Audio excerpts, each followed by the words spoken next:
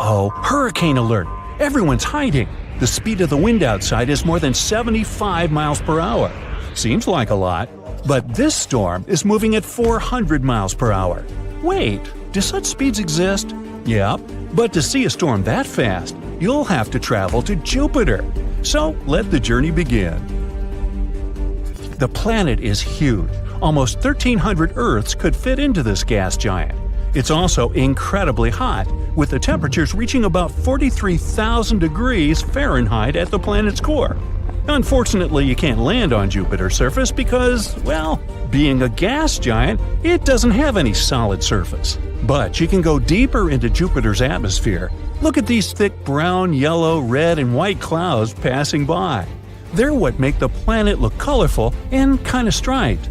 If you continue descending toward the center of the planet, you'll see its atmosphere, mostly made up of hydrogen and helium gas, becoming liquid.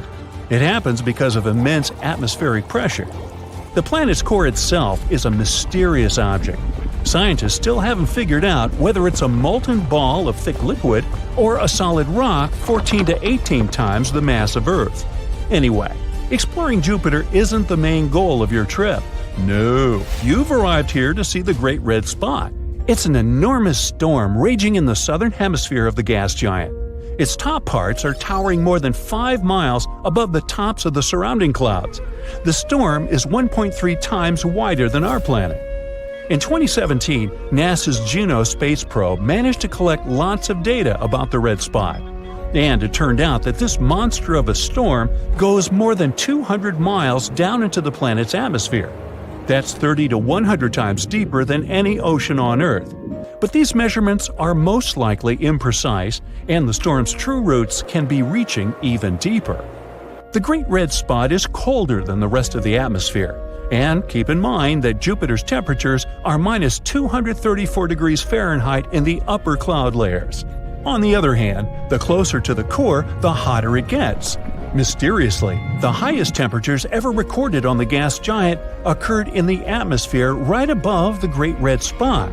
There, the heat reached 2,400 degrees. This temperature is higher than that of lava on our planet. Astronomers believe that the turbulence caused by the storm might produce gravitational and sound waves that can be responsible for the superheating. But the storm itself is warmer at the bottom than at the top. People have been watching the moving vortex on Jupiter for more than 150 years.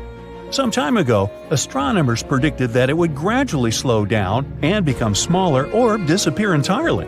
But that turned out not to be the case. After having analyzed all the data received with the help of the Hubble Space Telescope, researchers were baffled to discover that the winds at the outer boundaries of the storm had actually picked up speed. The change in the wind speed is no more than 1.5 miles per hour during one Earth year. It's a tiny change, but however small the difference is, it still means a lot. The wind speed at the edges of the storm can reach a mind-boggling 400 miles per hour. That's faster than Earth's tornadoes. At the same time, if you found yourself at the center of the Great Red Spot, you wouldn't be too impressed. The winds there move way more slowly. Scientists faced lots of challenges when they were trying to understand the mystery that was the Great Red Spot. It's unclear what fuels the storm. Can it be the nature of the storm's home planet? Since it's a gas giant, Jupiter doesn't have any solid ground, so there's no friction, which might be the only thing that could make the storm weaken. The hot gases in the planet's atmosphere are always moving, rising, falling, swirling, just like on our home planet, where cooler and warmer air mix and merge into one another, forming giant circling storms. Astronomers think that once, several enormous storms could have come together and created the Great Red Spot. And now, it keeps going by constantly drawing cool gases from below and hot gases from above. Plus, the storm might be absorbing other smaller vortices. This makes the Great Red Spot even more powerful. Unfortunately, thick clouds on Jupiter don't allow astronomers to see what's going on in the planet's lower atmosphere. Scientists have been speculating on what may hide beneath the Great Red Spot for decades. Is it a massive volcano? Unlikely. Jupiter is mostly made up of gases, and it doesn't have a crust that could crack, letting lava escape from the planet's interior. There are also a few theories explaining why the storm has its trademark color. It varies from whitish and pale salmon to bright orange and brick red. Some scientists believe the answer lies deep below the Great Red Spot, closer to the planet's surface. A colorless layer of gas might be reacting to the UV radiation coming from the sun. This is probably what gives the storm its red color. But so far, it's just a theory. Hey, your guess is as good as mine, huh? Jupiter isn't the only planet that can boast having a giant storm. Another one, as wide as our home planet, rages on Saturn. It's called the Great White Spot. How clever! The storm has a tail of white clouds encircling the entire planet. It occurs every 30 years or so. The storm indeed starts as a spot, but then it starts stretching and stretching. Astronomers have figured out that the Great White Spot is actually a huge system of thunderstorms. At the top of the storm, lightning can flash more than 10 times per second. But the main mystery about the Great White Spot is where it gets its energy from. Some scientists think it may be powered by the sun. Others argue that the storm's cloud pattern only makes sense if there's an internal source of heat that can power the winds. Anyway, severe storms on different planets of the solar system aren't the only space mystery that makes astronomers scratch their heads. Let's move to Pluto, the largest known dwarf planet in the solar system, and explore its atmosphere. It rises really high above the surface of the planet and has more than 20 layers, all of them freezing cold and extremely condensed. By the way, our Moon also has some sort of an atmosphere. Called an exosphere, it consists of helium, neon, and argon. It's 10 trillion times less dense than Earth's atmosphere. While traveling through space, watch out for black holes. Woo! A black hole is a place where gravity is so strong that even light can't get out. But black holes can sometimes behave like a massive galactic volcano. From time to time, they flare up. Sounds like me. But instead of spewing lava, they produce enormous amounts of energy, and this phenomenon leaves gaping holes in the surrounding material and gas. A short while ago, scientists discovered one of the largest craters in the universe. Radio and X-ray telescopes detected a supermassive black hole that threw a temper tantrum many years ago. It happened in a galaxy cluster about 390 million light-years away from Earth. The crater this event left behind could fit 15 Milky Way galaxies. Yeah, I can't get my head around that either. During your space voyage, think twice before landing on unknown planets. Otherwise, you may end up in a place like K2 141b. That's a planet outside of our solar system. At first glance, it's not that different from Earth. It has liquid oceans that evaporate, form clouds, condense, and get back to the surface as rain. But instead of water, it rains rocks. The surface of this exoplanet is covered with lava seas dozens of miles deep. The temperatures on the K2 141b reach 5,000 degrees during the day. That's toasty enough for the magma in the oceans to vaporize into the atmosphere. Then, supersonic winds, which can move at the speed of 1 mile per second, carry this rock vapor into the planet's night side. The vaporized magma cools down, becomes liquid again, and falls as a rocky rain. Not a vacation spot. Too hot. I'll pass. The James Webb Telescope, or JWST, is like the ultimate intergalactic paparazzi. It takes pictures of some of the most famous celebrities in the universe. Stars, galaxies, exoplanets, you name it. The James Webb Space Telescope will snap a photo. So if you're a fan of cosmic celebrities, let's take a look at some of these best star-studded photos. The Carina Nebula. The image of the nebula with the beautiful name Carina was published on July 12th. JWST captured a beautiful view of the nebula, located about 7,500 light-years from Earth. Nicknamed the Cosmic Cliffs, it is, in fact, a hotbed of young stars, some of which are several times larger than our Sun. The Carina Nebula is a celestial spectacle located in the southern constellation Carina. It's really huge, approximately 260 light-years across. Massive stars within this nebula are so bright and hot that they create a glowing cloud of gas and dust around them. The Carina Nebula also contains swirling clouds of gas and dust where new stars are being born. The gas collapses under its own weight, becomes hotter and denser, and all this eventually leads to the creation of new stars. However, the Carina Nebula isn't just some peaceful place of star formation. It's the site of some of the most destructive events in the universe, which create massive shockwaves that obliterate everything in their path. Very chaotic and cool. The Stephan's Quintet. This photo was also posted on July 12th. Stephan's Quintet is a visual group of 5 galaxies located at a huge distance from us. About 290 million light-years in the constellation of Pegasus. It's like a cosmic family reunion. All these galaxies are related to each other and interact with each other in some interesting ways. They're pulling and tugging on each other with their gravity, constantly exchanging gas and dust. This interaction is causing some of the galaxies to collide and merge, which can create all sorts of cool effects, like bursts of star formation and supernovae.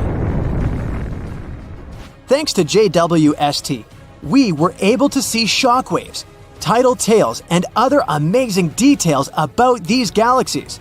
Their interactions create a stunning sight that we can see in this photo. Jupiter. And here's our old giant friend. This image was published by NASA on August 22nd. Jupiter is the largest planet in our solar system, and it's known for its many moons and its beautiful swirling clouds. But it also has a system of rings, just like Saturn, which are made up of tiny particles of dust that orbit the planet.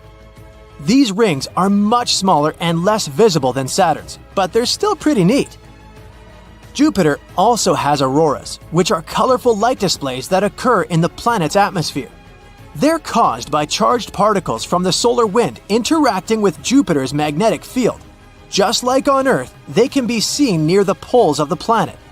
But these auroras are much brighter and more intense than ours. We can even see this crazy light show from space.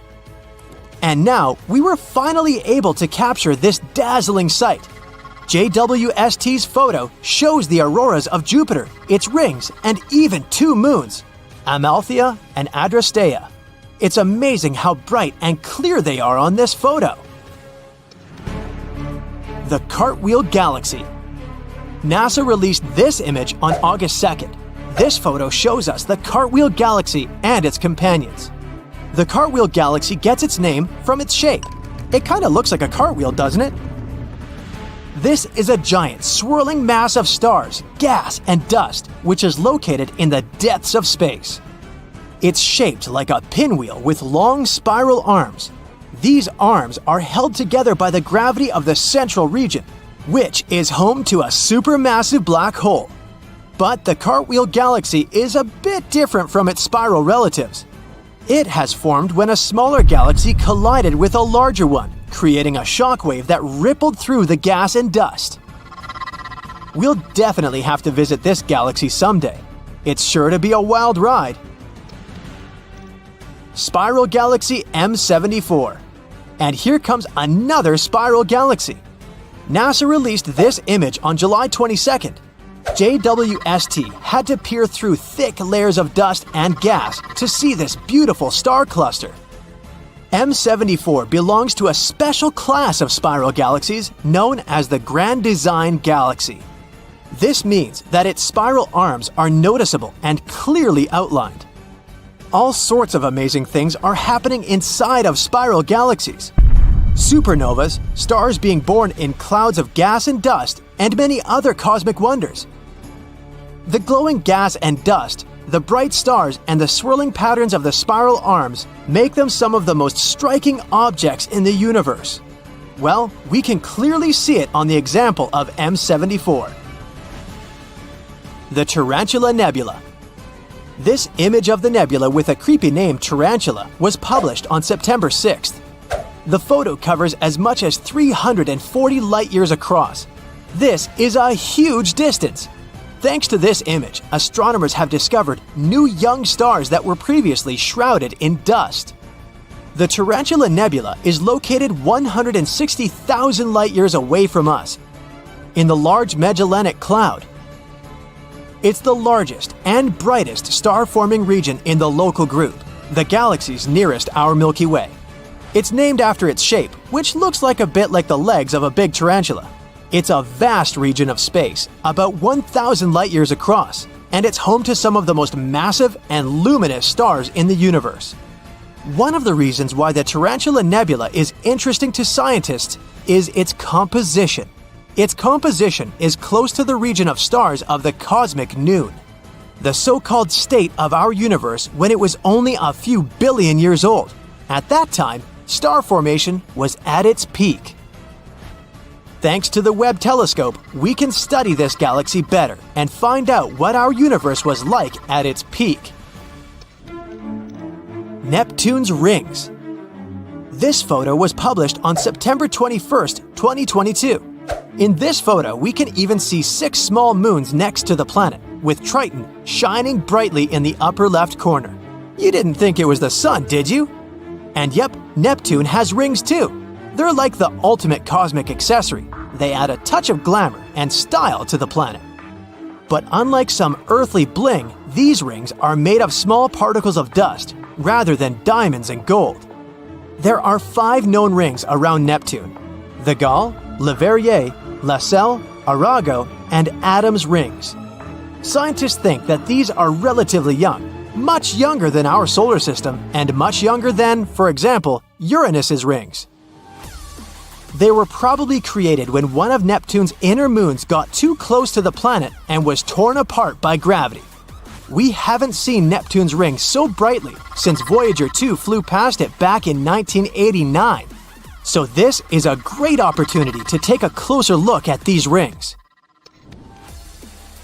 The Pillars of Creation. This photo was published on October 19th. The Pillars of Creation became famous thanks to the Hubble telescope, but this photo is very lush and much more detailed. These columns, located in the Eagle Nebula, are about 5 light-years tall, which is really, really long. And they look like some majestic rock formations, only much more transparent. Just like a typical Hollywood movie set, they're full of action and special effects. They're home to some of the most dramatic processes in the universe. The gas and dust are collapsing under their own gravity, forming clumps that will eventually become stars. The place is full of intense radiation, jets of high-energy particles, and supernovae. It's like a cosmic version of Survivor. And if this wasn't creepy enough, here's another photo published by NASA on October 19th. They shared it right before Halloween. Here, the pillars resemble an eerie hand reaching for something. Brrr. Anyway, all these photos give us a truly awe-inspiring sight. They remind us of the incredible complexity of the universe and the amazing things that are happening even in the darkest and most remote corners of the cosmos. Let's hope that the James Webb Telescope will continue to amaze us in the future.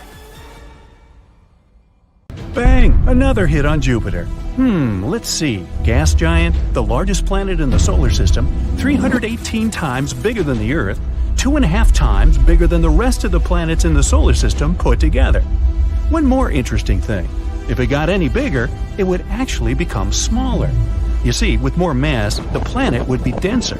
That would cause Jupiter to start pulling in on itself. Scientists say Jupiter could have 4 times greater mass, but still keep the same size. It takes 10 hours to make a full rotation on its axis. It's the fastest spinning planet in our solar system and gets hit by so many space objects all the time. This was discovered by amateur astronomers observing Jupiter and saw some unusual flash at the planet's surface. Impact events cause flashes like that, and for some reason, Jupiter gets more impacts than other planets.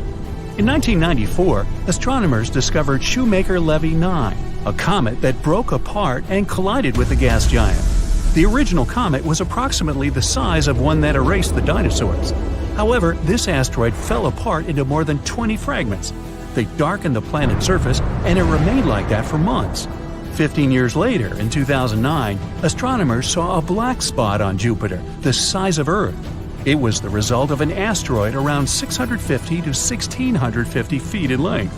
The biggest asteroid recorded on Earth hit the area of Tunguska, Russia in 1908. This caused a massive explosion, even though no one ever found a crater. So, why is Jupiter the target for so many space objects?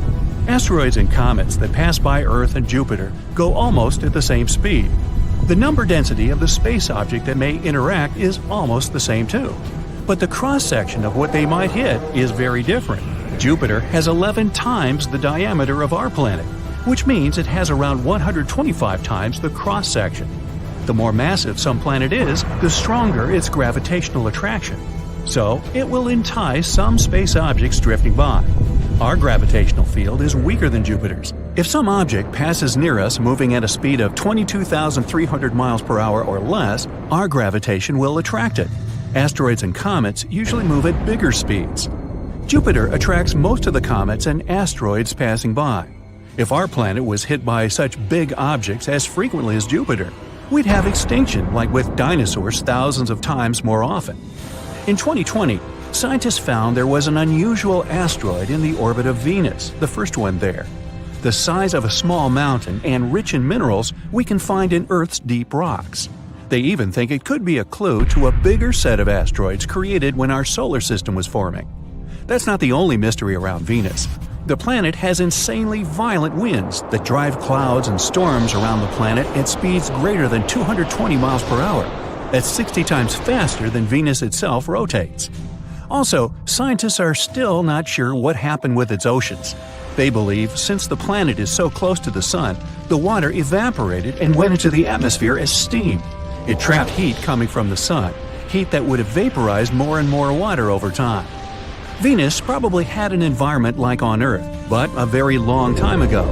The theory says many comets and asteroids were slamming into Venus. Billions of the planet's pieces were flying all around. Some may have even crashed into Earth's moon. Pieces that slammed into our planet are probably buried very deep, since we have greater geological activity than the moon. Uranus also had a collision, but a more serious one than asteroids. The rest of the planets in our solar system mostly have an axis of rotation that kind of points up from the elliptical plane. Uranus is tilted, lying on the side, so a season there lasts 42 years, when either its south or the north pole is pointed at the sun. Most of the planets also rotate counterclockwise when you see them from above our solar system. Venus does the opposite, which means maybe it was kicked off axis a long time ago. Uranus may have collided with the other space body millions of years ago. When our solar system was still very young, the orbital configuration of Saturn and Jupiter may have crossed. Their gravitational forces kind of created orbital momentum and transferred it to Uranus. That knocked it off axis. Millions of asteroids orbit the Sun, and not so many pass by Earth from time to time, so we don't have some dangerous space bodies coming toward us. The plan is to visit Mars in the 2030s, and scientists hope Mars won't be a target of some bigger space bodies. New craters are formed on the red planet every 1 to 2 days. They can be 13 feet across, which means they could have been formed by objects that are the size of a soccer ball. Since the atmosphere there is thinner than ours, smaller bodies can enter easier. Most of the Martian north is smooth lowlands. The south is higher, full of craters, and the planet's interior has a surprising amount of rare metals. The theory says this is because a big celestial body collided with Mars and tore away a part of its northern half. Debris from that asteroid circled the planet and then mixed into 2 small moons that orbit Mars. We also have some Mars rocks on Earth, found in the Sahara Desert, Antarctica, and some other places across the globe. Some of these rocks have gas that's chemically the same as the atmosphere on Mars. Rocks probably came due to a big explosion that happened when some larger asteroid or meteor that was ejected from Mars and landed on our planet. Mercury also has a thin atmosphere, so there are many smaller strikes there. Imagine waking up, going to your window, and see there are micrometeor showers every morning, which is something that happens on Mercury. This strange weather pattern shapes its atmosphere, called an exosphere. Mercury is so dense, its heavy iron core accounts for 2/3 of its total mass. Scientists think it could have been bigger in the past, but many collisions got the surface sort of scraped off. It's been constantly bombarded by rocks from space that left marks with craters. Plains on its surface seem to have been created because of volcanic lava spilling over the surface and then dried smooth. Many craters are filled with such a material, which means there's one more thing that rocked Mercury's world – volcanoes. There's an unusual group of asteroids discovered near Neptune. Wide range in sizes, from big metropolitan areas to tiny pebbles. They are thought to come from an asteroid group called the Kuiper Belt. It makes a ring well beyond Neptune. But these new asteroids have different colors than the Kuiper Belt. They're so far away from the Sun, their surface was supposed to stay almost pristine, but they have a similar color to those sun-baked asteroids around Jupiter. Like the rest of the planets, Neptune gets heat from the Sun. But there's something mysterious inside the planet that makes it generate more heat than it gets. This affects its weather, and Neptune has the weirdest weather in the whole solar system. Massive storms, insanely high winds, cirrus-like clouds that rapidly change all the time. There are dark spots in its atmosphere. They come and go. We receive 1,000 times more sunlight than Neptune. Gas giants like Saturn and Jupiter can protect our planet from asteroids. Without them, the big impacts that created enough debris to form both moons and other planets would happen more often. There's a huge asteroid going around Saturn, which could be a potential flyby by 2031, more than 10 times bigger than the asteroid that erased the dinosaurs. Titan, one of the moons orbiting Saturn, 80% more massive than our moon, is actually the only moon in our solar system that has an atmosphere. It's 1.5 times thicker than ours and consists mainly of nitrogen, like our atmosphere. No one knows where all that nitrogen came from. However, unlike Saturn and most of the other places in our solar system, its moon has a real potential to host life. A 40-year-long study has led astronomers to conclude that there's something seriously weird about Jupiter. The largest planet in the solar system doesn't seem to have seasons. The measurements have been taken both by spacecraft and ground-based telescopes. They showed bizarre weather patterns on the gas giant. For example, cold and hot periods throughout the year, which equal 12 Earth years. And at the same time, Jupiter doesn't go through seasonal changes like our planet. On Earth, weather changes between winter, spring, summer, and fall because of the tilt of our planet's axis toward the plane in which it orbits the Sun. This tilt, which is 23 degrees, allows different parts of the globe to receive different amounts of sunlight throughout the year. But Jupiter's axis is tilted toward its orbital plane by a mere 3 degrees. It means that the amount of sunlight that reaches different parts of the planet's surface throughout its long year hardly changes.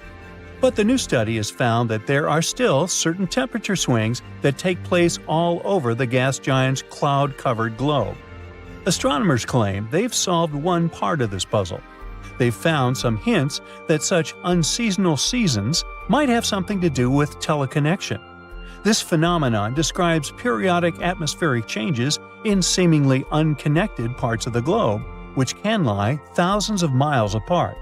Scientists have observed teleconnection in the atmosphere of our planet too. One of the most famous examples is known as the Southern Oscillation. That's when changes in the trade winds of the western Pacific Ocean correspond with changes in rainfall across large territories of North America. As for Jupiter, when temperatures rise in specific regions of the planet's northern hemisphere, the same latitudes in the southern hemisphere cool off.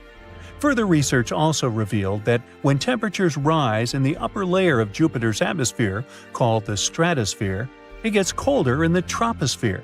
This is the lowest atmospheric layer where weather events, such as Jupiter's powerful storms, occur.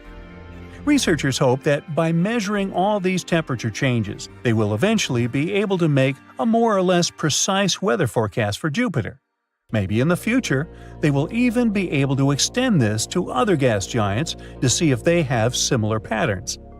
But this isn't the only mystery the gas giant can boast. Let's have a look at some other, no less intriguing puzzles. For example, a 2018 study that found that Jupiter had a delayed growth spurt. You might have heard that the most popular theory about the beginning of the solar system says that, at first, the Sun was orbited by a dust-filled gas cloud. Some time passed, and tiny pieces gathered together into lumps, which later formed planets. But Jupiter was the odd kid. It started off well. The gas giant was gathering around small clumps of matter for 1 million years or so. But once it grew to be as massive as 20 Earths, its development suddenly stopped. It could have happened after bizarre zones appeared in space. They emitted so much heat and energy that gas molecules struggled to merge with young Jupiter. This period continued for 2 million years. During this time, Jupiter only grew to 50 times the mass of Earth. But once this stage finished, the planet continued to gobble down gas like before, and soon it swelled to its current mass, about 300 Earths. Jupiter's most famous feature is the Great Red Spot, a giant storm raging in the atmosphere of the planet and capable of engulfing 2 Earths. But few people know about the Great Cold Spot.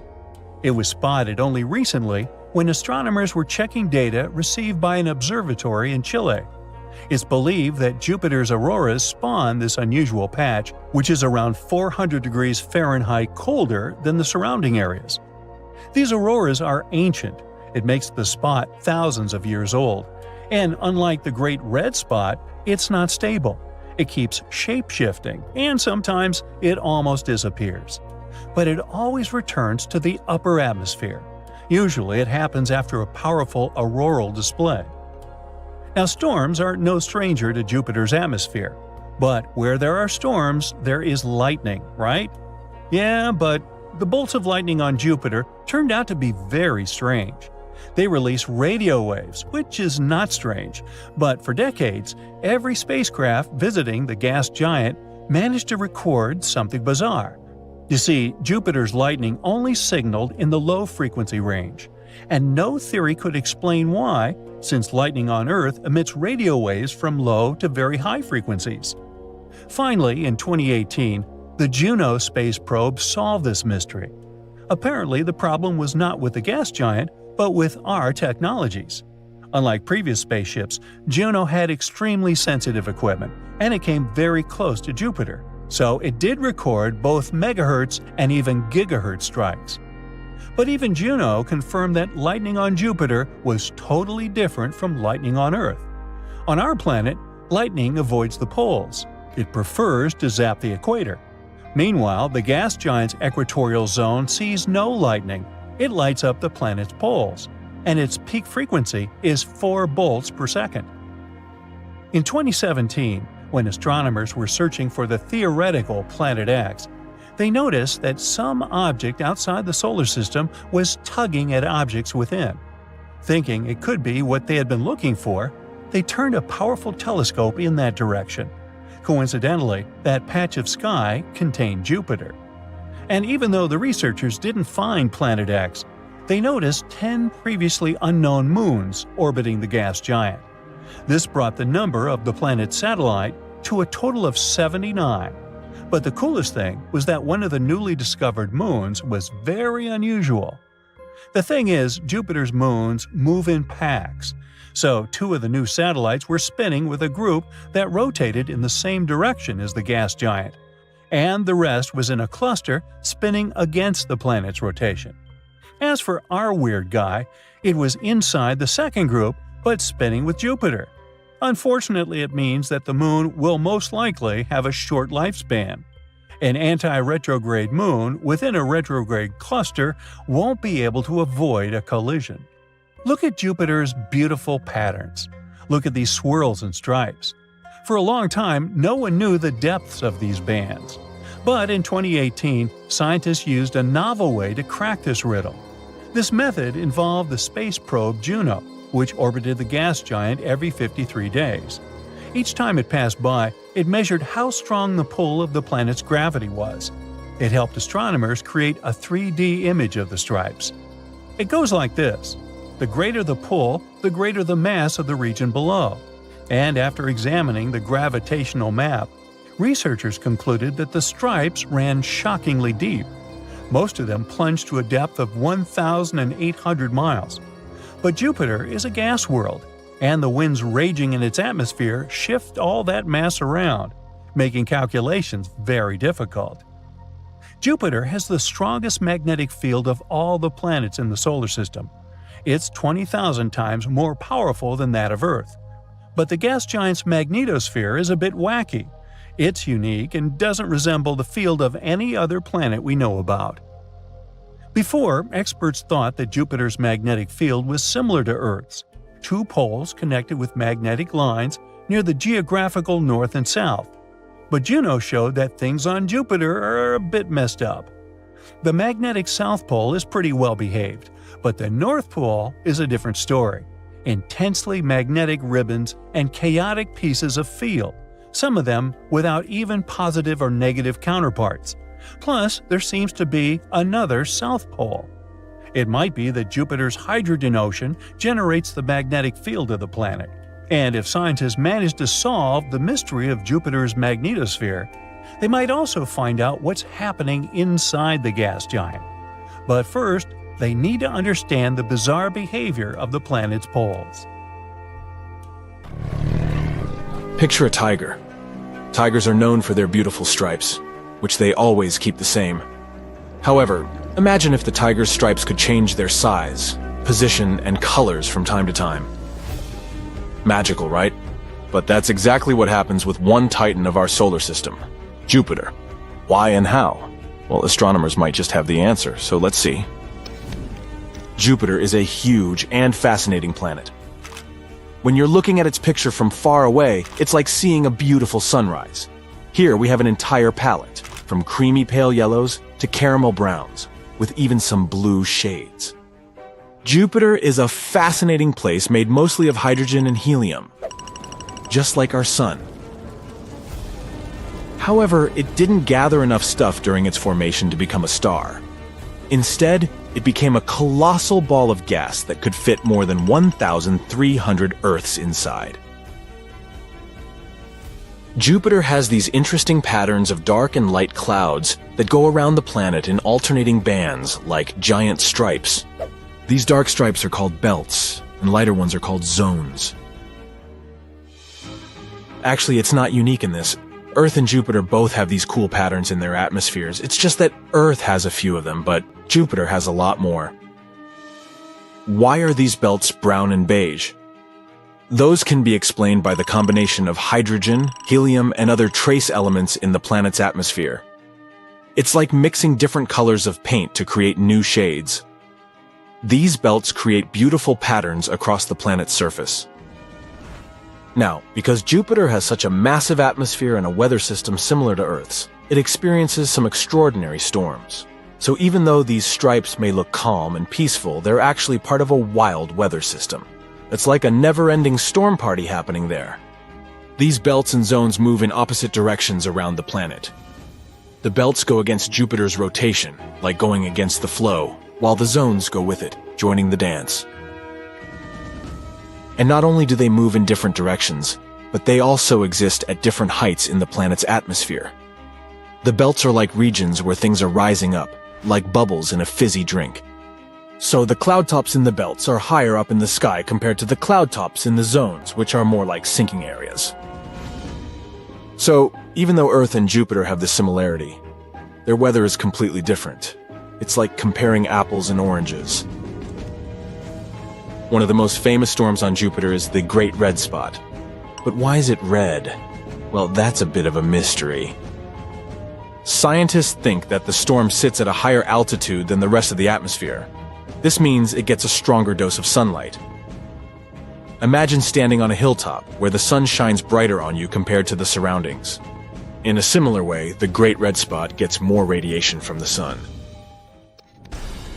The storm also contains some special chemicals in its clouds, like ammonia and acetylene. When these chemicals receive that extra radiation, they react in a unique way, giving the storm its distinct red color. It's like a special effect in a cosmic theater. Anyway, the stripes look pretty cool and all. But what's the big mystery around them? Well, you see, one day scientists decided to look at data from deep inside Jupiter, about 30 miles below the surface. And after peeking in Jupiter's secrets, they noticed something strange. When they looked at Jupiter using a special type of light called infrared, the colors of its stripes actually switched around. The light bands that were pale and creamy in normal pictures become dark in the infrared view. The dark bands that were belts before now shined brightly in the infrared. This suggests something interesting. The belts on Jupiter have thinner cloud coverings compared to the zones. It's like the belts are wearing sheer, see-through outfits, while the zones have thicker clouds, like fluffy jackets. So, what we see as dark bands in normal pictures turn out to be bright in the infrared, hinting that these belts have less cloud stuff blocking the light. But here's the most strange part. Every few years, something changes. It's like the weather on Jupiter goes through a wild roller coaster ride. The colors of the belts can change, and sometimes the whole weather pattern becomes a bit crazy for a while. Scientists have been scratching their heads, trying to figure out why this happens. So they've decided to use a special spacecraft called Juno to investigate this. Since 2016, Juno has been gathering a lot of information about Jupiter, like a spy collecting clues. One of the things Juno has been looking at is Jupiter's magnetic field. Just like Earth, Jupiter has a magnetic field.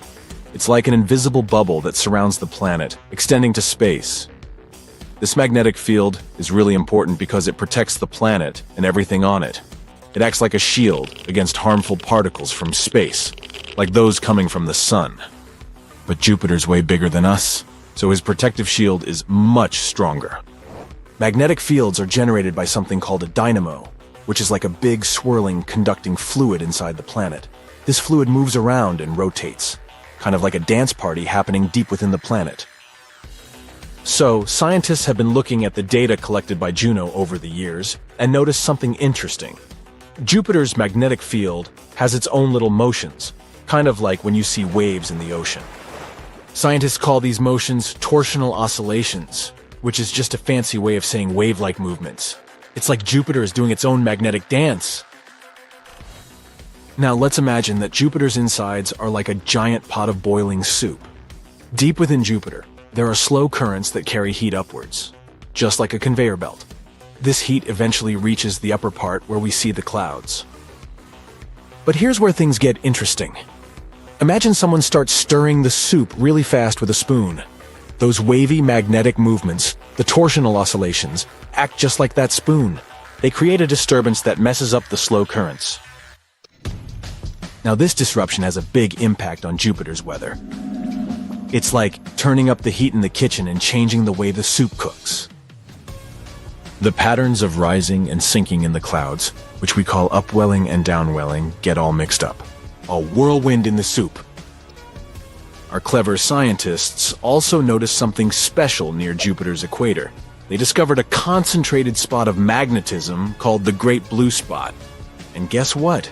This spot is slowing down, like it's taking a break from its usual fast movement. This suggests that a new type of wavy motion, a new dance, is about to begin. So, to sum it all up, the scientists have come up with a cool idea. These wavy magnetic movements, the torsional oscillations, disrupt the slow currents inside Jupiter, messing up the cloud patterns and causing wild weather. And when the scientists calculated the time it takes for these wave-like motions to happen, they discovered that they match the same time periods when the stripes on Jupiter change. So, in simple terms, the scientists think that these wave-like movements in Jupiter's magnetic field are causing the changes in the stripes on the planet. Pieces of a puzzle are coming together. Scientists are still trying to fully understand why this happens, but it's an exciting step forward in unraveling the mysteries of our vast universe. But there are still some mysteries left to solve. To find more answers, scientists need to keep watching Jupiter closely in the future. By observing how the clouds change, they can check if their theory is correct or if it needs some adjustments. From its massive storms to its colorful belts, Jupiter never fails to amaze us with its cosmic wonders. It may not have ignited as a star, but it shines brightly as a gas giant, captivating us with its size and beauty. So keep your curiosity alive and always reach for the stars.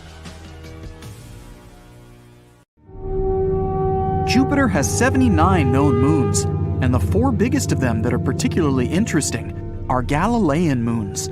They were named after Galileo Galilei. He discovered them in the 17th century. They have something in common, but at the same time are all very different. Europa is the smallest of the Galilean moons with a diameter of 1,860 miles.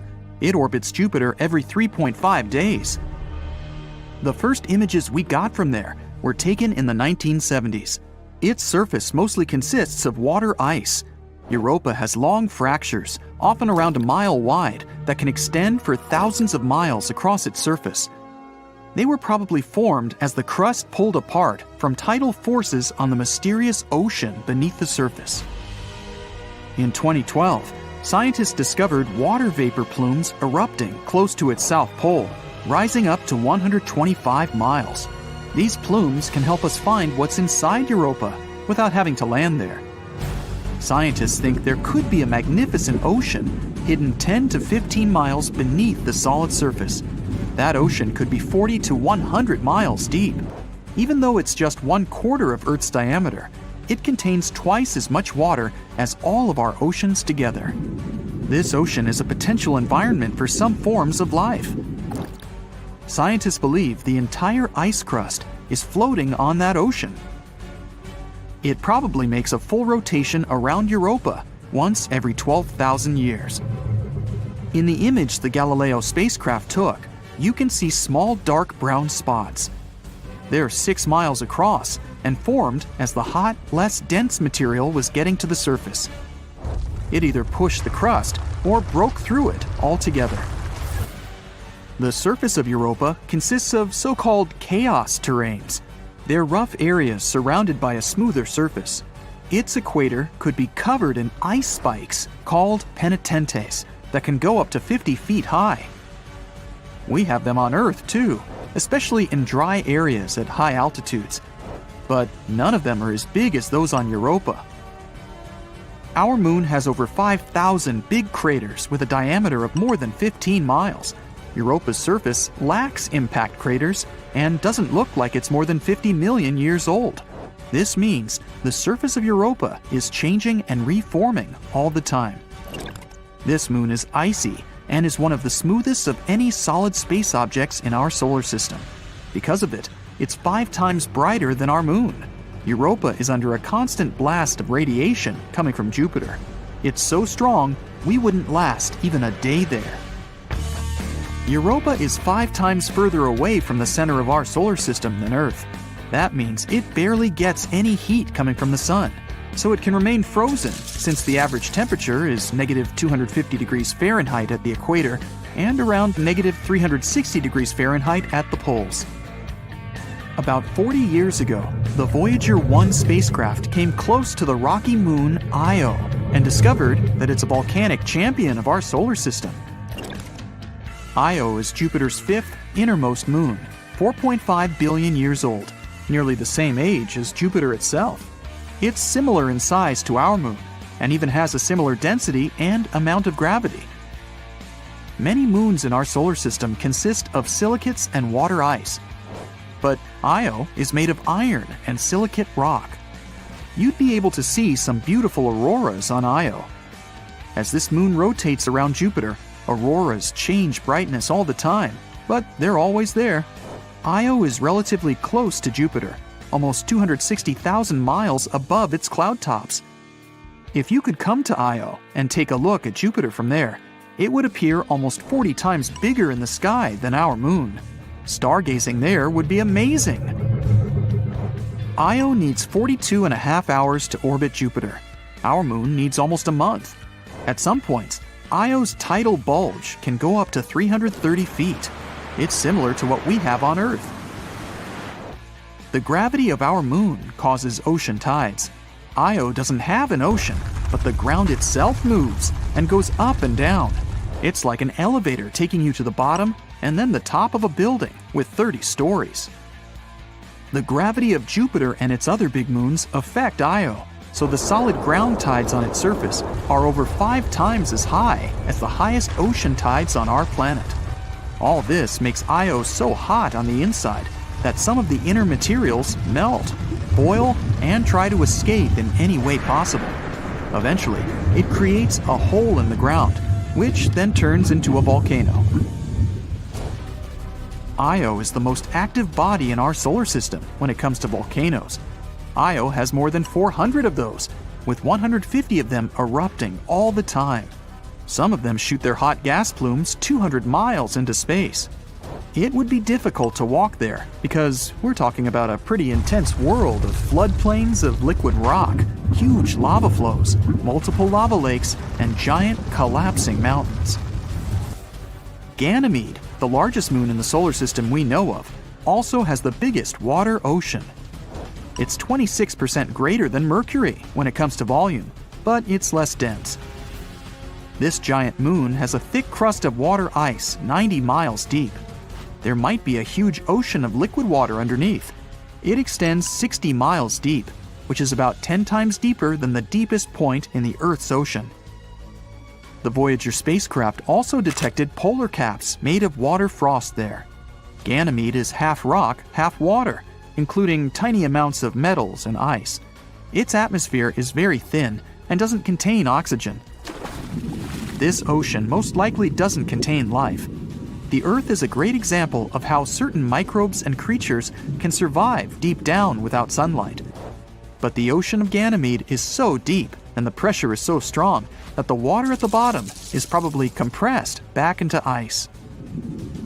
Certain forms of life in the deepest areas of our ocean survive thanks to geothermal vents that eject minerals. Since there's likely thick ice between the ocean and the core, this isn't the case with Ganymede. But the ocean there is salty, with multiple layers divided by icy sheets. If there's any chance of life, it could be in the part where the rocky core is in contact with the most internal icy layer. Beneath all that water and ice, Ganymede is the only moon in the entire solar system with a magnetic field.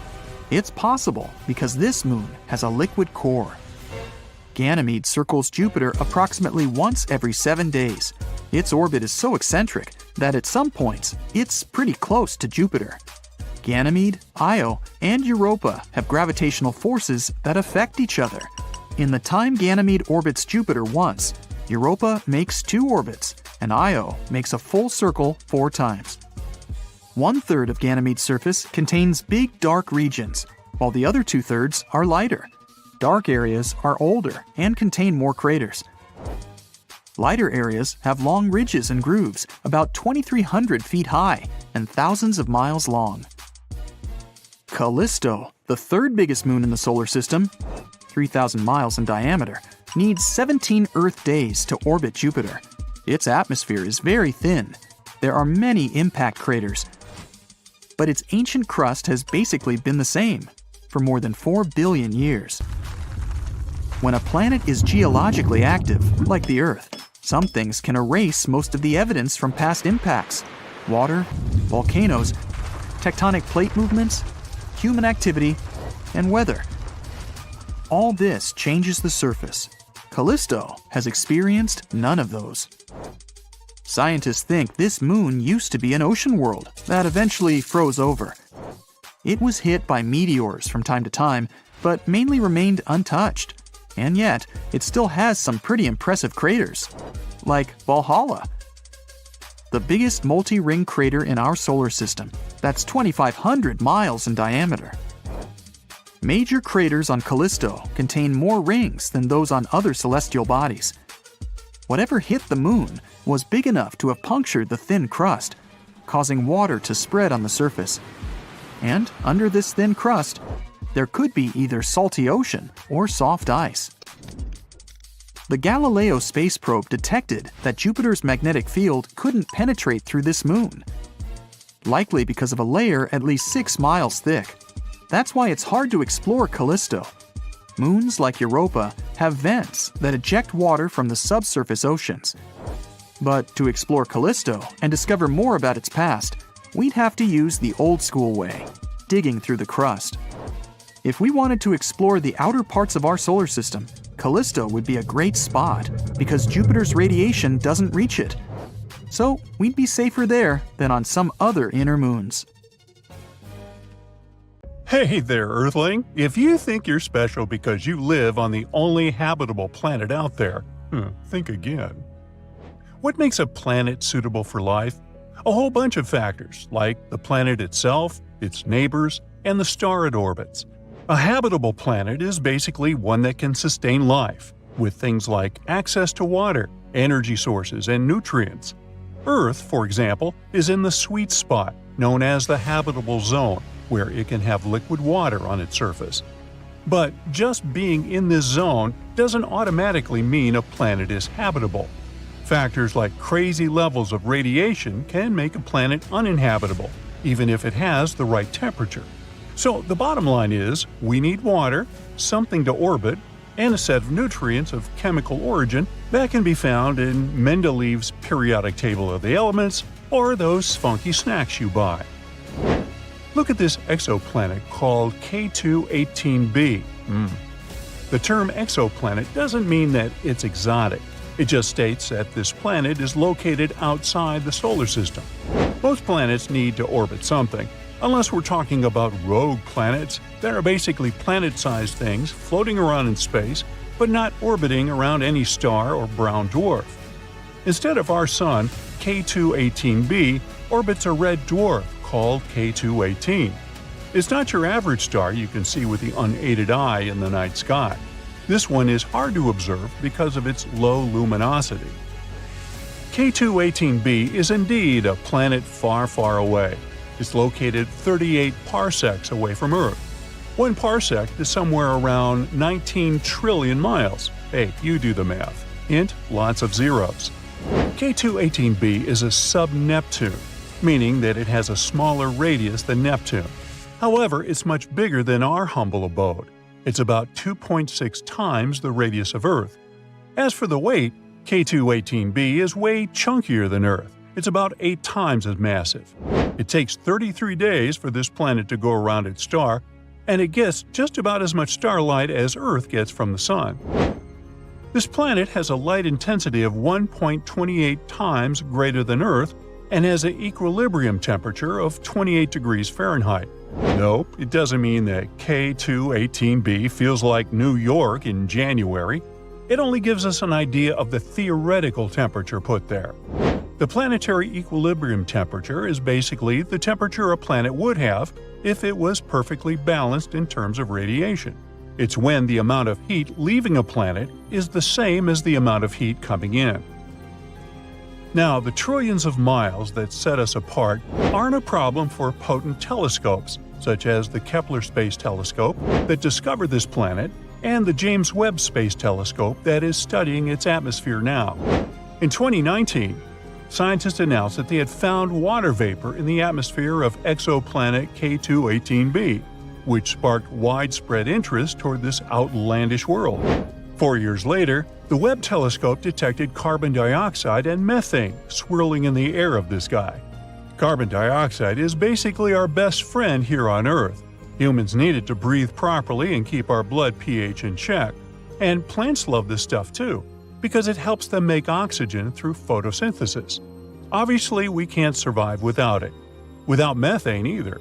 However, this little gem got some scientists buzzing with excitement even more due to the discovery of some funky dimethyl sulfide gas molecules in its atmosphere.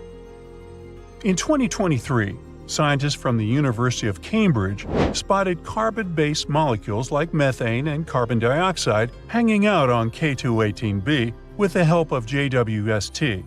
This could mean that this exoplanet might feature a hydrogen-rich atmosphere and a watery surface. There's a potential whiff of dimethyl sulfide or simply DMS in the mix. On Earth, this stuff is usually linked to life, since it's normally produced by photoplankton in the oceans. The fact that we're picking up hints of DMS on K2-18b is like finding a golden ticket in the cosmic chocolate bar. Hey, kinda gives you the willies now, doesn't it? Why is DMS so important, you ask? Well, it's a bit of a superhero on our planet, playing a crucial role in the sulfur cycle and even affecting our climate by helping clouds form. And spotting DMS on other planets could be a sign of life similar to ours. Looks like this planet is a nice spot with its not that rough temperature and all the right nutrients to keep us alive. So, what's your take on its overall look? It probably took the planet a good few million years to come together. While things might heat up deep down underground, it shouldn't make a big difference on the surface. Some experts believe it could be home to a water or molten lava ocean, with a hydrogen-rich atmosphere, resembling a gas giant like Uranus or Neptune. Now this one doesn't really match our Earth standards, since our atmosphere is mostly made of nitrogen. If there's an ocean, it's likely under a thick layer of ice and rock, which could mess with the planet's climate. Once things get really hot, the line between the ocean and the sky blurs. We're not totally sure if there's a liquid ocean on K2-18b, and it's tricky to see one from afar. Just looking at the planet's size and weight won't give us the answer. The whole liquid water-ocean thing is up in the air. Initially, we thought water in a supercritical state was most likely, but new observations point toward a liquid ocean. Suspicious gases like hydrocarbons and ammonia might be moving from the air into the water if there's an ocean, which could mean no clear line between the sky and the sea. But some experts say a molten rock ocean could be doing the same trick. Others think a gas-rich mini Neptune setup could explain things too. The Hubble Space Telescope did some snooping and found that K2-18b is rocking an atmosphere filled with hydrogen. They think there might be some water vapor hanging out there too, but it's a bit of a mystery. Apparently, the James Webb Space Telescope got a peek and saw less than 0.1% water vapor, possibly because the planet has a dry stratosphere vibe going on. As for ammonia, it's nearly non-existent in that distant world. Methane and carbon dioxide seem to be dominant in the atmosphere, making up about 1%. But don't expect to see any other carbon oxides crashing the party. Their concentration is just a guess at this point. The atmosphere of K2-18b is just a small fraction of its total mass, around 6.2%, and has probably got a similar vibe to Uranus and Neptune. Haze-wise, there's not much going on, and water clouds are a bit of a mystery. They're probably icy, although there's a chance for some liquid water clouds too. Now, besides water, the atmosphere could also contain some ammonium chloride, sodium sulfide, potassium chloride, and zinc sulfide clouds, depending on what the planet is into. And it seems like things might get a bit turned up high in the atmosphere, with the temperature inversion causing a stratosphere situation, just your average day in outer space. So far, scientists have come up with several climate models this planet might have. For example, some of them think that there's the same temperature across the whole planet, unless the planet is spinning super fast and the temperature difference between the poles and the equator is minor. But these are all speculations at this point. The amount of radiation K2-18b gets from his star is similar to what Earth gets. The temperature on the planet might be anywhere from really cold to pretty warm. Whether it can support life depends on its atmosphere and clouds. Scientists think microorganisms from Earth could survive there, even with all the hydrogen. But it's still hard to tell if there's life on K2-18b because the gases we usually look for might not work in its atmosphere. Scientists think the James Webb Space Telescope might be able to detect different markers of life on the planet with enough observations. It took a lot of time for the light emitted by several incredibly old galaxies to reach the James Webb Space Telescope. After scientists made more precise estimates, it turned out that the photons had been on the way for over 13 billion years. That's about as long as the entire history of the universe, and only recently have they reached our orbiting observatory. These dramatic results have revealed that the universe started creating stars almost immediately after the Big Bang. But if you look at the images delivered by the James Webb, you won't be overly impressed. Just a handful of smudges, a few glowing spheres, and something resembling a dog bone. And still, the world of astronomy has been left speechless. The telescope's giant mirror has managed to capture the oldest known galaxy in the entire universe. The galaxy got quite a prosaic name, mostly consisting of letters and numbers. Yeah, that's rather catchy. It appeared a mere 320 million years after the Big Bang. In comparison with our home galaxy, this ancient one was tiny. But after its birth, it started vigorously producing new stars at a rate comparable to that of the Milky Way. Interestingly, The Webb telescope has managed to photograph a few other ancient galaxies that had the same characteristics.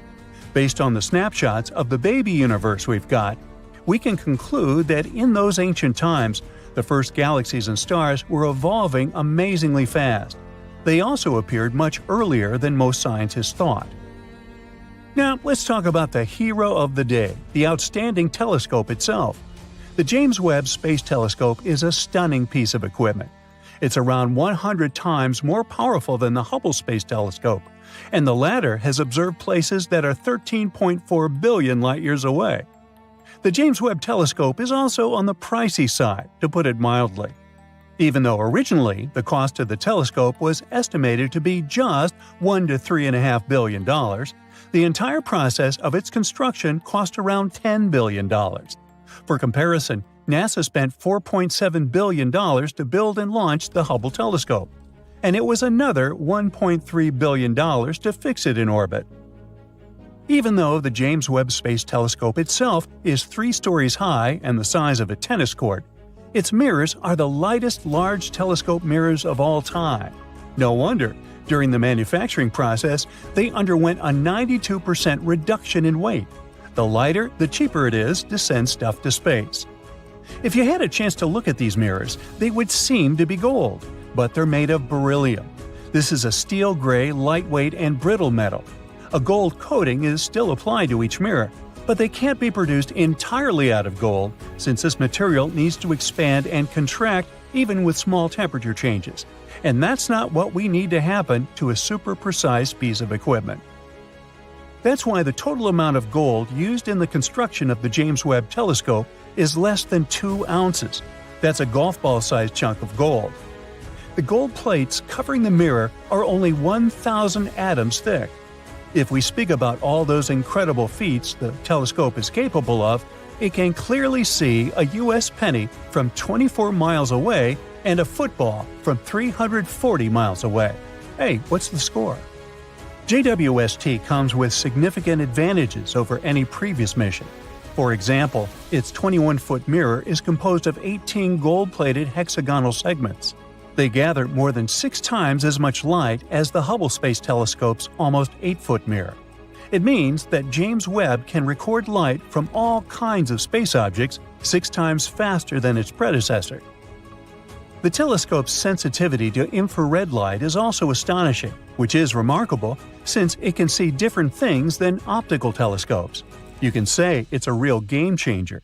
The James Webb can observe wavelengths from 0.6 to 28.5 micrometers, from the red end of the visible spectrum to the mid-infrared.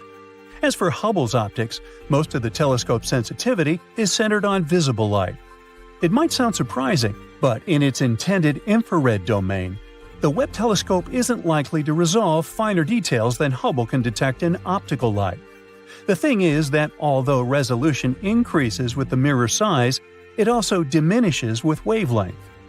James Webb's telescope side cools itself down because otherwise it might get damaged or even burned. Normally, its temperature doesn't rise higher than minus 370 degrees Fahrenheit. That's cold enough to make hydrogen liquid. An enormous 5-layer sun shield surrounds the telescope and reflects as much sunlight as possible, letting the telescope stay cool. The telescope was launched near the equator because Earth spins a bit faster there, and this gave the rocket some extra push. When the James Webb Space Telescope runs out of fuel, it'll just keep orbiting the Sun.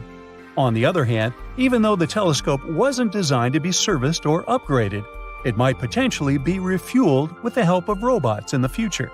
This might extend its lifespan.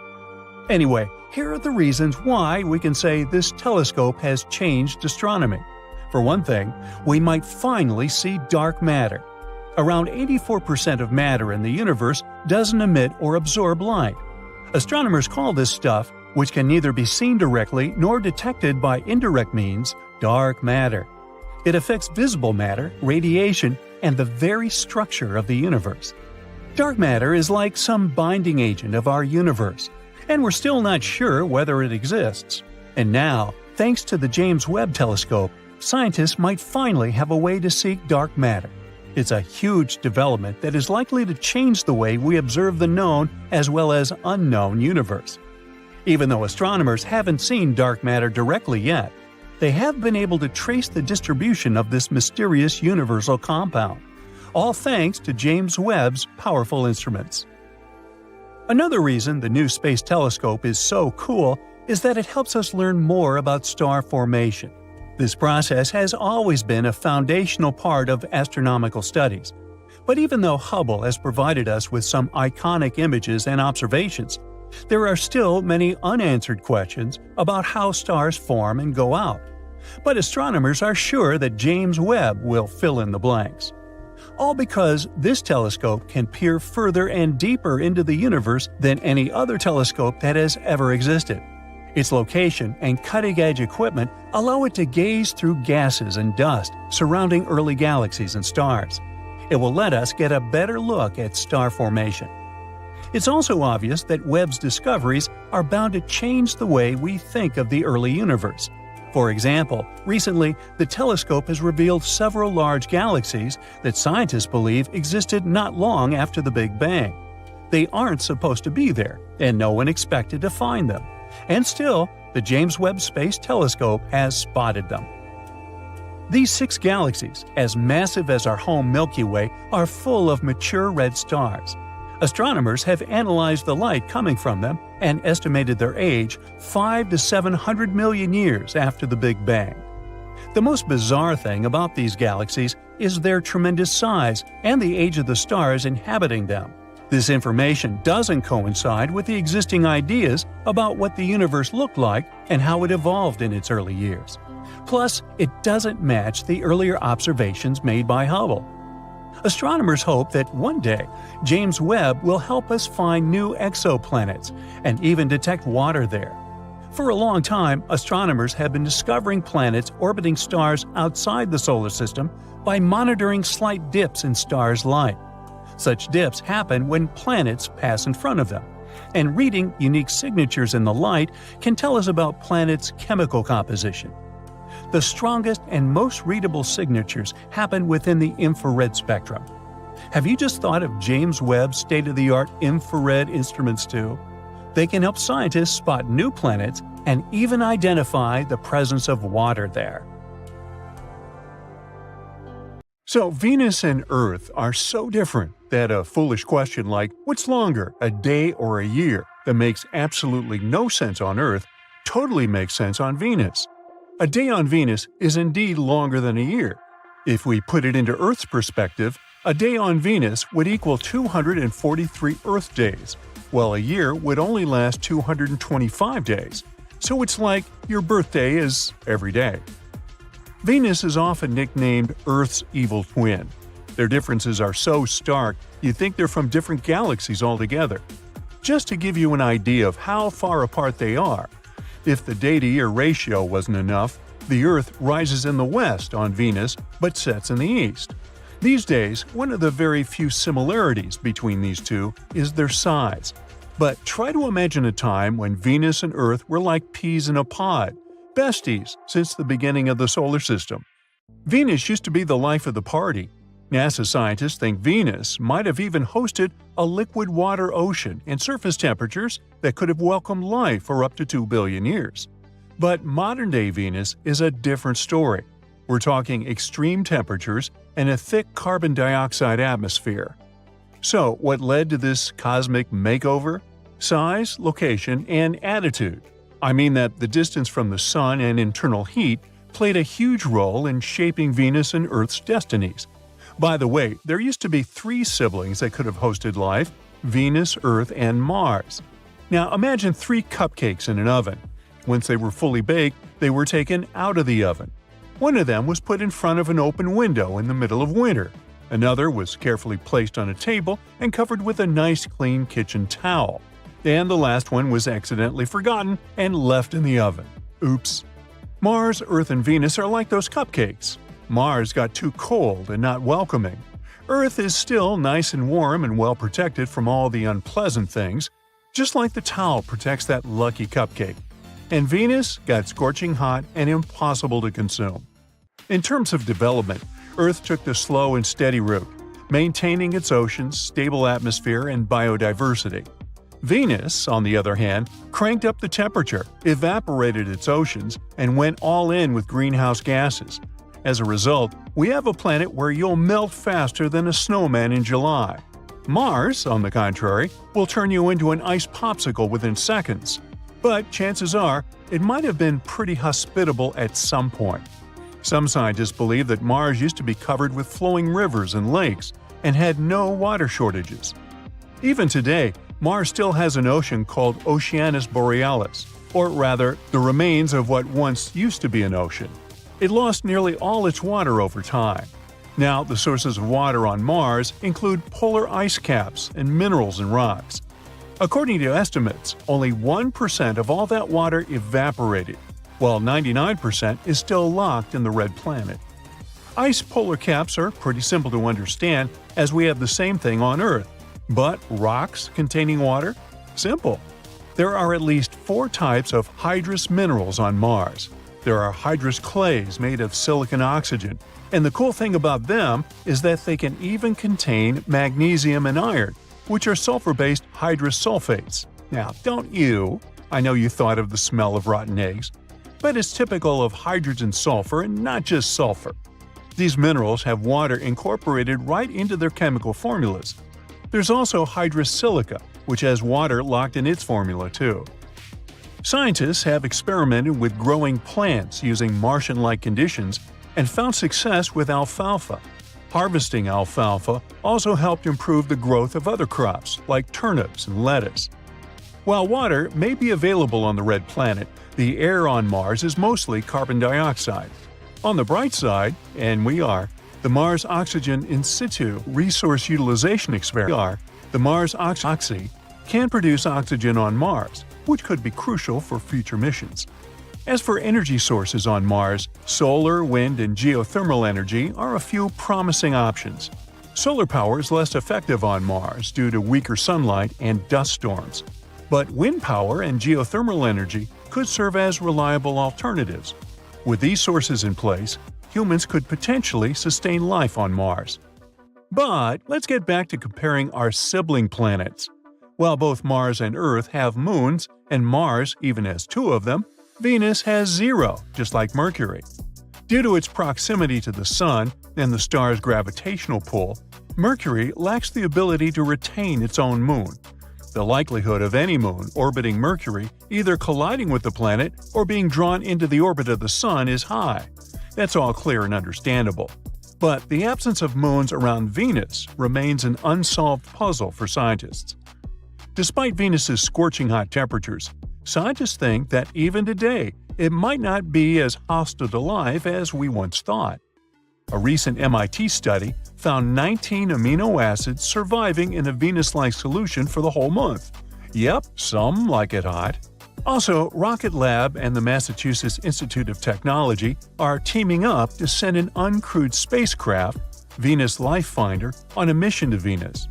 This spacecraft will search for signs of life in the Venusian atmosphere using a special instrument called an autofluorescing nephelometer. And no, I didn't make that up. Originally set to launch in 2023, the mission is now pushed back to December 2024 with arrival at Venus in May 2025. The goal of the mission is to discover organic compounds in Venus's atmosphere, which could point to the possibility of habitable conditions in the cloud layer. The spacecraft is designed with a Photon Explorer cruise stage and a compact atmospheric probe equipped with that nephelometer thingy. The small probe will descend through the Venusian atmosphere, collecting data on cloud particles and organic compounds. In 2020, scientists made a big announcement about finding phosphine on Venus, a compound that could be linked to life. While they're still working on confirming this, using information from telescopes or even past missions, there might be evidence hidden in old NASA data received from Venus that could shed more light on the discovery. The potential presence of phosphine on Venus has stirred excitement and caution among scientists. To make sure, they need more data from telescopes or new space missions. If they find this gas, it might mean there is some form of life producing it in the planet's clouds. This discovery would be a huge step toward understanding Venus better. Some experts think that sending probes to Venus to directly detect phosphine would be the most effective way to confirm its presence. An 80s NASA mission may have already detected phosphine, but scientists back then didn't realize it. Now, this data is being re-evaluated to uncover any overlooked evidence of the presence of the gas. This could also suggest that the compound has been in Venus's atmosphere for decades, raising questions about its source. But not everyone is convinced of this interpretation, which evokes a debate among scientists about the true nature of the detected gases. Old data from other missions may also hold clues about phosphate on Venus. While new spacecraft are going to explore the planet, it's possible that the key to unlocking this mystery lies in decades-old mission records. In total, there have been 46 space missions to Venus, including some flybys where gravity lent a helping hand. The last time we successfully landed a spacecraft on Venus was way back in June 1985 as part of the Vega 2 mission. So, let's see what Venus Life Finder will discover. Guess what? Scientists have come up with a cool idea about some cosmic creatures saying hello to us from the center of the Milky Way. Astronomers are all excited about finding extraterrestrial life, so they're focusing their search right at the heart of our galaxy. Imagine stars in outer space, like super cool DJs, spinning their own unique beats. But instead of music, they send out these special signals called radio pulses. It's their way of saying, "Hey, what's up, universe?" These radio pulses are basically little bursts of energy that travel through space. They're not just random noise, though. They have a specific pattern that makes them stand out from all the other sounds out there. It's like a secret code or a special rhythm that only these stars know how to create. Scientists are super curious about these radio pulses because they think that maybe, just maybe, intelligent beings from other planets could be using them too. It's like a galactic language that they could use to talk to each other. So, these clever scientists created special tools and software to listen in on these signals. It's kind of like tuning into your favorite radio station, but instead of music or talk shows, they're trying to catch these cosmic beats. They're hoping to find those unique patterns that could be a sign of other space beings trying to communicate with us.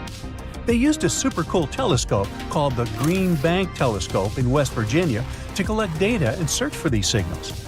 But here's the twist. They didn't find anything this time. No worries though, because their fancy software is lightning fast and it'll help them search even better next time. But why did they pick the center of the Milky Way for this ET life hunt? Well, that's because the galaxy's hearts are packed with stars. In other words, there should be many more planets in there, which means more potential places for life. Plus, if there are super smart life forms at the core of our galaxy, they could easily send signals to lots of planets all at once. Sneaky, huh? This whole thing is super exciting because it's the first time scientists have gone all out to search for these types of signals. They think that using specific frequency ranges and repeating patterns is a really clever way for ET beings to make themselves known. I mean, that combo is so unlikely to happen naturally, right? The best part is that they have this algorithm thingy that can go through a crazy amount of telescope data in just 30 minutes. So, even though they didn't find anything yet, they're confident that this speedy method will help them find evidence of advanced life in the future. How awesome would that be? As you know, humanity has been searching for buddies from outer space for a very long time. This research is just one of many attempts to find them. There's a whole institute dedicated to this mission in the US, SETI, or Search for Extraterrestrial Intelligence. So, naturally, the question arises, why haven't we found anyone yet? It's like we've been scanning the sky forever, hoping to catch a glimpse of advanced civilizations out there. But we get absolutely nothing. All this brings us to the famous Fermi paradox. It's like a big mystery that fuels the hunt for extraterrestrial intelligence. We think that if intelligent life exists, we'd have evidence of it by now. Maybe they're actually beaming out radio signals for us to pick up. Or maybe they're just broadcasting in general and we happen to stumble upon it. They could even have left cool artifacts in our solar system to keep an eye on us or just hang out. Heck, maybe they're building wild mega engineering projects, like gigantic solar panels around their stars. Or they could be getting all fancy and contaminating their stars with heavy metals just to announce their presence. So the search continues. We're not giving up just yet. And hey, maybe instead of just focusing on smart space beings, we should be on the lookout for any kind of life at all. Yeah, I know that a tiny microbe might not be as thrilling as chatting with friendly otherworldly creatures. But think about it. There could be lots of simple life forms out there. We're talking about simple organisms swimming in oceans, mossy creatures holding onto rocks, or the first signs of critters exploring their habitats. They might not be super brainy, but they leave their mark. Plus, they could be way more common and easier to find in our galaxy. Now take Earth, for example. There's a theory that our atmosphere used to have a lot of oxygen floating around. But oxygen is a bit wild and doesn't stick around for too long. It either escapes into space or bonds with other elements, changing into different things like carbon dioxide. Then, around 2 billion years ago, single-celled organisms decided to gobble up carbon dioxide and burp out oxygen, completely changing Earth's atmosphere. Life here transformed the very nature of our planet. And guess what? We can actually detect changes like that on other planets. Here's how. When we look at faraway planets called exoplanets, sometimes they cross in front of their parent stars. As the star's light passes through the planet's atmosphere, it gets all mixed up with different elements and molecules in the air. And you know what happens? The light changes its flavor and color in a special way. So imagine you had a glass of lemonade and you added some fruit juice to it. The lemonade would taste different, right? Well, it's kind of like that with exoplanet atmospheres. When we see the star's light that has traveled through the planet's atmosphere, it gives us clues about what's in the air and how it's different from just the star's light alone. So by studying these changes in light, we can figure out what kinds of elements and molecules are present in the atmosphere of a faraway planet. It's like a cosmic chemistry experiment, and it helps us learn more about whether there might be life out there. So right now, we can only study the atmospheres of big planets that orbit really close to their stars. But don't worry, NASA's Transiting Exoplanet Survey satellite is on the case. It's finding lots of interesting planets that we can check out more closely with the super-powered James Webb Space Telescope. This amazing telescope can even sniff out if there's too much carbon dioxide on other worlds. And okay, let's be real, our first contact probably won't be as flashy as in the movies. No exchanging secret codes or figuring out ET customs. We won't be chatting about funky bodies or habits either. Instead, the first hint of life out there will most likely come as a little wiggly line on a graph. It shows us that living creatures have really shaken things up on their home planet. Even simple life forms can have a big impact on their environment and leave behind a noticeable trace. Sure, it might not be as wild as battling space robots or epic adventures, but imagine this. Finding any kind of life beyond Earth would be huge.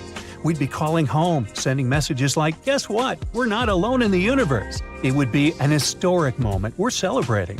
And by the way, we've already begun to find organic molecules in space. It's not a full-fledged life as we imagine it, but it's still pretty neat. For example, we've already started to find organic compounds on Mars. And there's a teeny tiny chance that Mars once flourished with plants, and maybe even animals. This is just a possibility, but if it turns out to be true, it would show that the presence of living organisms in the universe is not as rare as it seems. The search for life in the universe is like a great detective game. We thought that finding it would be easier because they could do cool stuff like blasting radio signals or transforming their whole solar system. But looks like, in reality, things are much more complicated. Nevertheless, we shouldn't give up. Let's keep searching and hoping that this new study about radio signals brings some results. Wow, the James Webb Telescope has been fully deployed! If you're interested in astronomy or space, you've got to be excited about the James Webb Space Telescope. Here's why. For starters, it's huge. How huge? The primary mirror of the JWST is over 21 feet wide. The Hubble Space Telescope, the previous largest eye in space, has a mirror of about 7 feet 10.5 inches. By comparison, if you place the two telescopes side by side, it'd be like putting a horse next to an elephant, and elephants are enormous. There's a perfect reason why the Webb, as it's affectionately called, is massive. It has to be huge because it's not an optical telescope in the traditional sense that most telescopes are.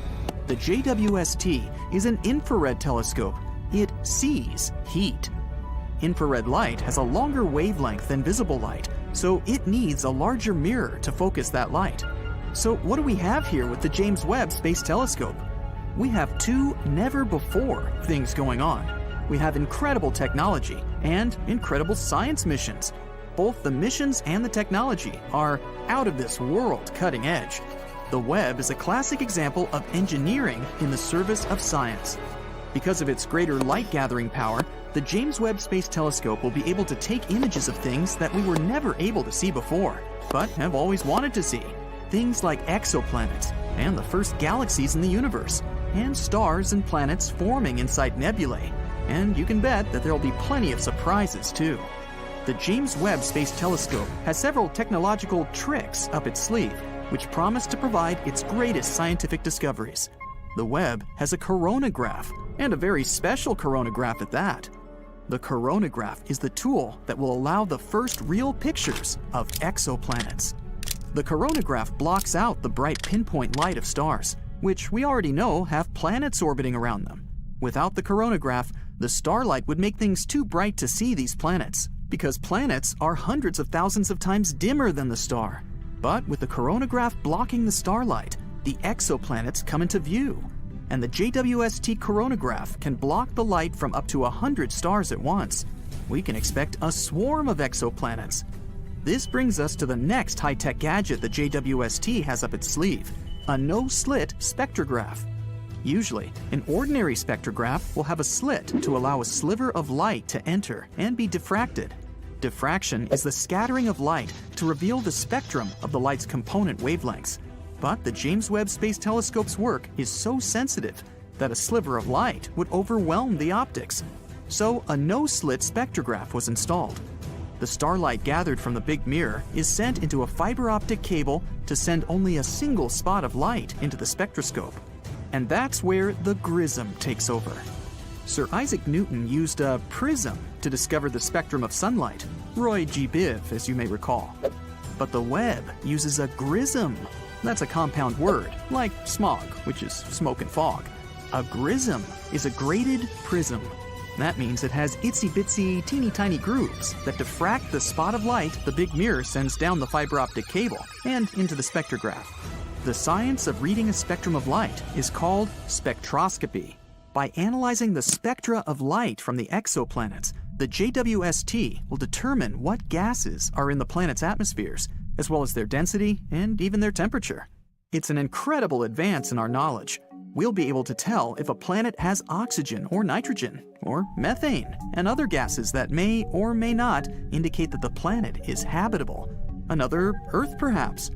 Presently, the JWST is parked in its permanent location. Unlike the Hubble Space Telescope, which orbits the Earth, the James Webb Space Telescope orbits the Sun. It orbits the Sun at one of the gravitational balance points between the Earth-Sun system. It just stays there without having to use much or any fuel to hold its position. So, as the Earth orbits the Sun, the James Webb remains parked at a spot that is also orbiting the Sun. There are 5 gravitational balance points between the Earth and Sun. They are called Lagrange points, after their discoverer, Joseph Louis Lagrange, in the 18th century. The Webb is parked at L2, the second of the 5 Lagrange points, which lies 932,000 miles out into space, way beyond the Moon. All this to observe a spot of infrared light. But first, the engineers must get, or acquire, that spot of light. To get a spot of infrared light, the 18 hexagonal mirrors had to be unfolded from their position inside the Ariane rocket that sent the Webb into space. Once the mirrors have unfolded, their positions must be adjusted to microscopic level accuracy so that all 18 mirrors produce a single image. Several tiny motors are attached to each mirror segment to make these adjustments. These motors, which must be activated individually, will gradually pull the honeycomb-like mirror segments into alignment. It's a critical part of the mission and takes months to complete. To align the mirrors to produce a single spot of light, the James Webb Space Telescope can't be jiggling around. The telescope must be kept absolutely motionless, and that requires two other cutting-edge technologies: the sun shield and the cryocooler. In space, direct sunlight is very hot, and shadow is very cold. Therefore, the James Webb Space Telescope brought along its own high-tech sun shield.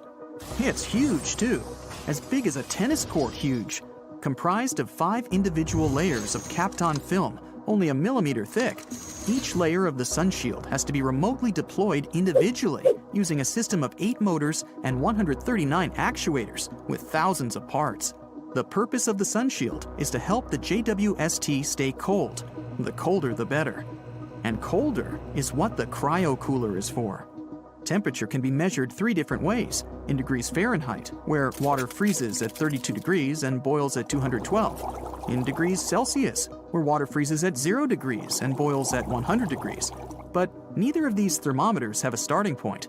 So, Lord Kelvin, in the 19th century, devised a third temperature scale, the Kelvin scale, which starts at absolute 0, the coldest temperature possible.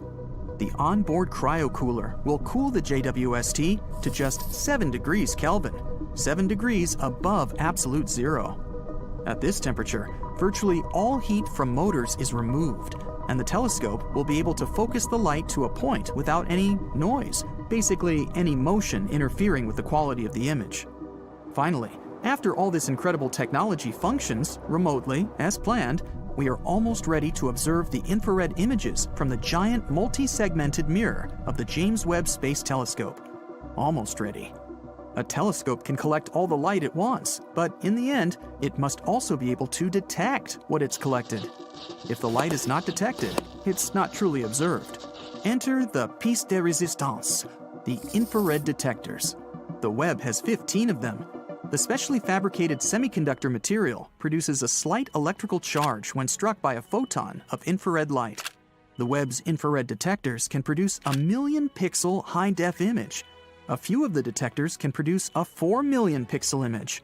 They must be durable enough to last 10 to 20 years without warping or corrupting, all while working at 7 degrees above absolute 0.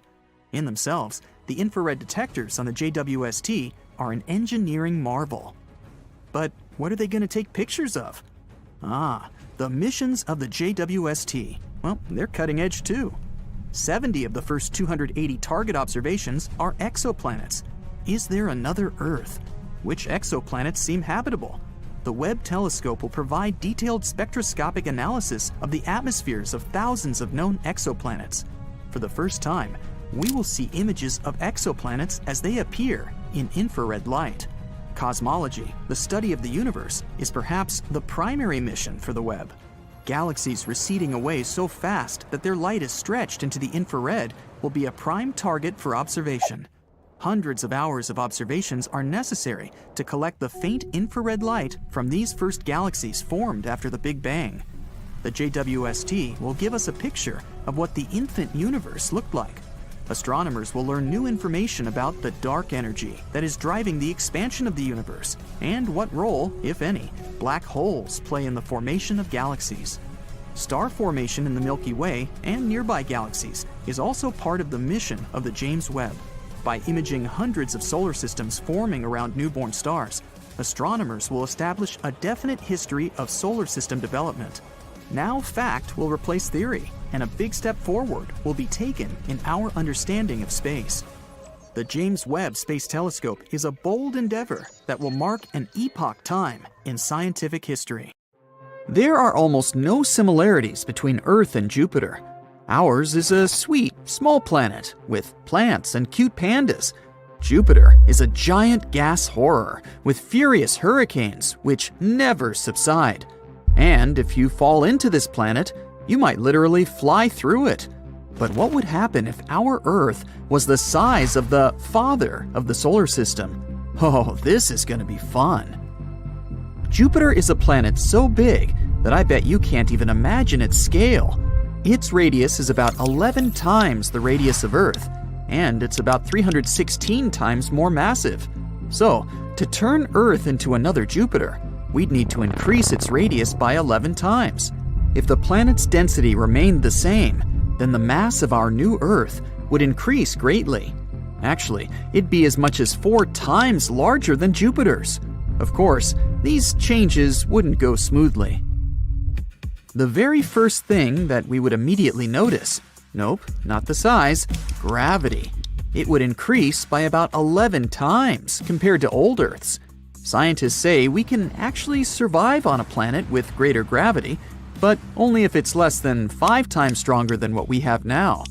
Well, let's assume that we're daredevils, always ready to challenge nature. What would our life be like? Well, not very pleasant. After each step, you'd have to sit down on a bench and take a break, as if you've just run a marathon. Yes, it would be that hard to walk. Oh, and good luck with getting up later. In order to somehow move around this planet, we'd have to pump up very strong muscles. No more problems with junk food, 'cause you'd have to become a heavy lifter just to get to the refrigerator. The force of gravity affects not only movement, but also the size of everything. Do you know that many astronauts gain some height due to weightlessness in space? So if you're worried about being short, here's a solution for you. On the other hand, strong gravity would make us all shorter. This would go not only for humans, but for everything on our planet. Trees would become very small. To grow upward, they would have to move water from their roots to branches, which would be unrealistic with such gravity. So they'd all turn into little bushes. Also, no more mountains. Even the largest ones would become very small. But at least, now, everyone would be able to conquer Everest. This would also apply to animals. Our pets would have to quickly evolve into pumped-up corgis just to be able to walk somehow. Oh, and say goodbye to birds, of course. If you think that's not enough suffering, let's add another thing. It would be very difficult for us to breathe. Atmospheric pressure would increase dramatically. That's because Earth would start to pull air toward itself with great force. You'd literally feel the weight of it on your shoulders. Remember what I said about taking a break after each step? Now, imagine that you'd also have to breathe through a pillow. Yeah. And that's not all. Atmospheric pressure plays an important role in the behavior of water molecules. It would be much more difficult for water to boil or turn into ice. Most icebergs would melt, and it's possible that we'd have no more clouds, too. All water vapor would come crashing down on us in giant torrents of rain. We'd be lucky if we didn't get flooded instantly. But, oddly enough, there would also be some advantages. For example, everything around us would become much more spacious. Assuming we didn't get flooded, there would even be a bunch of deserted areas on the planet. Maybe land prices would finally fall. But these unexplored areas would most likely remain unexplored, since we'd hardly be able to travel across seas and oceans. Not only because moving across the water would be incredibly difficult, but also because all water bodies on the planet would become 10 times larger. The very thought of getting lost in the ocean is frightening, but imagine if it was 10 times deeper and bigger? Uh-oh. So, no more sailing. And forget about flying by plane, or visiting space ever again. But it seems like it's still not all. If Earth was the size of Jupiter, we'd also have volcanoes raging everywhere. Due to the increase in its mass, Earth would become terribly unstable. All extinct volcanoes would become active again, and there would be lava and poisonous gases everywhere. In 1883, there was the most destructive eruption in the history of humankind, the eruption of the Krakatoa volcano. It occurred on one small island, but people all over the planet could feel the consequences. The eruption destroyed the island, triggered many tsunamis, and clouds of poisonous gases spread for miles. Now imagine this, but 10 times worse. That's what would happen on our Jupiter-sized Earth. It would probably be similar to the fall of the Chicxulub meteorite, the one that wiped dinosaurs off the face of the Earth. Then, poisonous gases spread all over the planet, causing one of the greatest massive extinctions in the history of Earth. Oh, and we would also lose the magnetic field, like the cherry on top of the cake. The magnetic field is very important for life on Earth. According to Rory Barnes from the University of Washington, it shields life on the planet from the nastiness of space, which means all sorts of radiation and solar winds. There's a molten iron core inside our planet that is responsible for producing the magnetic field. If the amount of pressure on this core increased due to gravity, it could solidify. And because of this, Earth's magnetic field would disappear. We would be exposed to the effects of cosmic radiation. Too scary to even imagine. Alright, so now we know that living on this new Earth would be a real nightmare. But what about outer space? You've probably heard that Jupiter, thanks to its strong gravity, protects us from asteroids. Well, this would become our job. Jupiter experiences about 24,000 collisions a year, and now it'd be our destiny. Do you remember me mentioning the Chicxulub meteorite? Similar tragedies happen to our planet once every 100 million years or so. But if it became the size of Jupiter, these guys would visit us every Friday. Also, we'd have to say bye-bye to the moon. Our natural satellite is too close to us. So if Earth grew in size, it would be a real catastrophe. We would literally watch the moon being torn apart in the sky. Of course, after that, all these fragments would crash into us. One of the theories claims that billions of years ago, the moon somehow separated from Earth, and its pieces gathered into a ball. Now, it would be like watching its creation rewind. And even if the moon survived, somehow remaining in Earth's orbit, the changes in the tides would still be dramatic. The consequences of these changes would be very unpredictable, but probably a bunch of tsunamis would be some of them. On the other hand, we'd probably gain a couple of new moons. Jupiter has as many as 79 of them. It would probably be a spectacular view, if only gas clouds from all those volcanic eruptions didn't block it. Also, the appearance of a second giant planet would have significant consequences for the whole solar system. Don't worry, other planets wouldn't crash into us. Many people underestimate just how far the planets are from one another. But still, the new Earth would shift the orbits of other planets a little and affect the rotation speed. And Earth itself would rotate around the Sun much more slowly because of its huge mass. For example, 1 year equals 12 Earth years on Jupiter. All this, of course, would greatly affect seasons and the climate in general. So, would there be life on Earth? Bold of you to even ask this question. But if one day we do manage to find a habitable super-Earth close to Jupiter in size, it would be very interesting to take a look at it. You're standing in a room full of explosive gas. One spark could cause an explosion so powerful that all the windows and doors would be just blown out with a huge column of fire. And you're holding a match. You need a bigger target than this room. How about the largest room of explosive gas in our entire solar system? Meet Jupiter. It's the 5th planet from the Sun and the largest one in our system.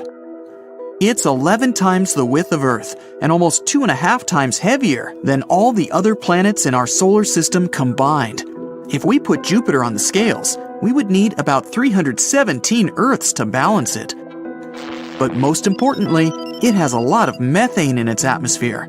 It's the gas we use in our kitchen or fill up our car with, and it burns just fine. More importantly, there's metallic hydrogen.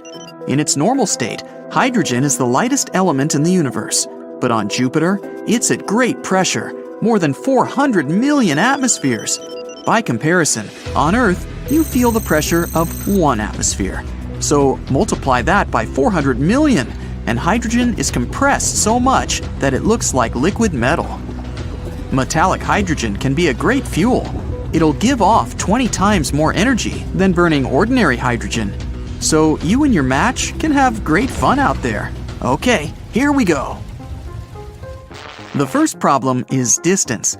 Jupiter is only one planet away from us, but the path is also blocked by the asteroid belt behind Mars. It's full of giant rock debris. On average, each asteroid could be as wide as the distance from Los Angeles to Las Vegas. There's rocks the size of an entire state. And the biggest asteroid of them all is Ceres. It's almost as wide as Alaska. It's even considered a dwarf planet. And this dangerous journey to Jupiter takes about 650 days. That's almost 2 years of boredom inside a spaceship. By comparison, the longest time astronauts have spent aboard a spaceship is 84 days. But we'll let you take your favorite DVD collection and a couple bags of popcorn. At the end of the day, you'll be able to get some sleep after a hard day at work. Fast forward 2 years into the future, and you've arrived at your destination. You're already imagining lighting a match at the surface of Jupiter, exploding it like a balloon. Oh, be careful when you get close to it. Because of Jupiter's great weight, it has a strong gravitational force, about 3 times stronger than back home on Earth. The closer you get to its surface, the weaker you feel, and you can even barely stand on your feet. The maximum weight you can lift here is also 3 times less, and even a match you're holding in your hand already feels heavier. If you try to jump up, you need more effort. Actually, you can't even do that because Jupiter is a gas giant. That means it has no solid surface. Theoretically, the deeper you dive into these clouds, the more pressure you'll feel. Gradually, the clouds and gases thicken and form a kind of liquid. But you don't have to dive that deep. Methane is a light gas, and it's closer to the surface. So, this is the moment of truth. You take a match, you flick it on the box, and nothing happens. Well, let's give it a couple more tries. Second match. Third. Nothing works. Okay, you've got a gas burner in your backpack. You unscrew the valve to maximum, and nothing happens again. Well, that's because it takes 3 components to start the combustion process. The first is fuel. Luckily, there's enough methane and metallic hydrogen on Jupiter to blow up the whole planet in a matter of seconds. The second component is the ignition source. It's the initial force that will start the combustion process. It could be a spark, an electrical discharge, or a match like the one you have in your hand. And the last ingredient is oxygen. Yes, the same oxygen that we breathe. It's just as important to fire as the fuel itself. For an experiment, try lighting a small candle. Now cover it with a glass. You see how the fire keeps burning for a few seconds and then goes out? The fuel is still there, but the fire has used up all the oxygen inside the glass, and the burning process is over. The same thing happens on Jupiter. There just can't be fire, simply because there's no oxygen. And you didn't even have to fly there to find that out. From Earth, we can see hundreds of thousands of little meteorites falling on Jupiter. The asteroid belt next to it is to blame for this. When they hit its atmosphere, they start to burn, and that doesn't instantly blow up the entire planet. But don't be upset. There's still a way to ignite this gas giant planet. All you have to do is trigger a thermonuclear chain reaction on the planet. Then, there'll be an explosion so powerful, it'll be visible from Earth, and it will be like the birth of a new star. To do that, we need to detonate a nuclear reactor, like the ones that give us electricity here on Earth. In fact, we'd have to send everything we have to Jupiter, but even that won't do the trick. Big asteroids, when they hit the planet, cause a much bigger explosion. In 2009, a meteorite the size of 5 soccer fields hit Jupiter. It caused an explosion of 5 billion tons of TNT. This incident left a dark spot the size of the Pacific Ocean. And an even bigger explosion happened there in 1994. After that collision, there was a giant spot on Jupiter, almost the size of our planet. But strong winds and storms quickly began to sweep away the traces of the explosion. After a few weeks, Jupiter looked like normal. The problem is that our attempts to blow up the gas giant took place on the planet's surface. We need to plant a charge the size of the moon, deep below.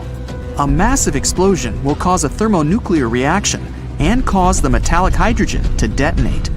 The explosive process is set, and within seconds, Jupiter explodes like a giant balloon. But this spectacle will be the last one that humanity ever sees.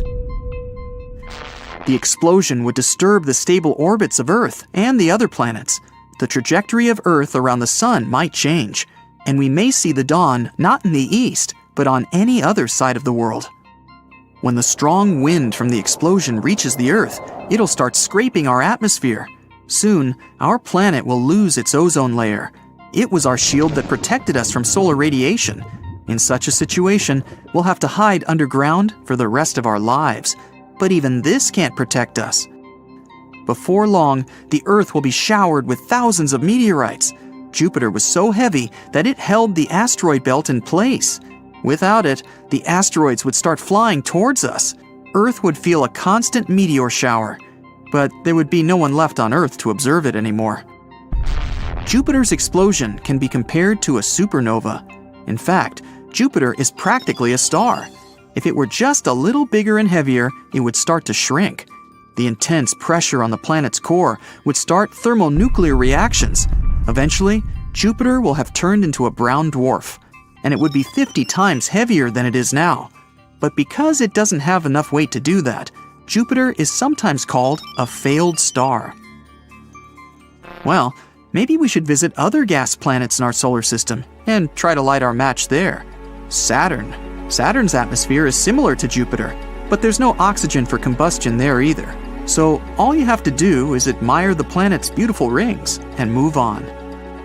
Well, Uranus and Neptune are much smaller, and they don't have metallic hydrogen, so their explosion wouldn't be as strong.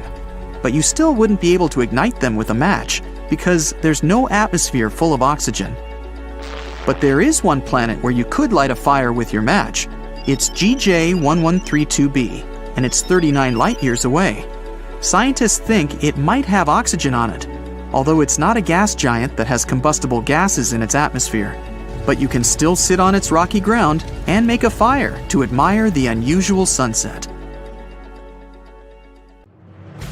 Hey space buffs, just how well do you know our solar system? Guess the planet. It's more than twice as massive as all the other planets combined. It's covered with striking swirls and stripes, which are actually windy clouds of cold ammonia and water, floating in an atmosphere of hydrogen and helium. Still no clue? Then look at this. It's the infamous Great Red Spot, a giant storm larger than our home planet that has been raging for hundreds of years. Right you are. This cloudy world is Jupiter, and the main question is this planet our enemy or friend? NASA's Juno orbiter is exploring this gas giant at the moment, sending us tons of useful data. Jupiter is so big that 11 Earths could fit across its equator. If our planet was the size of a grape, Jupiter would be a basketball. The gas giant is the fifth planet from the Sun, orbiting around 484 million miles away. And even though for us Earthlings, our blue-green world seems to be the most important among all the other planets, we live in Jupiter's solar system. After all, it accounts for 75% of the mass of all the planets in our star system. And it's also 318 times more massive than Earth. And whatever Jupiter wants, Jupiter gets. Jupiter wants to throw stuff across the solar system? No problem. After all, this gas giant doesn't have its immense gravity for nothing.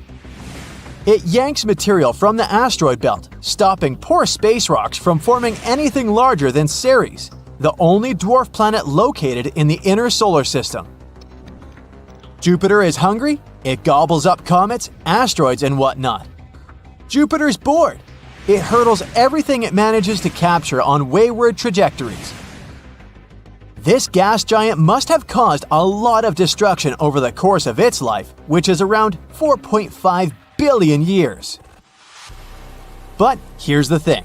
Some scientists think that we might owe our very existence and the existence of our planet to Jupiter's protective gravity.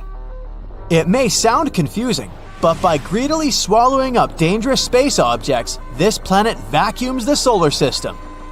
Other astronomers don't agree with this theory. They claim Jupiter is a hooligan, bothering peaceful and safe comets and sending them to unexpected places. You see, some of the most dangerous objects in our solar system are long-period comets. Those are huge chunks of ice and rock coming from the depths of the Oort cloud, which lies far beyond Pluto. Some of them get pushed into the inner solar system, where they dash past the sun. There's a chance that the most devastating extinction on Earth was caused by a long-period comet. As such comets make their way through the solar system, they likely interact with Jupiter's gravity. The gas giant pushes them this way and that, consuming some of them like delicious ice rock burgers. But does Jupiter push such comets out of their dangerous orbit so that they don't smash into Earth? Or does this gas giant actually divert the trajectories of the comets that would otherwise miss Earth? No one knows. Astronomers sometimes call Jupiter a failed star. The gas giant indeed contains a lot of helium and hydrogen, the material stars are mostly made of. But the planet's mass isn't enough to start a fusion reaction in its core, and that's exactly how stars produce energy. They fuse the atoms of hydrogen together under extreme pressure and heat and create helium. In the process, they also release light and heat. Jupiter could start a nuclear reaction and become a star only if it was 75 times its current mass. Paradoxically, if Jupiter even got more massive, it would also get smaller. This additional mass would make the planet denser, and it would cause the gas giant to start pulling it in on itself.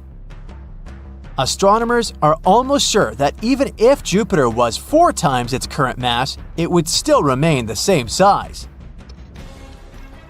Jupiter has between 80 and 95 moons, but one of the most popular ones these days is Europa. Imagine a still, frozen world. It's ancient, about 4.5 billion years old. It's barely heated by the rays of the sun and covered with a thick layer of ice. This world is smaller than our moon, but a bit larger than Pluto. That's what Europa, the 6th satellite of Jupiter and one of the biggest moons in the solar system, looks like. And the coolest thing about this faraway place, it might host life. Astronomers consider Europa to be one of the most promising places in the solar system to search for new forms of life. All because this moon has a huge saltwater ocean with a depth of 40 to 100 miles. Yes, it is hidden under a layer of ice that is estimated to be from 10 to 20 miles thick.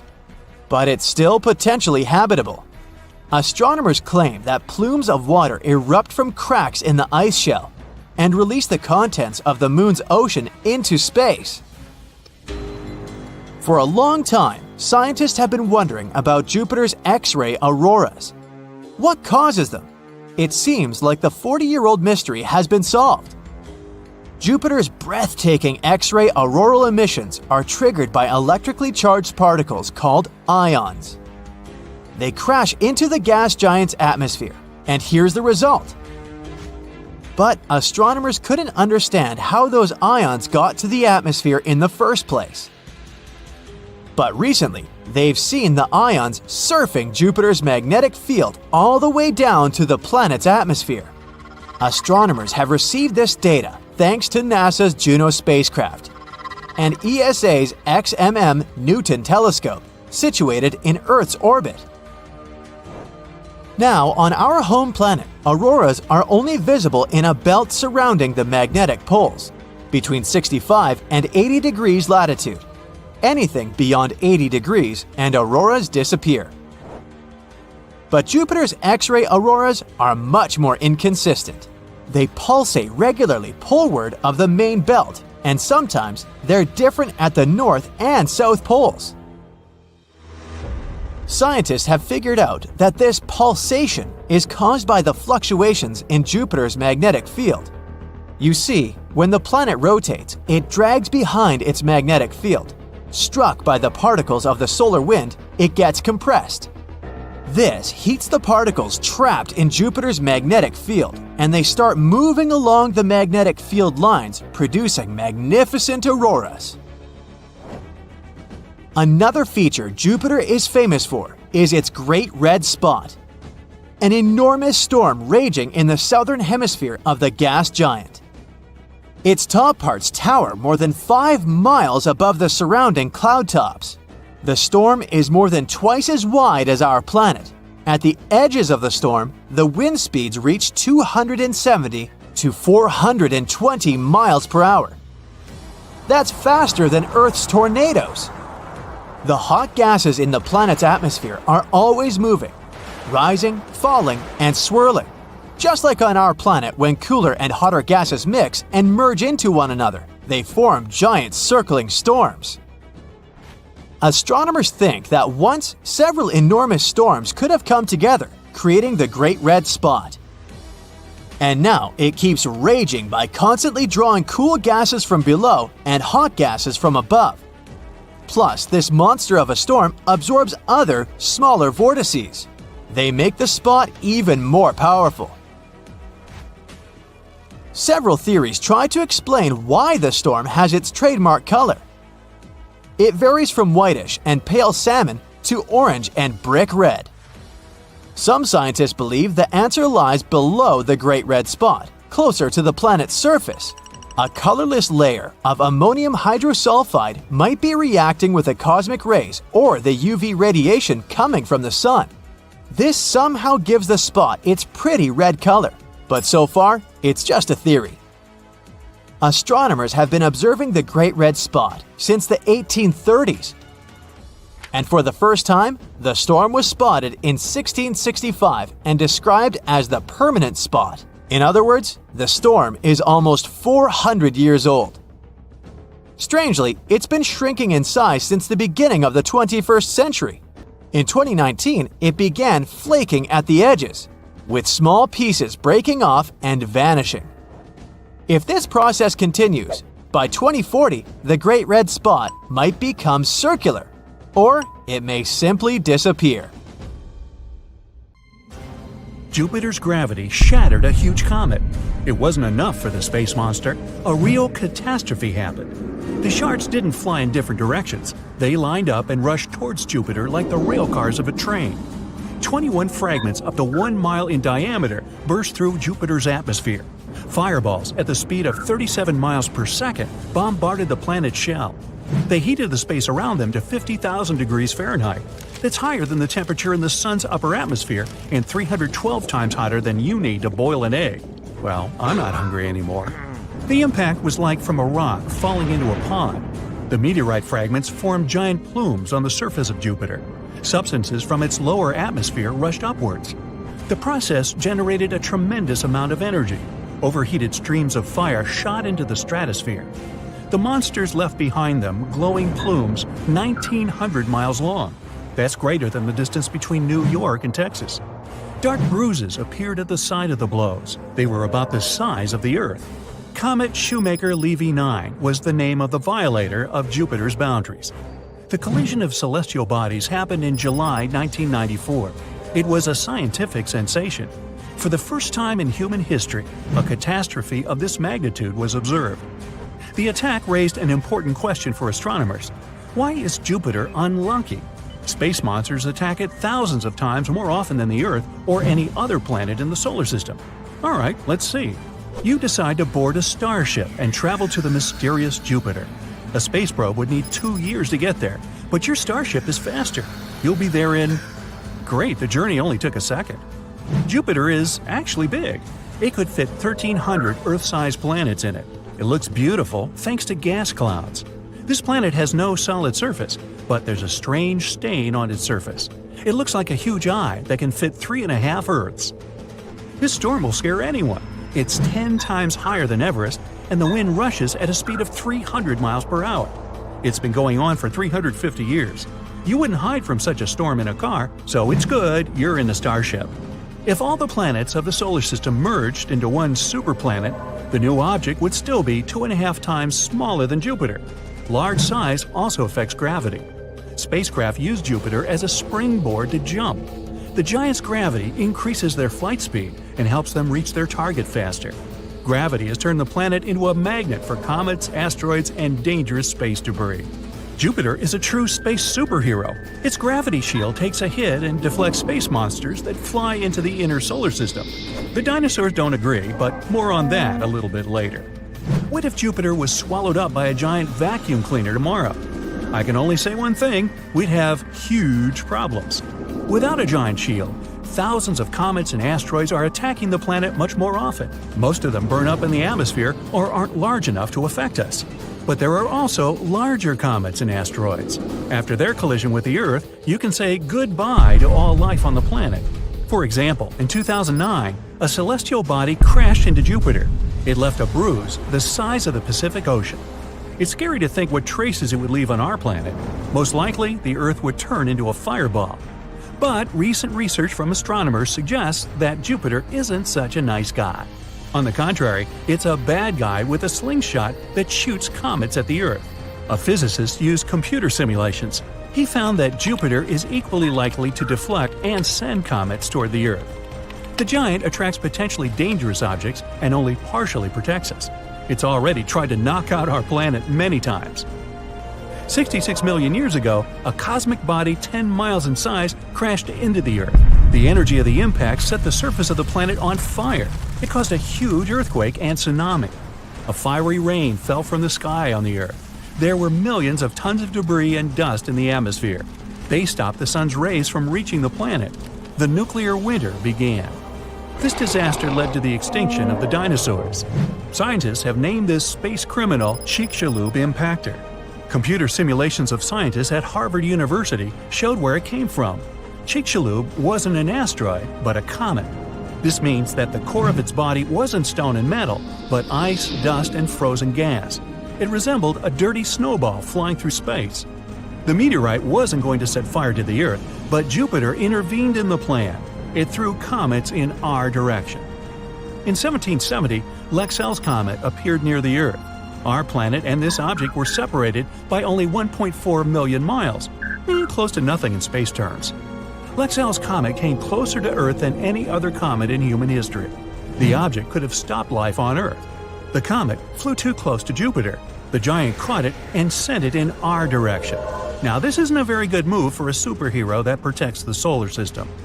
After 3 years, the comet went past us. It flew 2 times around the Sun and returned to Jupiter like a boomerang. This time, the giant pushed the comet out of the solar system. But let's not blame Jupiter.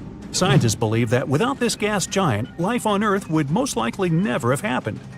Jupiter sent meteorites toward Earth, which carried organic molecules and water with them. They were the building blocks from which earthly life began. Nobody knows if comets would come with a valuable cargo without Jupiter and its dangerous gravity. If you fly away from Earth to the center of the solar system, you'll see the Sun. 8 planets are flying around this star. There's a belt of more than 1 million asteroids between Mars and Jupiter. One theory says there was only the Sun at the very beginning of the solar system's existence. Clouds of stone and dust surrounded the star. These particles attracted each other and formed planets over millions of years. Jupiter didn't want any new neighbors. Its powerful gravity prevented rocks and dust from uniting into planets. They remained asteroids and gathered in a belt inside the solar system. If today all the asteroids merged into one planet, we'd get a cosmic body that would weigh only 4% of the mass of the Moon. Previously, the belt was densely populated, but Jupiter's gravity threw 99% of the asteroids to other places in space. Jupiter isn't the only one that plays a role in the development of life on Earth. Our main assistant is the Moon. It's the only natural satellite of the Earth. Jupiter has 79 satellites, and every year there are more and more of them. Jupiter is also surrounded by rings, but they aren't as beautiful as Saturn's and are practically invisible. The rings are composed of small black particles. This is the dust that the meteorites eject into space after colliding with the moons of Jupiter. The Moon is responsible for the ebb and flow of the ocean. It regulates the life of bees, fish, birds, and amphibians. Even you feel the influence of the moon every day. Changing the brightness of the disk in the night sky regulates the level of melatonin in your brain. This hormone is responsible for circadian rhythms, which are important for healthy sleep. The moon came about thanks to another catastrophe, like many other things in space. Millions of years ago, the Earth looked like a ball of hot lava. There was no water or air. It was enveloped only in carbon dioxide and nitrogen. At this time, another planet the size of modern Mars crashed into the Earth. Scientists named it Theia. At a speed of 8,900 miles per hour, it collided with the Earth. The impact of incredible force threw millions of tons of material into space. The debris gathered into a ball that became known as the Moon. Scientists have almost solved the mystery of the Moon, but they don't know if there's a solid core in the middle of Jupiter or if it's dense hot soup that hangs in space. Jupiter has the largest ocean in the solar system. It's made of liquid hydrogen, not water. If Jupiter were 80 times more massive, it would turn into a bright star. Jupiter is a unique place that will never be home to humans. The pressure inside the planet is 2 million times greater than on the surface of the Earth. Extreme pressure and temperature would ruin any spacecraft that's gone too far. I guess that means Jupiter would have a crush on you. Earth's magnetic field hides a fascinating story. It turns out that it's getting weaker day by day. In fact, it's been doing so for the last 3,000 years. And if this trend continues, we could be in for some trouble within a millennium. What's the big deal? Well, picture this. Magnetic north becomes south, and vice versa.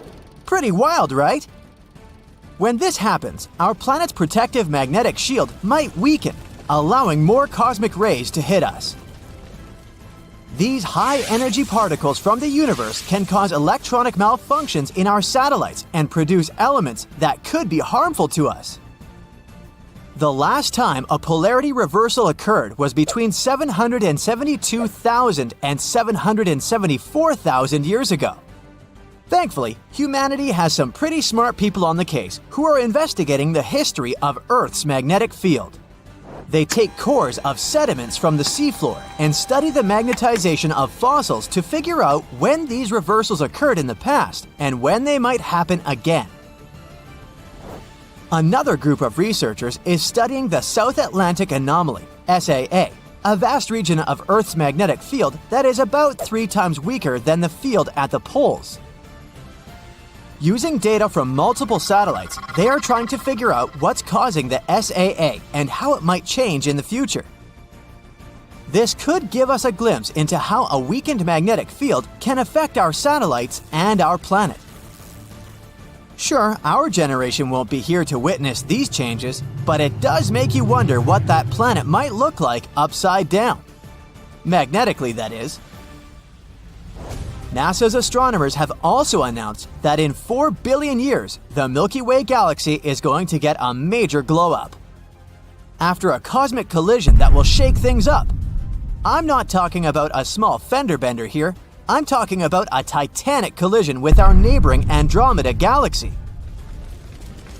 Humanity will have to hold on to its space helmet for this one, because the sun might get flung into a new region of the galaxy. However, our Earth and solar system probably won't be seriously affected. Sounds difficult to believe, so how come? NASA's Hubble Space Telescope did some hardcore measurements of Andromeda's motion. Although the galaxies will plow into each other, the stars inside each galaxy are so far apart that they won't collide with other stars during the encounter. However, the stars will be thrown into different orbits around their new galactic centers. According to simulations, our solar system will probably be tossed much farther from the galactic core than it is today. Set your telescopes aside. You don't need to start counting down the years. This event is likely scheduled in about 4 billion years, so chances for us to witness it are 0. Saturn is losing its rings. Thankfully, we won't be here to witness this sad event either. Apparently, the rings are being pulled into Saturn as a dusty rain of ice particles, all under the influence of Saturn's magnetic field. According to NASA's research, the ring rain is draining an amount of water products that could fill an Olympic-sized swimming pool from Saturn's rings every half an hour. The entire ring system will likely be gone in 300 million years.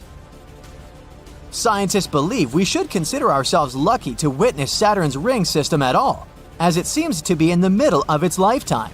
But if you think about it that way, that rings around planets are all temporary, there's a chance we've just missed out on the giant ring system of Jupiter, or those of Uranus and Neptune. These planets have only thin ringlets around them these days. Scientists have long debated whether Saturn was formed together with its rings or if the planet acquired them later in life. The new research favors the second scenario, indicating that they are unlikely to be older than 100 million years, while Saturn itself is around 4.5 billion years old. What caused the rings to appear in the first place? Well, there are a few theories. One of them suggests the rings could have formed when small, icy moons in orbit around Saturn collided.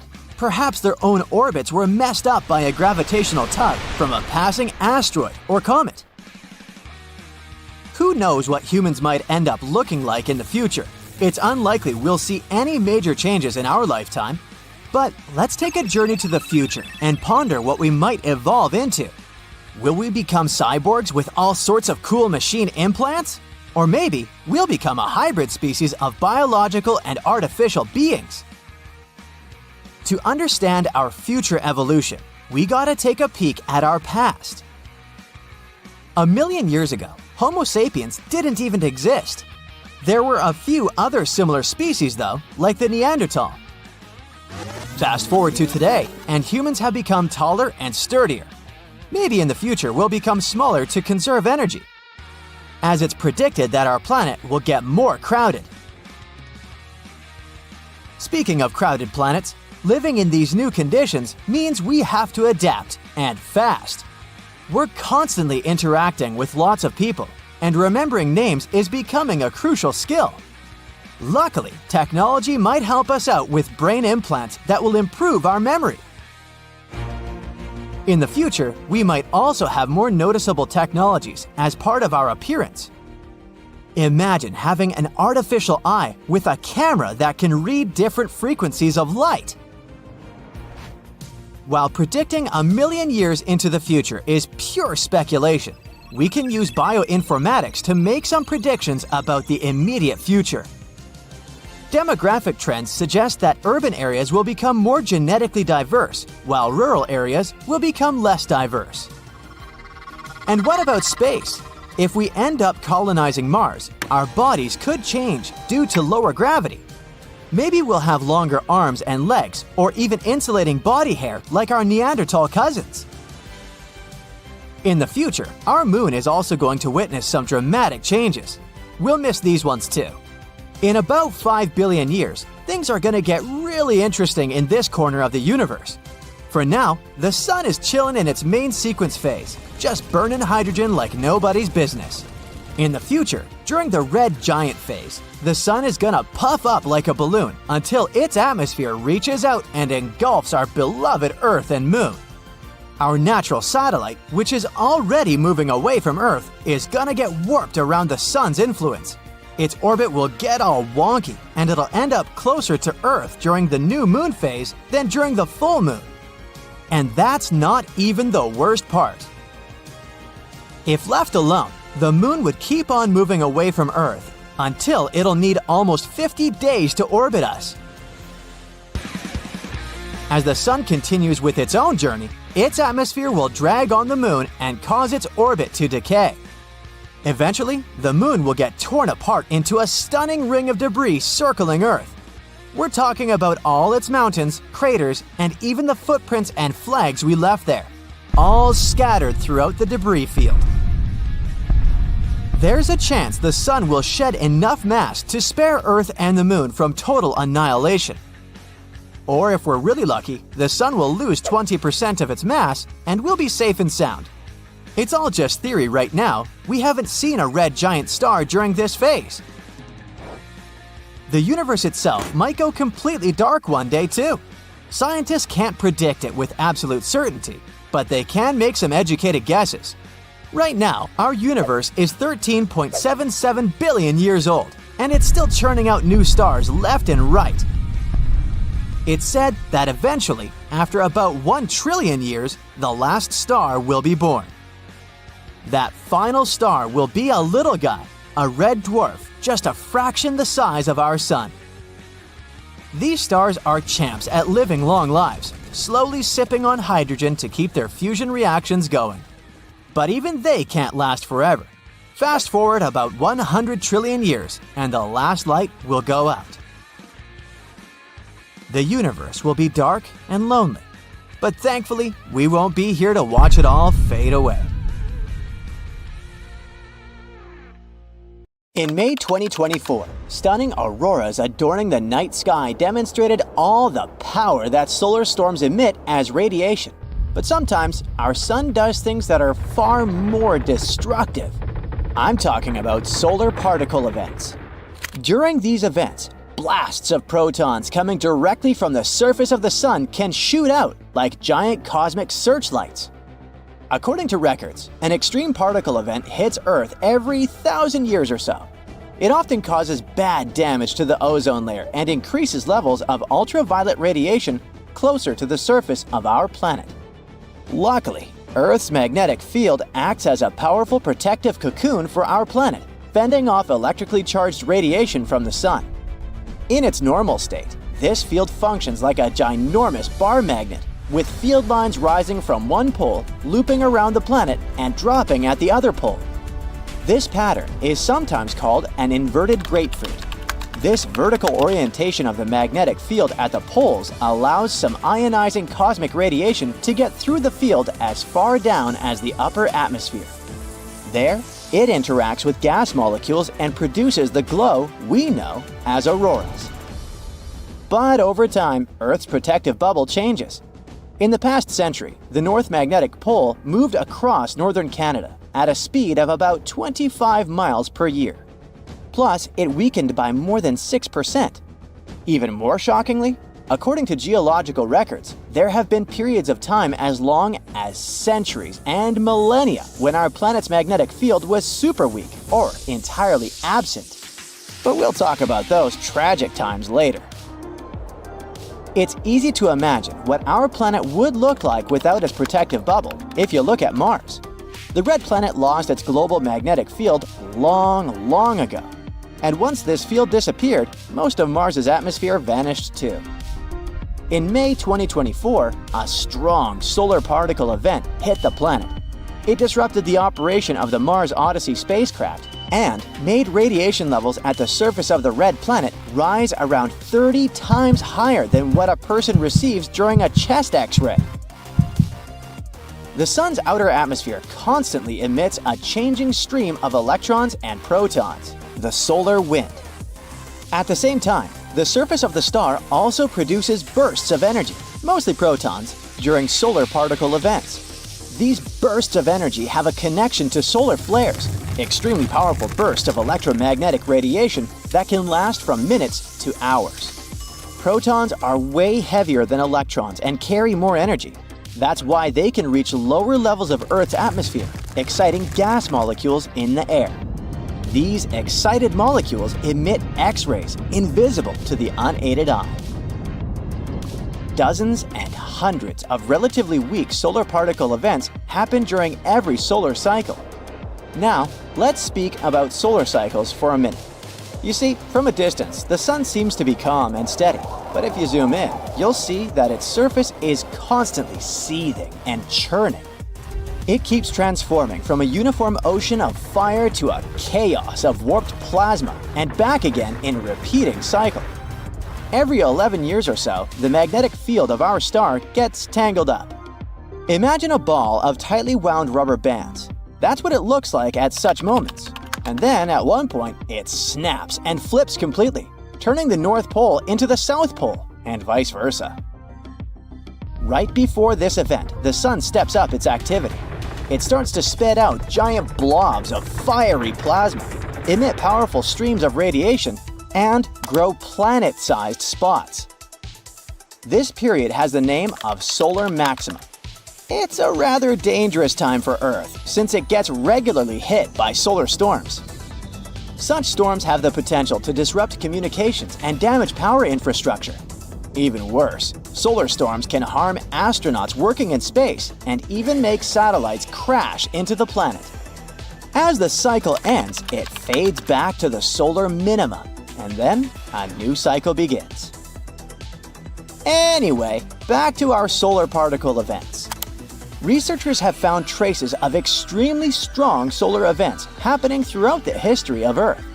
And some of them were thousands of times stronger than anything our modern instruments have ever recorded. Such extreme solar particle events happen approximately every few millennia. The most recent one occurred around 993 CE. Beyond the immediate effect they have, solar particle events can kickstart a chain of chemical reactions in the upper atmosphere. And these processes often lead to depletion of ozone, which isn't a good thing. Ozone absorbs harmful solar UV radiation, which can damage not only our eyesight, but also the DNA of living beings. Plus, changing the amounts of ozone in the atmosphere can impact the climate. In a recent study, researchers used large computer models to examine how extreme solar particle events affect Earth. They found out that if a solar proton event arrives during a period of time when our planet's magnetic field is very weak, then ozone damage can last for 6 years, and the level of UV radiation might increase by 25%, boosting solar-induced DNA damage by around 50%. And apparently, this dramatic combination of a weak magnetic field and extreme solar proton events happens quite often. And some researchers believe that it may even explain a few mysterious occurrences in the past of our planet. For example, the most recent period of weak magnetic field started 42,000 years ago and lasted for around 1,000 years. This period included a temporary switch in the North and South poles. Several major evolutionary events happened during that time. For example, the last Neanderthals disappeared in Europe, along with the extinction of marsupial megafauna in Australia. Yeah, sadly, we won't see any giant wombats and giant kangaroos anymore. One more, even bigger evolutionary event might also be linked to Earth's geomagnetic field. Multicellular animals appeared at the end of the Ediacaran period, which started around 635 million years ago, and it occurred after a 26 million year period of extremely weak or even absent magnetic field. The rapid evolution of different groups of animals in the Cambrian explosion, about 539 million years ago, might have also been related to high UV levels and geomagnetism. The simultaneous evolution of hard body shells and eyes in multiple unrelated groups could have been necessary to detect and avoid harmful incoming UV rays. A complete reversal of Earth's geomagnetic poles might have a serious impact on the climate of our planet. Luckily, such flips don't happen overnight. The entire process stretches over thousands of years. Plus, even though the magnetic pole weakens during a pole reversal, it doesn't disappear completely. That's why the magnetosphere continues protecting the planet from cosmic rays and charged solar particles, even though there might be some amount of particulate radiation that will make it to Earth's surface. Our planet's magnetic fields are generated by moving electric charges. If some material allows these charges to easily move in it, it's called a conductor. Metal is a great conductor, and we often use it to transfer electric currents from one place to another. In this case, the electric current's negative charge, called electrons, move through the metal. The current is what generates a magnetic field. Earth's outer core is made of liquid iron and nickel. In other words, there are layers and layers of conducting material inside our planet. Currents of charges are constantly moving throughout the core, and the liquid metal is also moving and circulating there, generating the magnetic field. This magnetic field, in turn, produces something resembling a bubble around the planet. It's called the magnetosphere, and it's located above the uppermost part of the atmosphere. This layer shields and deflects high-energy cosmic ray radiation, which otherwise would be extremely hazardous to people and other forms of life on Earth. The magnetosphere also interacts with the ionosphere, the layer of our planet's atmosphere containing loads of ions and free electrons and capable of reflecting radio waves. The interaction between these two layers and magnetized solar winds is what scientists call space weather. The solar wind is normally mild, and there's no space weather whatsoever. A new super-Earth has been spotted by astronomers, and it's quite intriguing. This planet, called TOI 715b, is about 1.5 the size of Earth, which is why it's called the super-Earth. It's also relatively close to us in space terms, only 137 light-years away. For comparison, most exoplanets are hundreds of light-years away, and all the interesting stuff, like black holes and nebulas, are usually more than thousands of light-years away from us. So, could it be habitable? The habitable zone is an estimate of where a planet might have the right conditions for liquid water. This is what we call some distance from the star where the temperatures on the planet should be okay-ish and water should stay liquid on its surface. It's not super precise because it depends on a bunch of factors like the type of star, how reflective the planet is, its size, and so on. Also, just being in this zone isn't enough for water to actually be there. The planet also needs the right kind of atmosphere and a few other things. So, we invented a stricter definition in 2014, the conservative habitable zone. It's a more precise term defining the best candidates that have liquid water. Otherwise, we get too many potentially habitable planets that are not actually habitable at all. The CHZ is based on how much energy a planet gets from its star compared to Earth. If a rocky planet gets between 40 to 85%, it's considered to be in the CHZ, no matter how far away it is from its star. These planets have a higher chance of being habitable. And yes, TOI 715b is located there. This super-Earth orbits the M-type star, also called red dwarf. It's a star that's much smaller and cooler than our Sun, about 1/4 of the Sun's size and mass. But if the planet is located in the habitable zone, it's actually a better option for life. Red dwarfs live much longer than our Sun, a yellow dwarf. This also means that they have more time to form little creatures on their planets. And this red dwarf really is older than our star. Our Sun is 4.6 billion years old, and this star is 6.6 billion years old, give or take a few hundred million.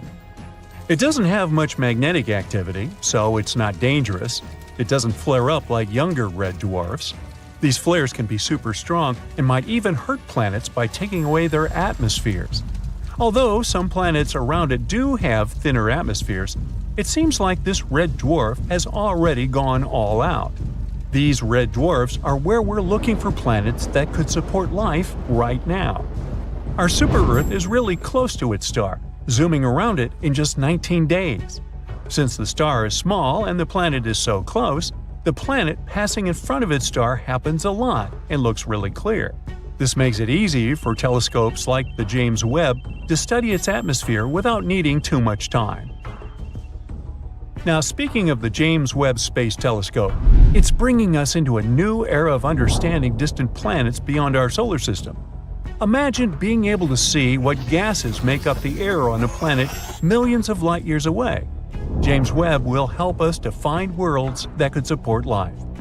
Right now, it's trying to figure out whether TOI 715b has an atmosphere. If it does, its atmosphere might be easier to spot compared to a planet that's drier and denser. And then we might get even more height because it would look like a good place for life. On top of all that, there might be another planet in this system, also in the habitable zone. We're not sure whether it's really there, it's just a candidate with a crazy name. But if it turns out to be real, it would be about the size of Earth.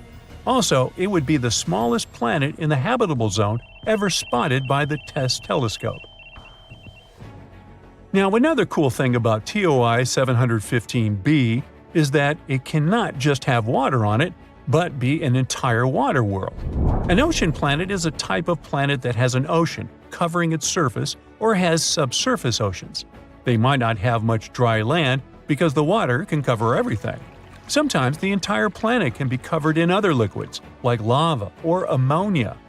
When it comes to planets outside our solar system, we can't see surface water directly with our current technology. Instead, scientists look for water vapor in the atmosphere as a hint there might be liquid water below. And of course, we wonder if these planets can have life, hopefully not in the form of Leviathan-like monsters. Our models show that planets with oceans might be pretty common in our galaxy. This means there could be lots of ocean worlds out there waiting to be discovered. But the most important part about TOI 715b is that it's in the so-called small planet radius gap. If we give the planets a lineup, there will be those that are bigger and smaller than Earth. But there's a sudden gap in planets that are about from 1.5 to 2 times bigger than ours. Where are they? This gap is interesting to scientists because it tells us something about how planets form and change over time. It's not that planets don't form in this size range. They actually start off larger and then lose some of their mass, like a balloon gradually deflating. Perhaps it happens because of how they orbit their stars, with stars blowing away some of their mass as they dance around it, as our Sun does with gas from comet tails. This gap holds a lot of mystery, and planets, like our new super-Earth, are clues that could help us unravel it. We aren't sure whether it exists around red dwarfs. Maybe it's a gap in how dense these planets are, rather than in their actual size. So studying our discovered planet is even more interesting. It'll help us learn more about distant stars and their planets. Now, I mentioned TESS a while back. NASA's TESS, Transiting Exoplanet Survey Satellite, has been in space for 6 years now and has been incredibly successful. NASA launched TESS because we already found over 5,000 planets orbiting other stars, mainly thanks to the Kepler telescope. But Kepler mostly found large planets, not necessarily like Earth. We decided to focus TESS on finding smaller Earth-like planets around nearby bright stars, making them easier to study with future telescopes. Here's how it works. The camera observes stars and looks for changes in their brightness. If the brightness suddenly drops for a while and then gets back, it could mean there is a planet passing in front of it. But stars can dim for other reasons too. For example, flaring up or having dark spots on their surface, which is why we need to be careful with this data. TESS shows us the size and orbit of these planets. Then ground telescopes help determine their mass. With these 3 parameters, we can figure out what the planets are made of and if they're rocky like Earth or gassy like Jupiter. Yeah, you want to avoid Jupiter after taco night. One example of TESS's discoveries was the TOI 700 system. There, it discovered its first ever Earth-like planet, TOI 700d. This exoplanet also orbited a red dwarf, and it's even closer to us, about 100 light-years away. Unfortunately, it's unlikely to be habitable because the temperatures there are crazy. Another big discovery was made in the AU microscopy system. TESS discovered a planet about 4 times the size of Earth and another nearly 3 times Earth's size. This system has become a key area for studying how stars and planets form and change over time. TESS has also spotted a variety of other exciting finds, including supernova, hot worlds, and so on. And as it enters its 6th year, we can only expect more exciting findings to come. Now, I don't want to spook you, but there's a chance that our entire Milky Way galaxy is located in the so-called space void. It's a region where there's relatively little matter compared to other corners of the known universe, and it's much less dense than it is elsewhere in the universe. In other words, we might exist in an air bubble in a cake. If that's true, it would mean that we're even lonelier than we thought. In our universe, all the galaxies are constantly moving away from each other. In order to understand how far they move away, scientists use something called the Hubble-Lemaitre constant. It's like a speedometer, but for galaxies. However, there's a cosmic mystery called the Hubble tension. is challenging what we know about the universe's expansion. Scientists used to consider the Hubble Lemaitre constant a reliable guide, but our recent observations question this reliability. The speeds we see in real life don't match up with the distances we calculated and expected. They aren't sure why these measurements don't add up. Researchers followed the moves of supernovas and saw that the universe seems to expand faster around us than it does overall, as if it's actively avoiding us specifically. After considering this, they began to assume that we might all live in a cosmic void. Cosmic voids are vast empty spaces between galaxies, kind of like between my ears. They make our entire world look like a big sponge. Now let's go back to the beginning, just a fraction of a second after the Big Bang. Right after the beginning of everything, the universe was a hot compressed plasma. It only had very tiny variations in density, called quantum fluctuations. After the Big Bang, the universe began to expand. Those quantum fluctuations grew together with it, creating regions of varying matter density. Because of that, the universe didn't expand everywhere uniformly. Instead, little claps of matter began to gather together over a long period of time, creating massive structures, galaxies. Galaxies are arranged in huge walls and filaments, with enormous gaps in between. And these gaps are voids, also known as dark space. Now, these voids aren't truly empty. In fact, they actually hold more than 15% of the amount of matter found on average throughout the entire universe. They still contain gas, dust, dark matter, and even stars and galaxies. However, they have less density than regions with galaxies, about a tenth of the average matter density, which is why we consider them nearly empty. Usually, they'll have a diameter ranging from about 30 to 300 million light-years. That is an enormous distance, even on a space scale. For comparison, most planets and nebulas we've found so far have a distance of hundreds and rarely thousands of light-years away from us. In the case of voids, if you were in the middle of one, it would just look like seemingly eternal darkness. The closest stars would be so far away that they would be almost invisible to you. Some of them are especially large. They're known as supervoids. The largest known one was creatively named Giant Void. It's so big, it's impossible for us to even imagine. 1.5 billion light-years away, with a diameter of 1 to 1.3 billion light-years. Yeah, it's basically a big dark vacuum. But even this giant vacuum isn't entirely empty. The Giant Void houses 17 separate galaxy clusters within its expanse. However, it might not be the biggest emptiness in our universe. There's this thing called the CMB cold spot. It's this unusually large and chilly area of our universe that we saw through the microwaves. It really stood out on the map of our universe with its unexpectedly low temperatures, and scientists have spent many years trying to figure out what the thing is. In 2015, scientists proposed that this place might be a supervoid, and probably the largest one ever. Being even more original with this one, they called it the Great Void. If it's true, this place would be an emptiness of about 1.8 billion light-years in diameter, about 1,000 times larger than typical voids. Not everyone thinks that's possible, so scientists keep arguing over this one. There's another interesting theory going about this place.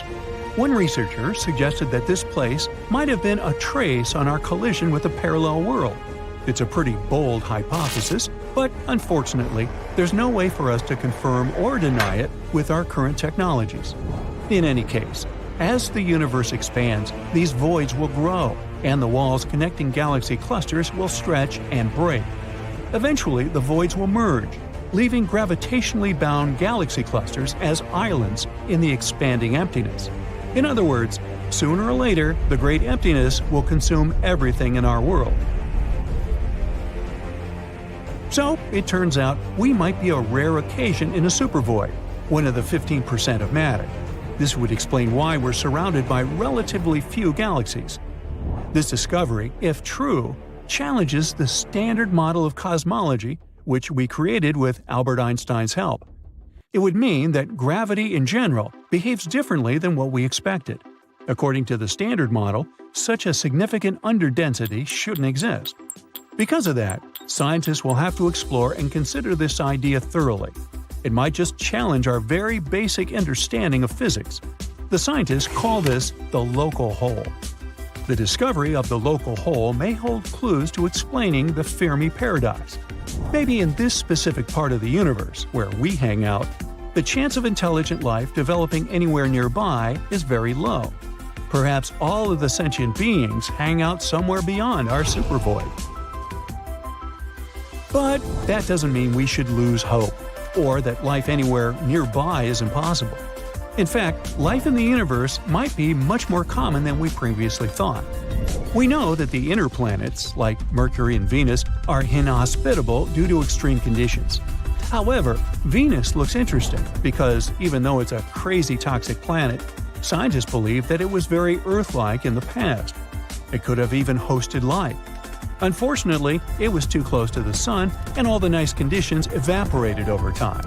But there's a possibility of microbial life surviving in its high-altitude clouds. Mars, a cold desert, also might have been a friendlier place in the past with rivers and lakes. Though now it lacks a protective atmosphere, ancient life might have existed there. In that case, it would leave potential fossils and underground microbes could still survive. We've discovered some signs of them, but are still debating whether this stuff was truly organic or not.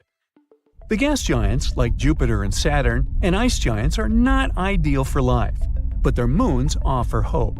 Europa has an ocean beneath its icy surface, making it a potential hotspot.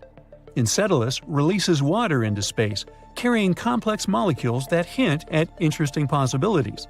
And Titan is especially unique. It has liquid bodies on its surface, rivers and lakes of hydrocarbons.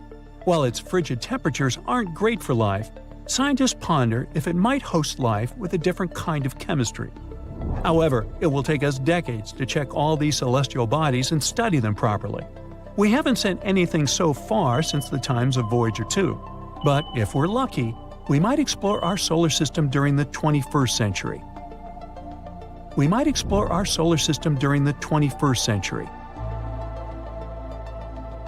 In any case, there's a lot of potential for life even in our solar system alone, not even mentioning all the planets and galaxies we found nearby. Our estimates suggest that the observable universe, the one we can see, might host around 5.3 trillion habitable worlds.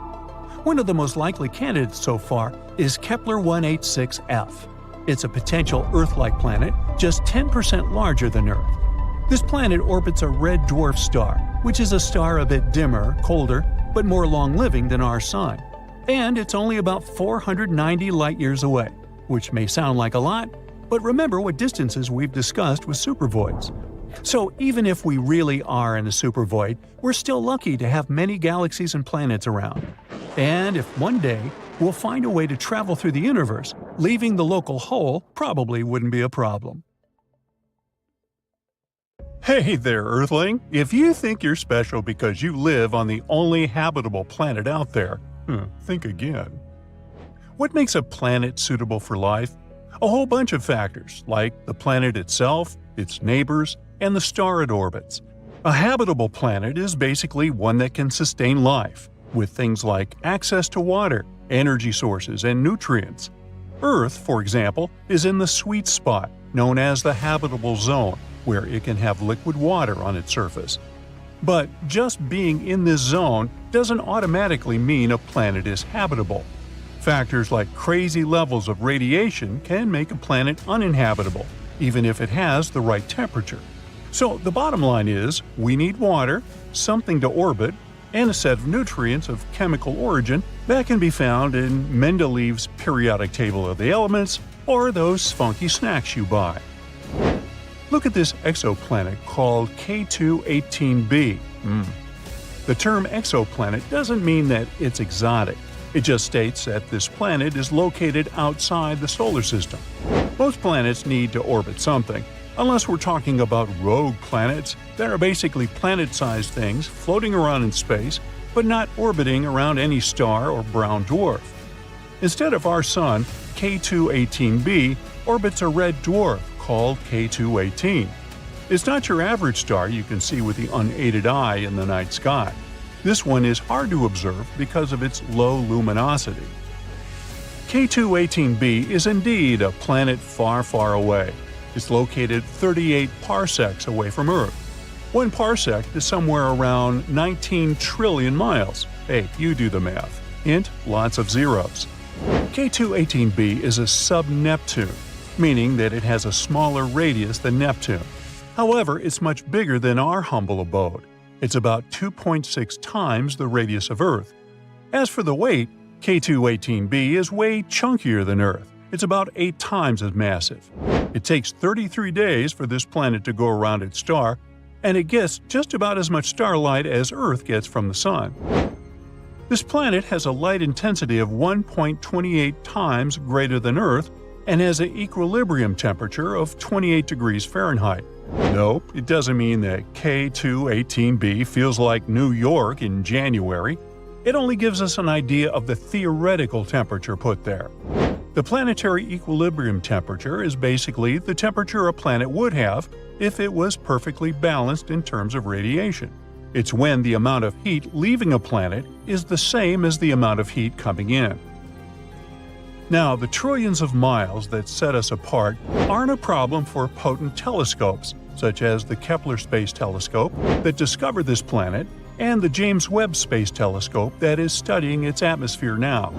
In 2019, scientists announced that they had found water vapor in the atmosphere of exoplanet K2-18b, which sparked widespread interest toward this outlandish world. 4 years later, the Webb telescope detected carbon dioxide and methane swirling in the air of this guy. Carbon dioxide is basically our best friend here on Earth. Humans need it to breathe properly and keep our blood pH in check. And plants love this stuff too, because it helps them make oxygen through photosynthesis. Obviously, we can't survive without it. Without methane either. However, this little gem got some scientists buzzing with excitement even more due to the discovery of some funky dimethyl sulfide gas molecules in its atmosphere. In 2023, scientists from the University of Cambridge spotted carbon-based molecules like methane and carbon dioxide hanging out on K2-18b with the help of JWST. This could mean that this exoplanet might feature a hydrogen-rich atmosphere and a watery surface. There's a potential whiff of dimethyl sulfide or simply DMS in the mix. On Earth, this stuff is usually linked to life, since it's normally produced by photoplankton in the oceans. The fact that we're picking up hints of DMS on K2-18b is like finding a golden ticket in the cosmic chocolate bar. Hey, kinda gives you the willies now, doesn't it? Why is DMS so important, you ask? Well, it's a bit of a superhero on our planet, playing a crucial role in the sulfur cycle and even affecting our climate by helping clouds form. And spotting DMS on other planets could be a sign of life similar to ours. Looks like this planet is a nice spot with its not that rough temperature and all the right nutrients to keep us alive. So, what's your take on its overall look? It probably took the planet a good few million years to come together. While things might heat up deep down underground, it shouldn't make a big difference on the surface. Some experts believe it could be home to a water or molten lava ocean with a hydrogen-rich atmosphere resembling a gas giant like Uranus or Neptune. Now this one doesn't really match our Earth standards, since our atmosphere is mostly made of nitrogen. If there's an ocean, it's likely under a thick layer of ice and rock, which could mess with the planet's climate. Once things get really hot, the line between the ocean and the sky blurs. We're not totally sure if there's a liquid ocean on K2-18b, and it's tricky to see one from afar. Just looking at the planet's size and weight won't give us the answer. The whole liquid water-ocean thing is up in the air. Initially, we thought water in a supercritical state was most likely, but new observations point toward a liquid ocean. Suspicious gases like hydrocarbons and ammonia might be moving from the air into the water if there's an ocean, which could mean no clear line between the sky and the sea. But some experts say a molten rock ocean could be doing the same trick. Others think a gas-rich mini Neptune setup could explain things too. The Hubble Space Telescope did some snooping and found that K2-18b is rocking an atmosphere filled with hydrogen. They think there might be some water vapor hanging out there too, but it's a bit of a mystery. Apparently, the James Webb Space Telescope got a peek and saw less than 0.1% water vapor, possibly because the planet has a dry stratosphere vibe going on. As for ammonia, it's nearly non-existent in that distant world. Methane and carbon dioxide seem to be dominant in the atmosphere, making up about 1%. But don't expect to see any other carbon oxides crashing the party. Their concentration is just a guess at this point. The atmosphere of K2-18b is just a small fraction of its total mass, around 6.2%, and has probably got a similar vibe to Uranus and Neptune. Haze-wise, there's not much going on, and water clouds are a bit of a mystery. They're probably icy, although there's a chance for some liquid water clouds too.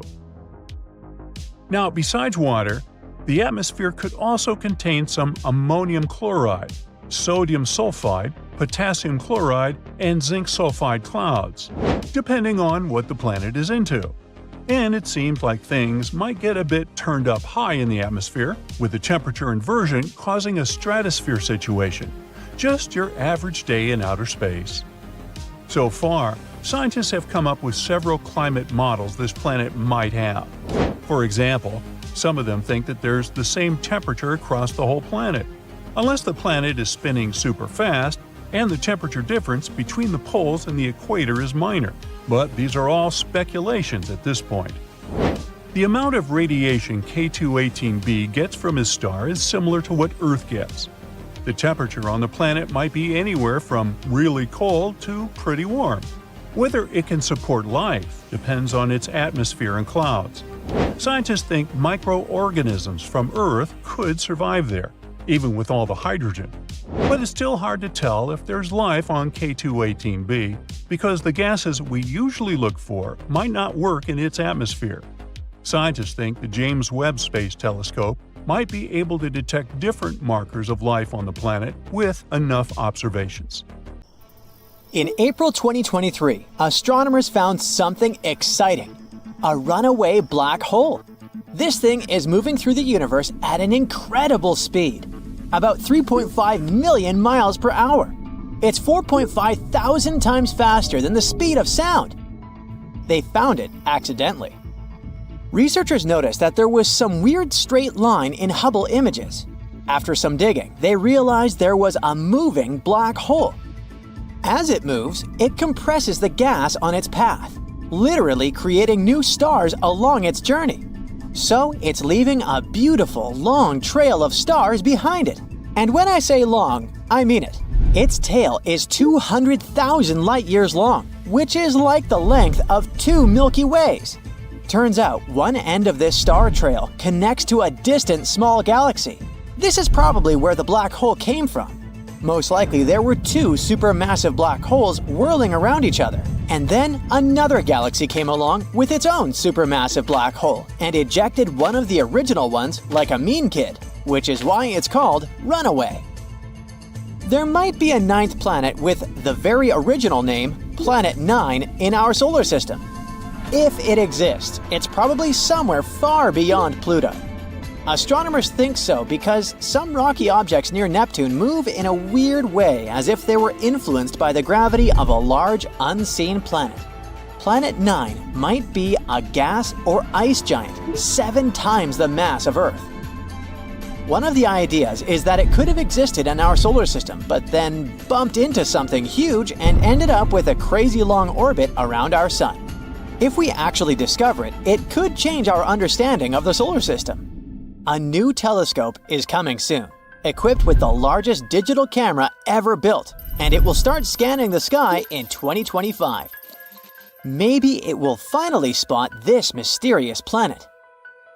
Another awesome discovery was made in 2023. The James Webb Space Telescope found over 500 planet-like objects in the Orion Nebula. Some of them are roughly the mass of Jupiter, so they're literally called Jupiter mass binary objects, or jumbos. They just float out there with no stars, and they're not really stars or planets themselves. What's even crazier is that in about 42 pairs of them, the objects are orbiting each other, even though planets aren't supposed to do that. On top of that, such large objects shouldn't form and exist without a star at all.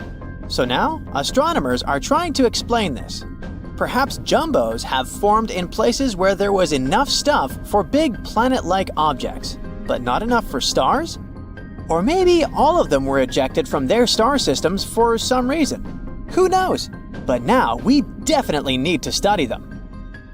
The black hole in the center of our galaxy, Sagittarius A star, used to be super weird.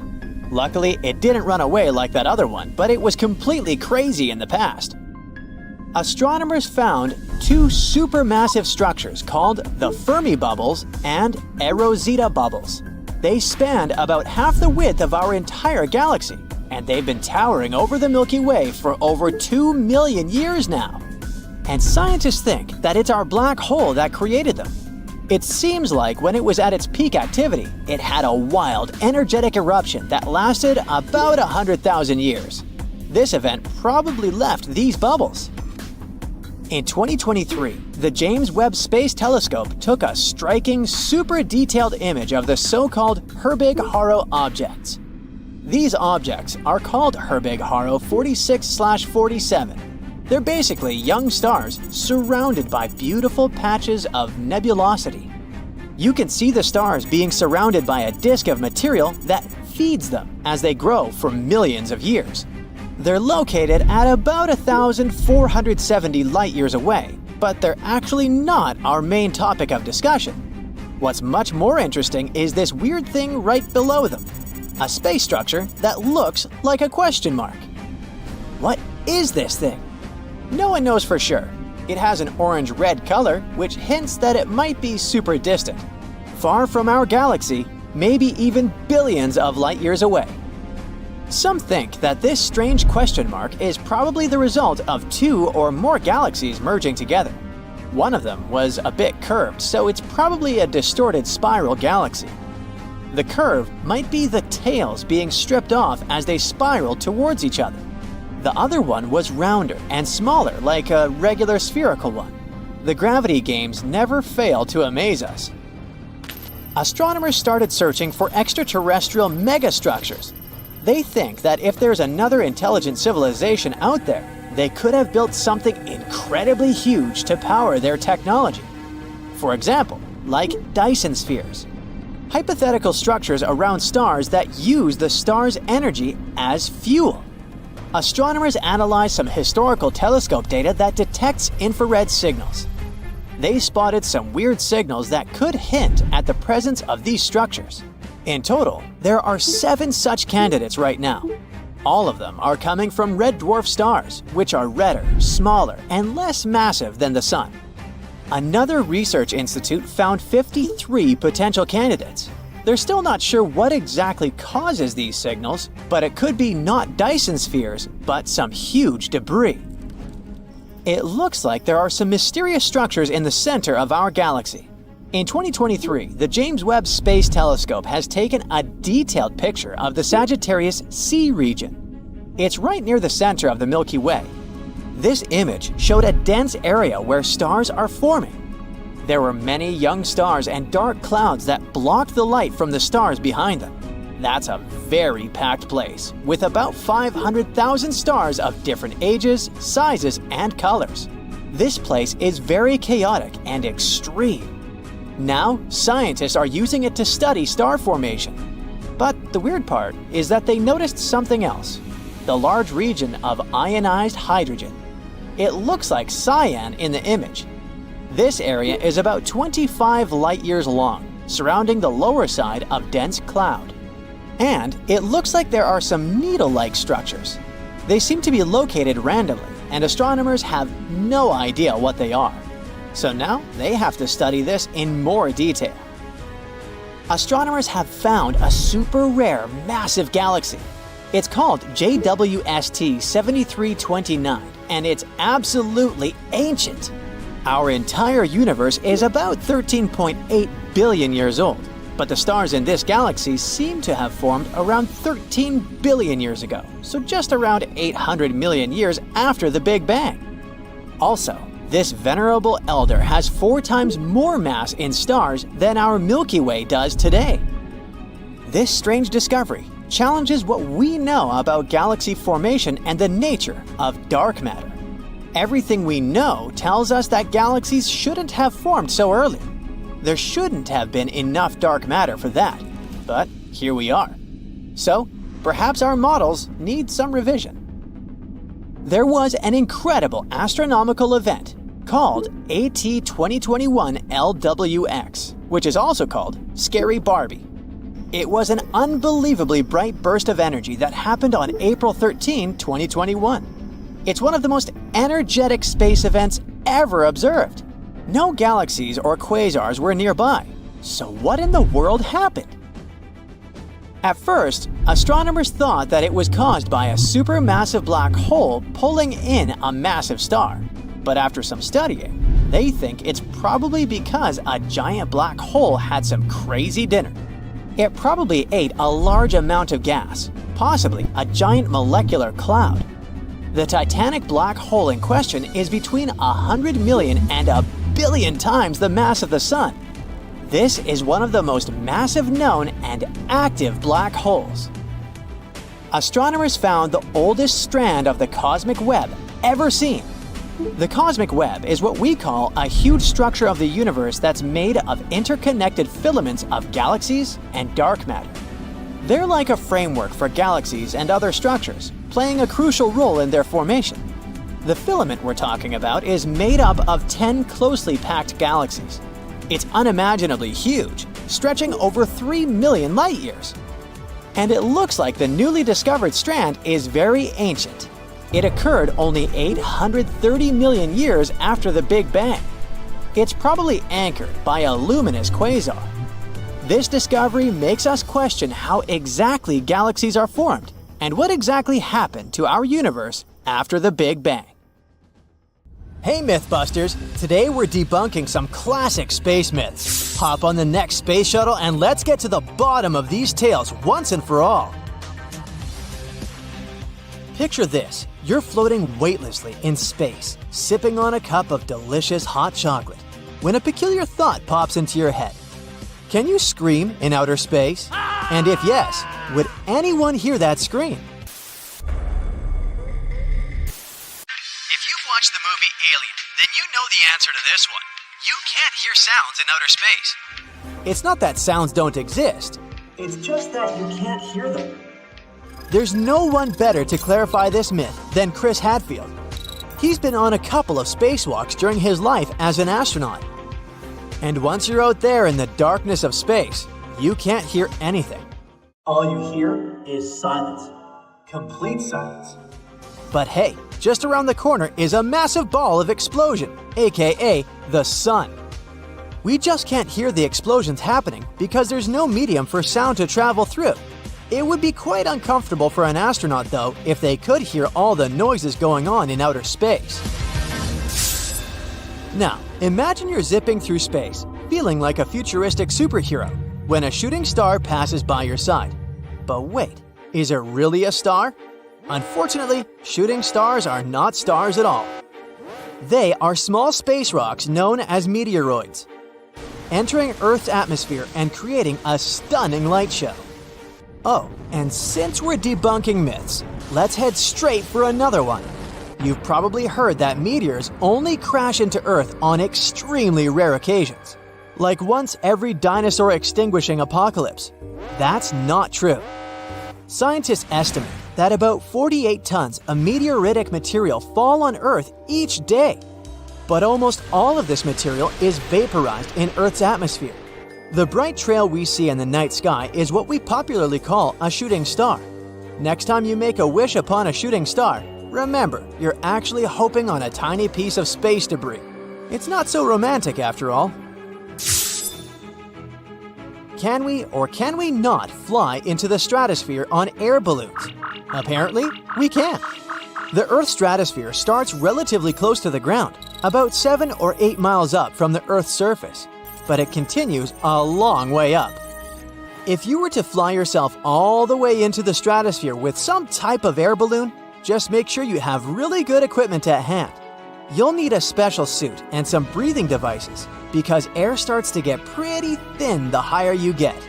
Of course, if you do go all the way up, you need to get a picture of the Earth's curvature. So take a chest harness with you where you can put a special camera or something like that.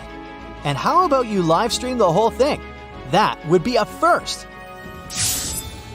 Imagine it's been 102 days since you left Earth. You've adapted well to life in outer space, but something weird is happening to your body. You're getting taller. How is that even possible? Don't stress about it, it's completely normal. The truth of the matter is, you're not getting taller. This is what happens to your body when it's not under the effect of gravity. Our body has natural space between vertebrae and joints. On Earth, this space is almost completely squeezed due to the force of gravity. But in space, your body gets some time off of the pushing force of gravity and begins to stretch more and more. So yes, astronauts can grow up to 3% taller when they're on long missions. And here's a curiosity. NASA has that all covered when they're tailor-making spacesuits, of course. This way, astronauts will always have extra space in their suits. Once astronauts are back on Earth, the anti-gravity effect will wear off. So maybe they'll spend a few days wearing capri pants before it fits perfectly on their bodies again. Never have I ever pictured an airplane door bursting open mid-flight and a bunch of passengers being sucked into the atmosphere like flying feathers. Well, I'm betting most of you have had similar thoughts when getting inside a plane. Now imagine if this were to happen in outer space. Common knowledge says that if an astronaut is sucked out of an airlock, this person would be burnt to a crisp. Brace yourselves, because this is not only true, but the reality of it is way worse. According to astronaut Chris Hadfield, this is what would happen. The part of your body in the shade of the sun would experience temperatures of -418 degrees Fahrenheit, while the part of you getting sunlight would burn at around 480 degrees Fahrenheit. Your lungs would collapse, and your blood would start to boil like tea water. So you would burn, freeze, lose your ability to breathe, and boil. Yikes! How many times have you heard that astronauts have to work out every second of every day, otherwise they'll pass out? This is a complete myth. Remember we talked about gravity earlier? Due to the lack of gravity in outer space, our bodies don't have to do any heavy work. Our torsos don't have to sustain the weight of our heads. And we don't have to make any effort to move our legs because, essentially, there's no walking in outer space. Now imagine living like that for 6 months, or even a year of your life. Your muscles could turn into jello. That's why astronauts work out. They'll strap themselves and run on a treadmill, or they'll do some weightlifting in a special machine. This way, their muscles won't feel the lack of gravity too much. They do need to keep hydrated though. You know what? If I was an astronaut, I'd ask NASA if I could take my super soft water flask up into space with me. You've probably heard that space smells like burnt steak or barbecue sauce. Now, as much as this sounds absurd, this myth is more true than it is false. Astronauts obviously can't smell space when they're in it because they can't take off their helmets. They usually smell it once a space vehicle docks and they open up a hatch. Apparently, what causes this smell is the presence of hydrocarbons that float around in space. Who would have thought, huh? Hey smart people, let me ask you a question. Do you really think that if astronauts fly at the speed of light, they won't age a single second? I knew you'd say no. Let's get a few things straight. First of all, we haven't figured out how to operate vehicles at the speed of light. This would require an immense amount of energy, and we don't have the technology to do that. Second, even if we managed to send a human inside a spacecraft that traveled at the speed of light, this person would still age.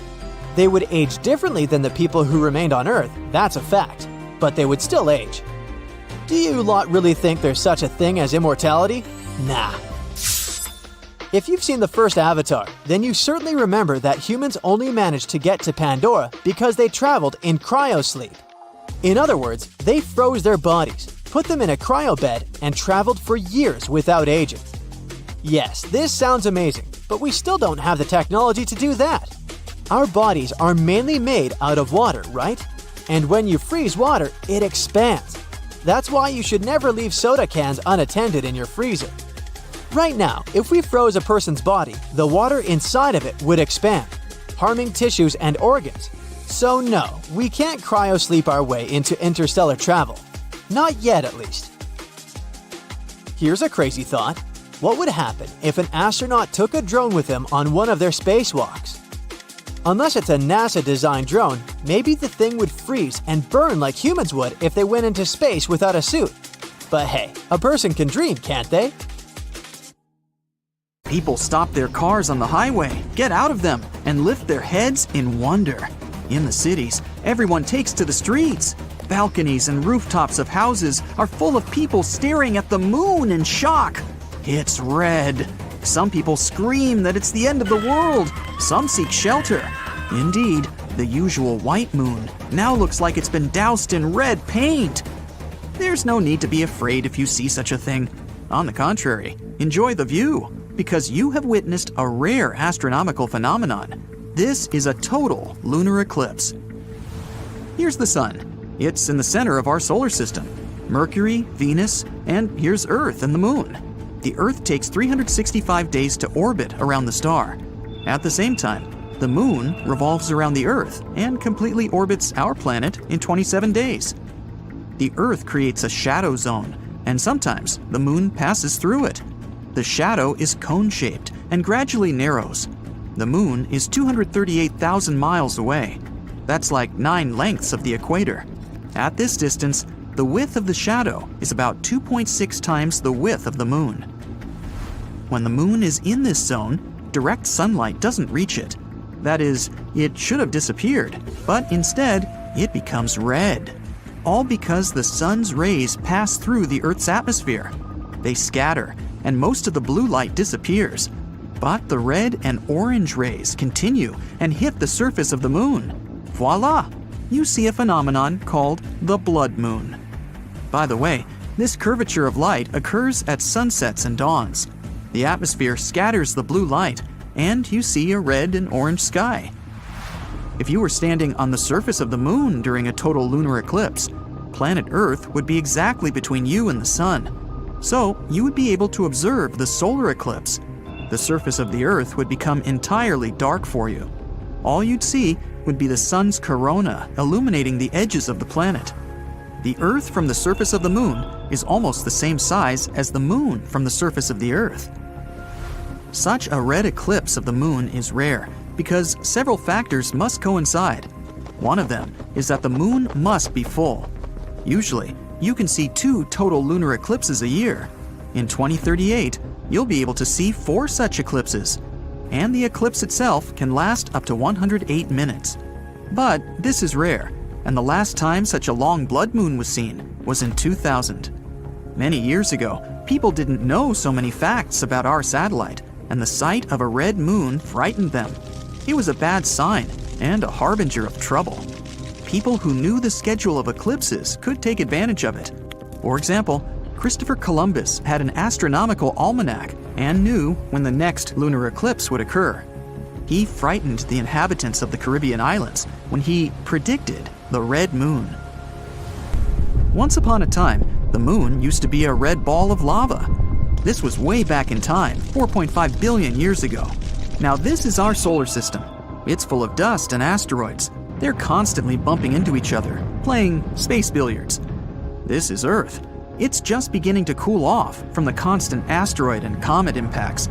But then, Theia appears on the horizon, a planet the size of Mars. It had a chaotic orbit and was approaching Earth in a spiral. A collision was inevitable, and at one point, one of the biggest crashes in our solar system occurred. Theia struck the Earth at an angle. It ripped out part of the Earth's crust and threw it into space. The Earth, in turn, absorbed part of the planet that rammed it. The debris from the collision circled the Earth for a long time. They were a kind of ring, almost like Saturn's. Debris in orbit collided and piled up around a common center of gravity. And that's how the Earth got the moon. There's a theory that this collision helped give birth to life on our planet. Theia hit the Earth at a perfect angle. If the crash had been head-on, both planets would likely have been destroyed in a massive explosion. If the impact had been tangential, then there wouldn't have been enough debris in Earth's orbit to form the Moon. But we got the lucky ticket. The Moon stabilized the Earth's rotation. The collision shattered the planet's solid crust and allowed oceans to form. Remember, water is the basis of life. When the cores of Earth and Theia merged, we got a powerful magnetosphere. This protects all living organisms from solar radiation. The Moon, along with the Sun, controls the tides.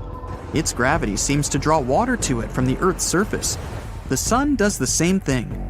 That is, if we imagine the Earth as a ball of water, there would be two mountains, one on the Moon's side and one on the Sun's side.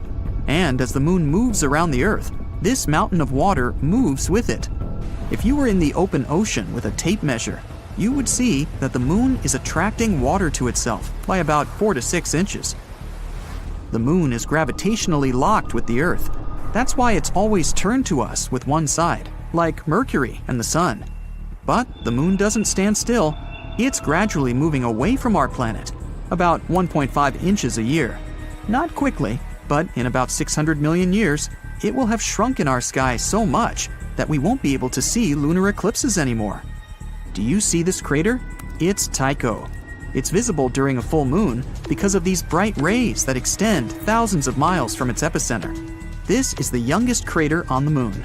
Scientists say it appeared there due to a meteorite impact about 109 million years ago.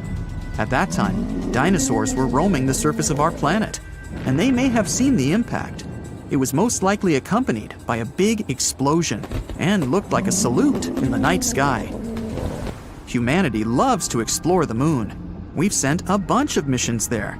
A total of 12 people have set foot on the surface of the Moon. The gravitational force there is 6 times less than on Earth. So, if the average person on our planet weighed about 180 pounds, on the surface of the Moon, the scales would only show 30 pounds, like the weight of an average dog. That's why the astronauts moved, jumped, and fell so strangely there. And you would be 6 times stronger on the surface of the Moon. Here on Earth, the average person could lift about 130 pounds, but on the Moon, you could raise a big motorcycle or a grizzly bear. The surface of the Moon is covered with regolith. This is the lunar dust that covers the solid ground. Such dust is good at preserving footprints. Here's the most famous footprint, which gave birth to many crazy theories. Here's the footprint, and here's the shoe that left it. But the shoe is completely flat. This is explained simply. The astronauts wore extra boots for walking on the lunar surface. They have exactly the kind of sole that left these marks. In addition to the footprints, we left many fascinating objects on the Moon. Several lunar rovers, a golf ball, flags, and human waste. There's also a lot of broken satellites and rocket parts. All in all, about 413,000 pounds of human-made objects are there. That's the weight of 3 passenger planes, or 31 adult elephants. In the future, we plan to resume missions to the Moon. New landers will explore the surface of our satellite to find natural resources there. It's also a great place to test new rovers. We're even going to build something like the International Space Station in the Moon's orbit, the Lunar Orbital Platform Gateway. It'll be a convenient platform for exploring our satellite and launching spacecraft into distant space.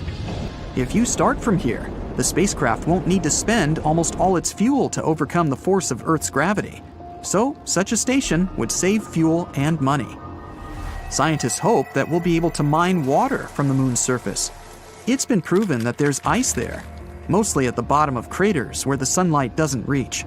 Perhaps we'll send a rover there that can drill down a few feet into the surface, searching for water. Humanity already has the technology to build a full-fledged colony there. It would take up to 3 days to get there. We just need to get enough solar panels and building materials to the Moon. There's no atmosphere on the Moon, so potential lunar inhabitants would be defenseless against solar radiation. We would have to build houses underground to provide protection. Modern 3D printers will help make construction easy and fast. However, food and water supplies can only be maintained by constant supplies from Earth. The The same goes for oxygen. Each rocket launch costs millions of dollars, so for now, colonization of the moon is in question. The moon could also become an object for space tourism. Imagine a spaceship launches from Earth, 3 days on the road, and you're orbiting the moon. The lunar module undocks, and you land on the surface. You ride the rover, explore the craters, then return to the lander. The engines start, the lander returns you to orbit. You dock with the ship and return to Earth. Sounds like some pretty great plans for a week's vacation.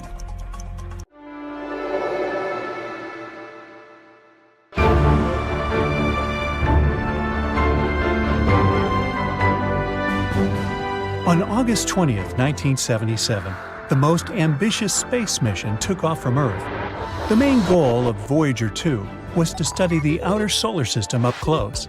It became possible because of a rare alignment of planets. Voyager 2 was supposed to study all the gas giants of the solar system: Jupiter, Saturn, Uranus, and Neptune. Astronomers also hoped it would be able to find and explore the edge of the solar system.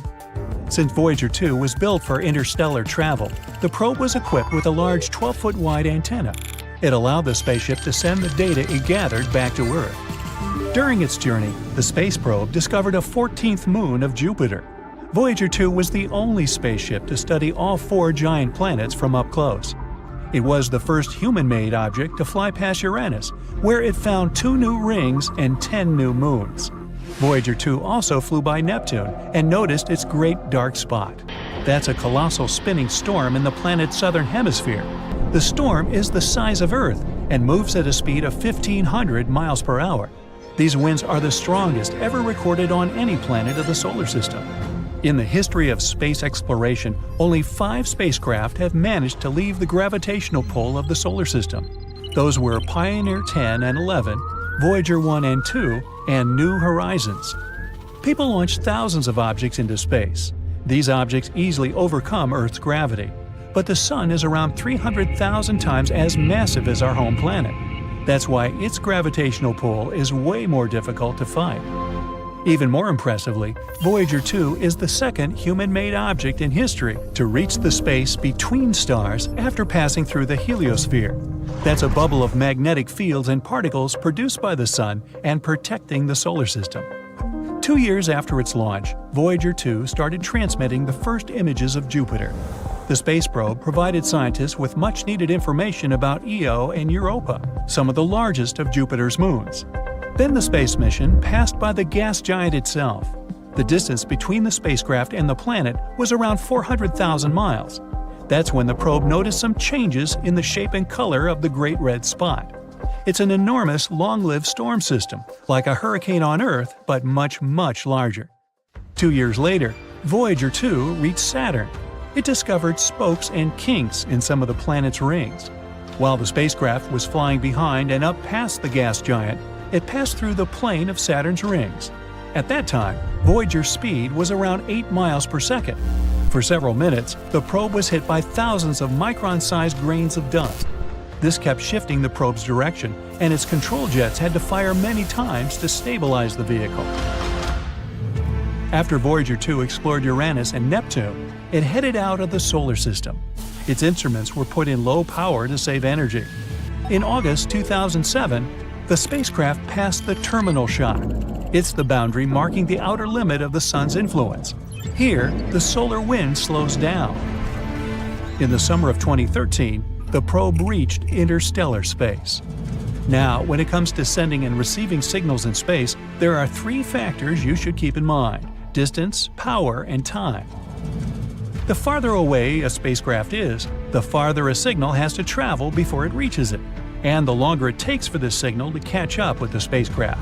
And when it finally gets there, it's extremely weak. Another problem is that once the spacecraft is launched, it can't be upgraded. It's literally stuck with the technology it was outfitted with. Plus, such spaceships as Voyager 2 are powered by radioactive fuel. When special material radioactively decays, it releases heat that gets converted into electricity. Unfortunately, the more material decays away, the less power the spacecraft has for receiving and transmitting radio signals. Despite this issue, we haven't lost the connection with Voyager 1 and 2. That's because new and more powerful technologies appear on Earth. Signals people send can reach much farther than before. That's why it was possible to stay in touch with Voyager 2, which entered interstellar space in 2018 and has already traveled almost 12 billion miles away from Earth. But in March 2020, the main piece of equipment that allowed scientists to exchange signals with the spaceship was switched off. After the communication with the spacecraft stopped, NASA spent around 11 months upgrading its deep space network and installing new hardware. The DSN is an international array of huge radio antennas that help astronomers on Earth communicate with interplanetary missions. These antennas are located in California, Madrid, and Canberra. The one used to keep in touch with Voyager 2 is a 230-foot wide dish in Canberra. This is the only equipment that can send commands that can reach the probe. This antenna, known as DSS-43, started operating in 1972, 5 years before Voyager 2 and 1 were launched. At that time, it was only 210 feet across. Since then, the dish has received a lot of repairs and upgrades, but these 11 months were the longest the antenna was offline. In October 2020, the antenna was finally ready for a trial after all the upgrades and repairs. The mission operators sent a set of commands to Voyager 2, and after many months of radio silence, the spacecraft returned the signal. The probe confirmed it had heard the call. After that, the spacecraft carried out the commands. While the dish was offline, the mission operators could actually receive scientific data and health updates from Voyager 2. Astronomers kept getting data from interstellar space, the region outside the Sun's heliosphere, but they couldn't send any commands to the probe since it had traveled too far away from Earth. The upgraded antenna received 2 new radio transmitters, and it was done just in time. One of the transmitters, that was used to communicate with Voyager 2, hadn't been replaced in almost 50 years. The antenna also got new cooling and heating equipment and other electronics necessary to support the advanced transmitters. Now, a curious thing about the Deep Space Network is that its radio antennas are positioned in a very precise way. They're spaced equally around the globe. This way, almost any spacecraft can stay in touch with at least one facility at all times. But Voyager 2 is an exception. In 1989, it made a close flyby of Triton, Neptune's moon. It was the only close encounter people had with the 8th planet of the solar system and its moon. By the way, Triton is the largest known object that is believed to be born in the Kuiper Belt. That's a donut-shaped ring around the Sun full of icy objects. Voyager 2 discovered Neptune's ring system and its tiny inner moons. The probe also gathered a lot of amazing information about Triton. For example, it became clear that the moon is covered in cryovolcanoes. Instead of spewing molten rock, these volcanoes spit ice consisting of water, ammonia, and methane. When the New Horizons spacecraft flew past Pluto more than 25 years later, it discovered the same phenomenon on the dwarf planet. Anyway, to make this detour, Voyager 2 had to travel over the gas giant's North Pole. But this changed the probe's trajectory, deflecting it southward relative to the planes of the planets.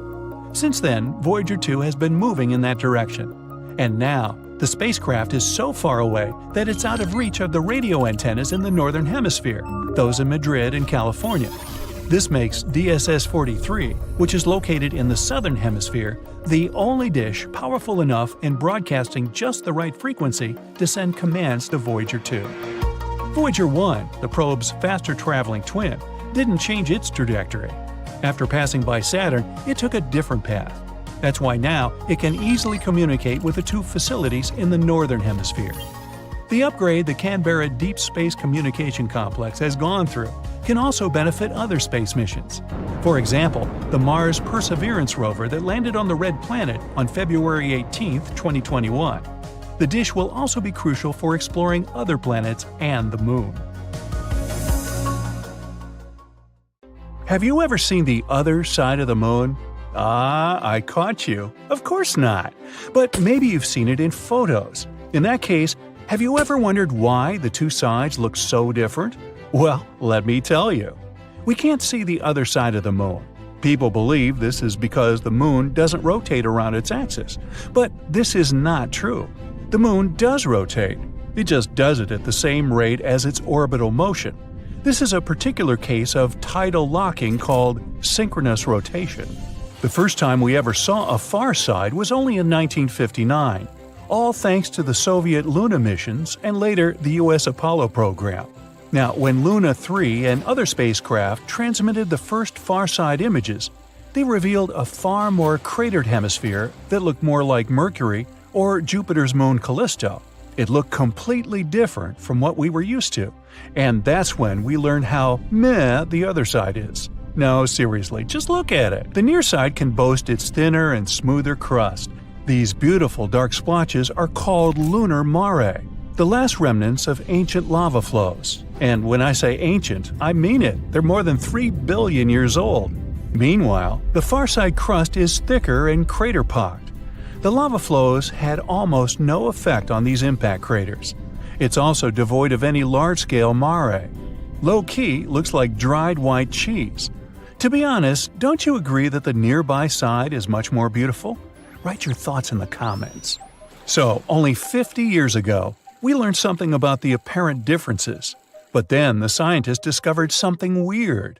Both sides are different, even in the geochemical composition. And not only in this, our side was thinner than the far side by several miles.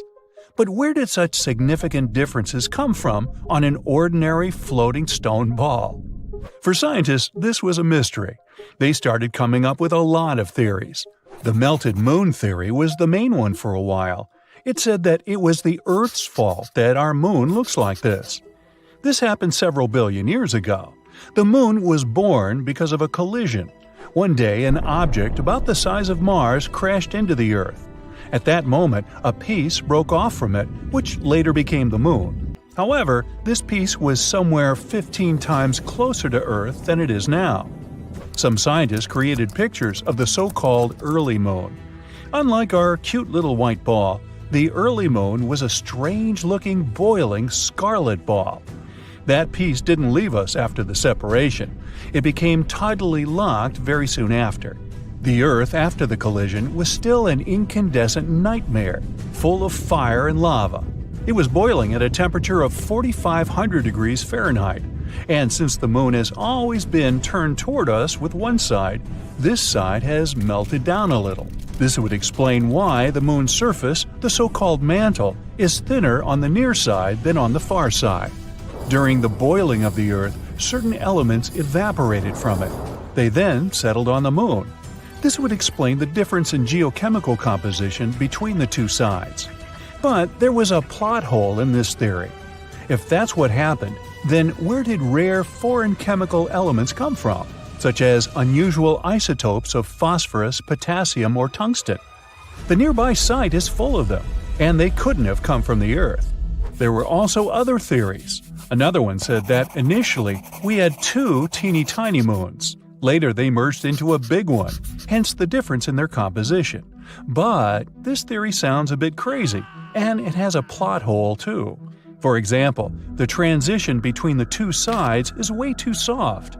If our moon was actually 2 tiny moons, this transition would be more abrupt. So scientists were kind of at a loss on this one. But recently, they finally figured out what really happened to the moon, all thanks to NASA's Grail orbiters. They spent over a year whizzing around the moon, mapping it out, and studying its composition. Using this data, scientists have created around 360 computer simulations.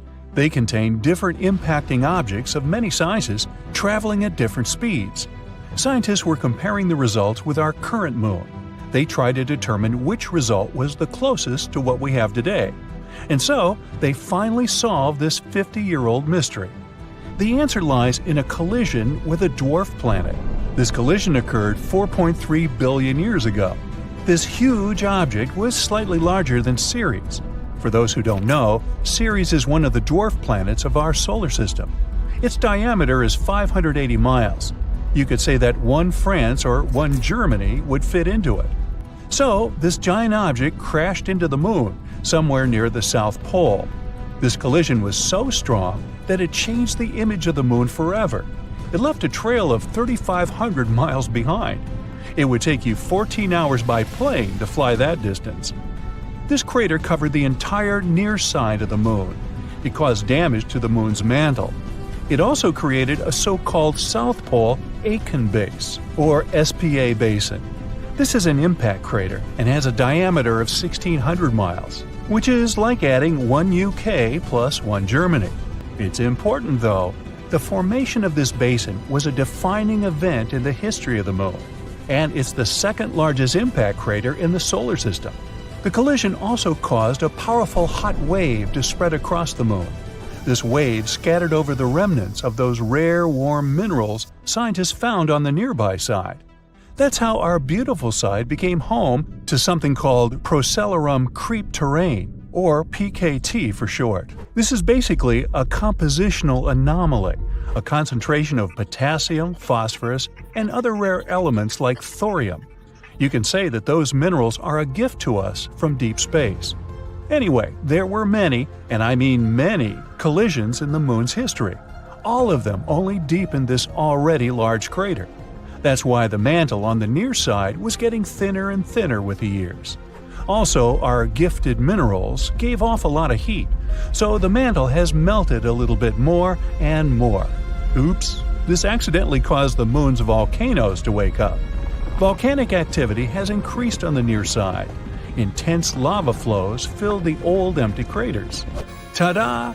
And this is how the beautiful lunar mare was born. That's about how it all happened. All this information was found thanks to the researchers from Brown, Purdue, Stanford Universities, and NASA's JPL.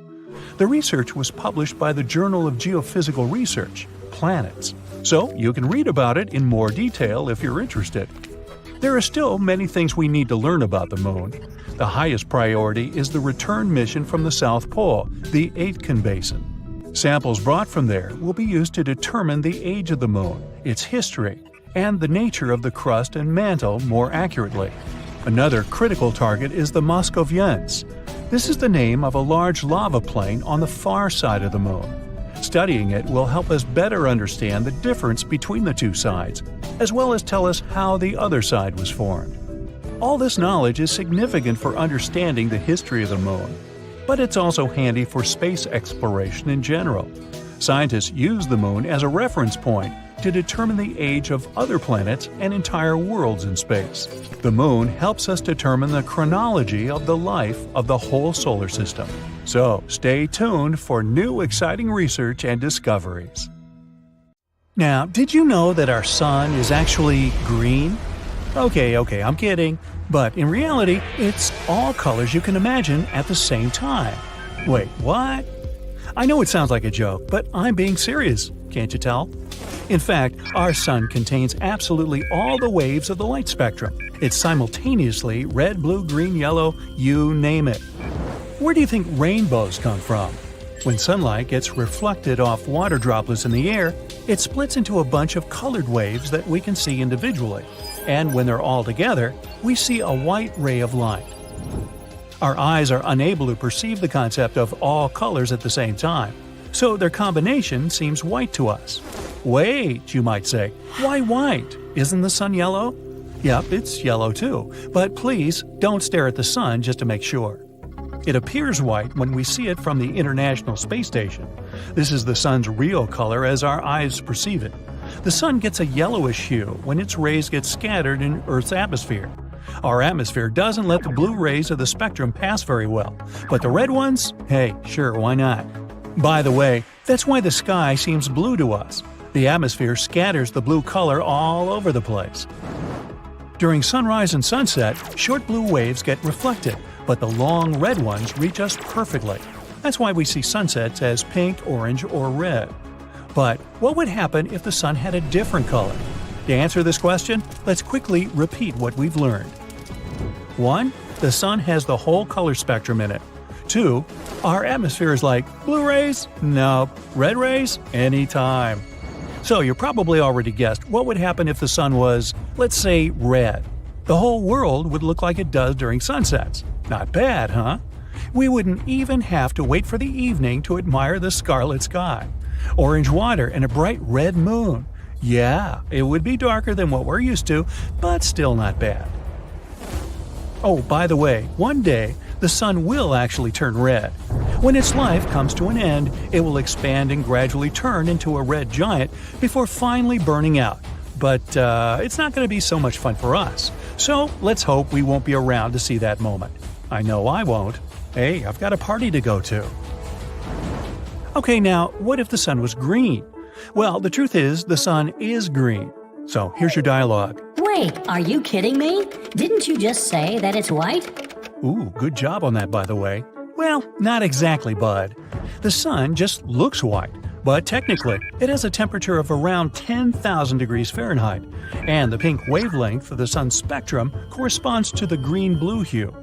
But to make sure that the sun is green, we need to drown out the rest of the visible spectrum. Then our atmosphere will let through a pure green color. And what'll happen then? Well, everything will be green, and everything will also be a bit darker. Well, face it, it's not easy being green. Okay, moving on. Now let's paint the sun blue. Blue stars actually do exist. They're called blue giants. Fortunately, our sun is not one of them. Why fortunately? Well, because if it was a blue giant, it would be a young, beautiful, unimaginably large, and very, very hot star. See, our red is hot, blue is cold logic doesn't apply to stars. The hottest stars are white and blue, and the coldest are yellow and red. Yeah, our sun is actually very cold compared to other stars. Now, take the average temperature in your city, but multiply it by hundreds of thousands. Yeah, we're struggling with global warming here, but global burning? No thanks, blue giants. Anyway, let's imagine that the sun turned blue. How would we see the world? Surprisingly, nothing would change. Remember how I said that the atmosphere scatters blue light? That's why, in this case, everything would remain almost the same. Maybe the sky would get bluer, but we wouldn't see much difference. And finally, the darkest, pun intended, option. What if our sun turned black? Stock up on lamps and candles because there is no more light. People use electricity all over the world 24/7. We also can't see the moon anymore. After all, we can observe it these days only because the sun's rays get reflected off of it. Now, the only thing we still have to illuminate our nights are stars, but they don't help us much. Good thing this scenario is totally unrealistic and there are no black stars, right? Well, yeah, there are no black stars, and still our sun will eventually become completely black one day. And I don't mean a black hole. I'm talking about black dwarfs here. You've probably heard of white dwarfs, maybe even seven dwarfs. When a star like our sun is about to finish its life, it expands and turns into a red giant, and then, gradually losing its upper layers, it turns into white dwarfs. Since they no longer produce fuel, they slowly cool down. All that remains is a small core, living out its life and burning bright. And when the star cools down completely, it turns into a black dwarf. But you've probably never heard of them. Why? Because, surprise, surprise, they don't exist. And no, I was not lying. The thing is, a star needs about 1 quadrillion years to turn into a black dwarf. And our universe is still a baby. It's only about 14 billion years old. So no star has reached this stage yet. Even the most ancient of them still emit a little light. That's why black stars are just a theory. And it's unlikely that we'll ever see such a star at all. But remember the famous saying, the stars that we see at night are already ghosts because their light has reached us only now. Well, that's a myth. They're all still alive. Why am I telling you all this? Well, let's imagine that our sun turned into a black dwarf. The entire solar system would immediately get plunged into absolute darkness. It would also be terribly cold. The moon would leave its orbit and crash into Earth. Wait, no. Let's overlook this moment and assume we're still alive. Fortunately, we wouldn't freeze instantly, as you might think. Earth's core has its own temperature, more than 9,000 degrees. But the temperatures on the surface of the planet would still immediately drop to 32 degrees Fahrenheit. The core would gradually cool down. Every 2 months, its temperature would drop by 2 times. In just 2 months, Earth's surface temperature would be minus 190 degrees, and in a year, it would reach minus 450 degrees. Most plants would disappear pretty quickly, not because of the cold, but because of the lack of photosynthesis. Others would live a little longer thanks to the oxygen still remaining in the atmosphere. And, oddly enough, trees would survive for a very long time. They have a slow metabolism and get sugar from the ground. The upper layer of the oceans would freeze very quickly. Fortunately, this thick crust of ice would insulate deep waters, so the entire ocean wouldn't freeze for some time. Marine creatures would be doing pretty well. They existed long before us and are already used to crazy temperature changes, the lack of oxygen and food, huge pressures, and other joys of deep-sea life. And what about us humans? Well, first of all, we'd start getting sick. Without vitamin D, people would face a huge number of different health problems. Also, our bodies need sunlight to produce melatonin. This melatonin helps us understand when we should go to bed and wake up. If people didn't have this hormone, their bodies would get very confused and wouldn't understand whether they needed to sleep or not. That would mean insomnia for many people. So, dark matter is a mysterious substance that makes up about 85% of the total matter in the universe, yet we can't see it or touch it. The regular matter that we're used to forms stars, planets, and everything around us. But dark matter doesn't emit, absorb, or reflect light, which is why we can't even see it. We don't even know if it actually exists. The reason why we believe in dark matter is because it leaves gravitational effects on galaxies and other cosmic objects. For example, spiral galaxies spin in a way that doesn't match the law of physics we know. According to our current knowledge, the outer edges of these galaxies should slow down, but they don't. They either keep the same speed or even speed up. It also seems to be acting like an invisible glue that holds galaxies together. If dark matter didn't add some invisible gravitational mass, the galaxies would literally break apart, not being able to hold stars together. But even though it's fundamentally important for our world, we still don't know exactly what dark matter is made of. This has been going on for years. Some experiments saw hints of it, but no one's been able to prove it beyond a doubt. Maybe the future circular collider will be able to find it. There's a mysterious force in space that seems to be pulling our entire galaxy, along with many others, toward it. This force is known as the Great Attractor. Wink, wink. It's a crazy massive region in space, about 10 million billion times the mass of our Sun, with a super powerful gravitational pull. Scientists think it might be a super cluster of galaxies, but they're not sure. The problem is, we can't see it directly because it's hidden behind the Milky Way, while the Milky Way itself, horrifyingly, is moving toward it at a speed of about 370 miles per hour. Now, just like with dark matter, we only know it's there because of how it affects the movement of galaxies around it. These galaxies are being pulled toward this region, even though, since the universe is expanding, they should be moving away from each other. What's even weirder is that this great attractor might itself be moving towards something even bigger, the Shapley supercluster. It's the largest concentration of galaxies in our nearby universe. In 2017, astronomers discovered a strange object called Oumuamua.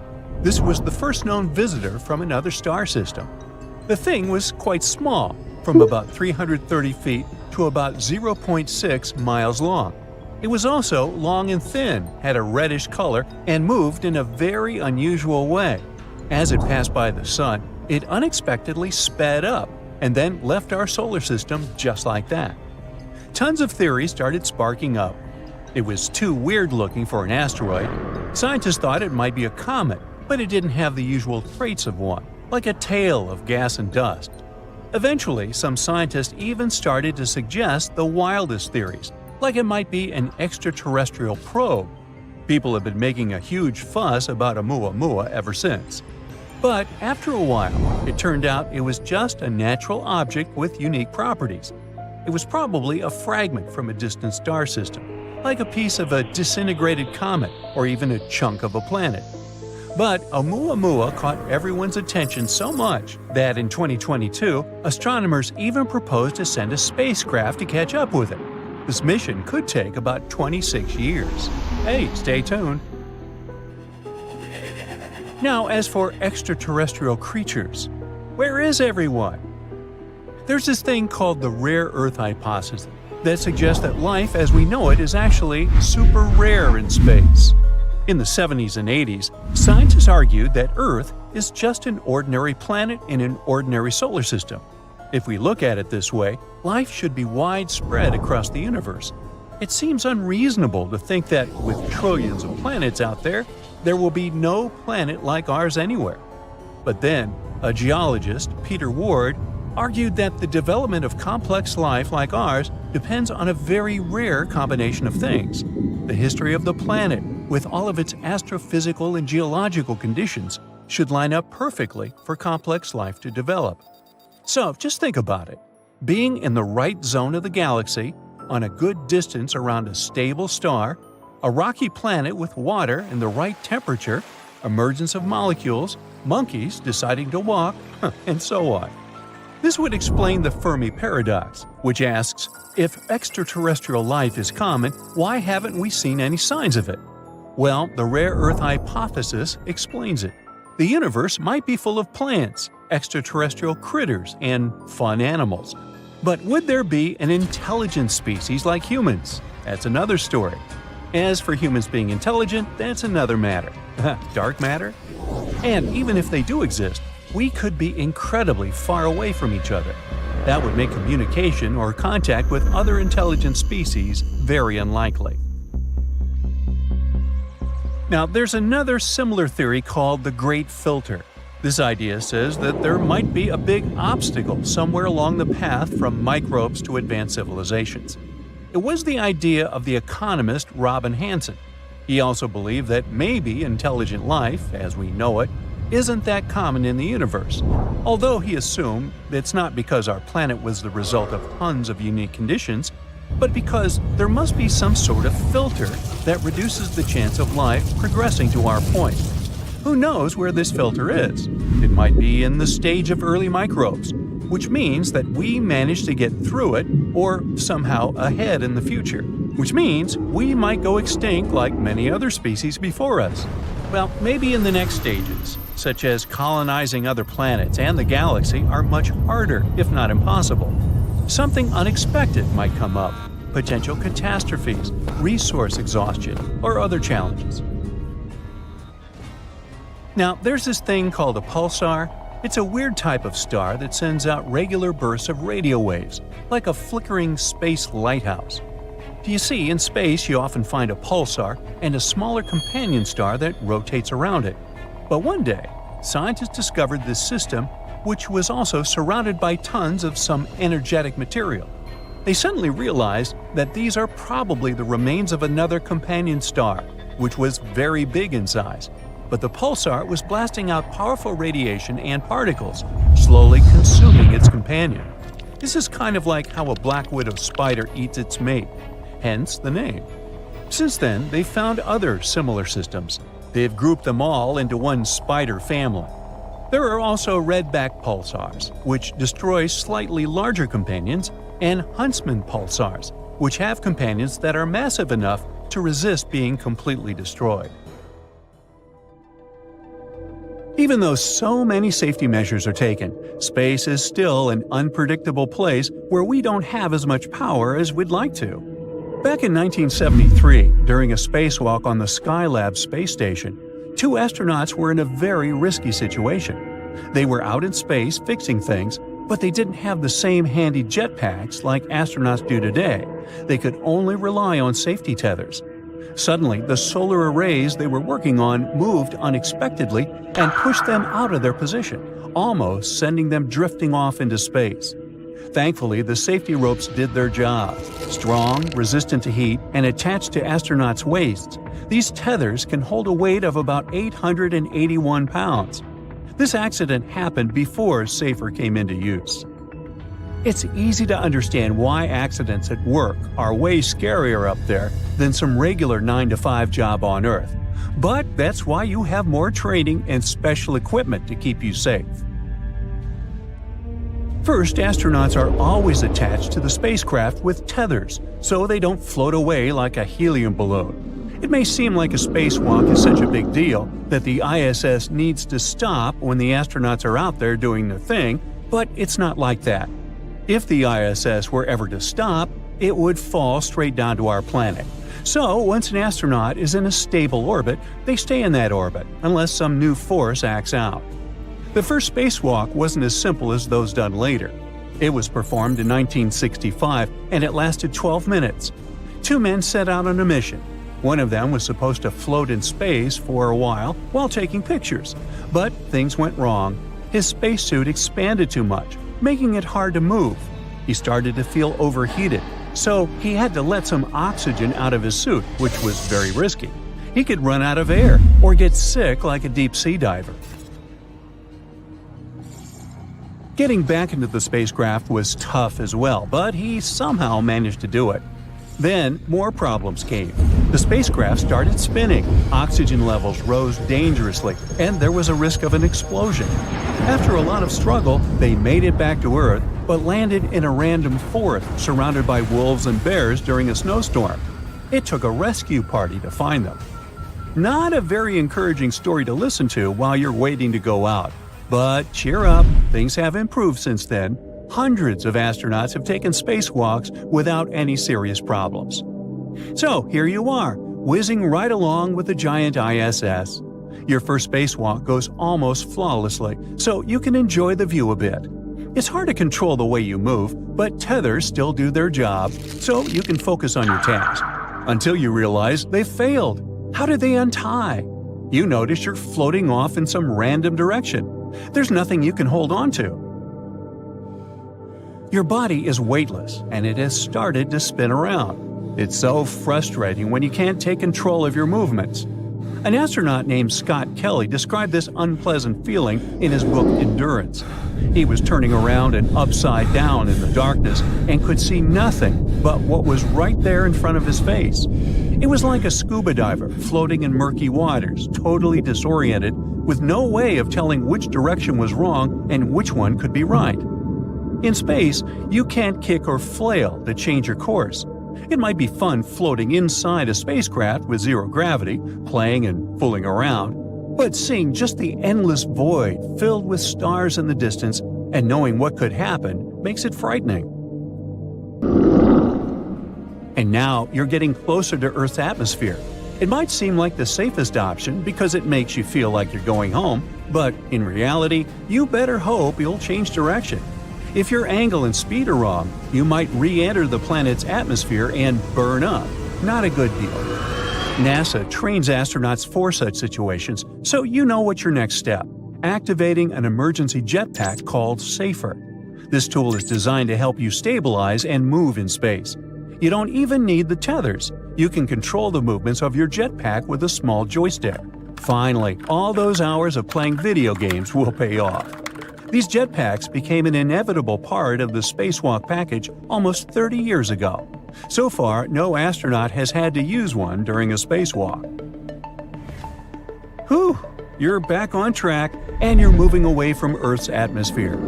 You're getting closer to the ISS, flying manually. Oops! These jetpacks have one big flaw. They have a limited amount of fuel, and your SAFER has just run out of it. Okay, take a deep breath. One of the most important things every astronaut has to learn is to be prepared for literally anything.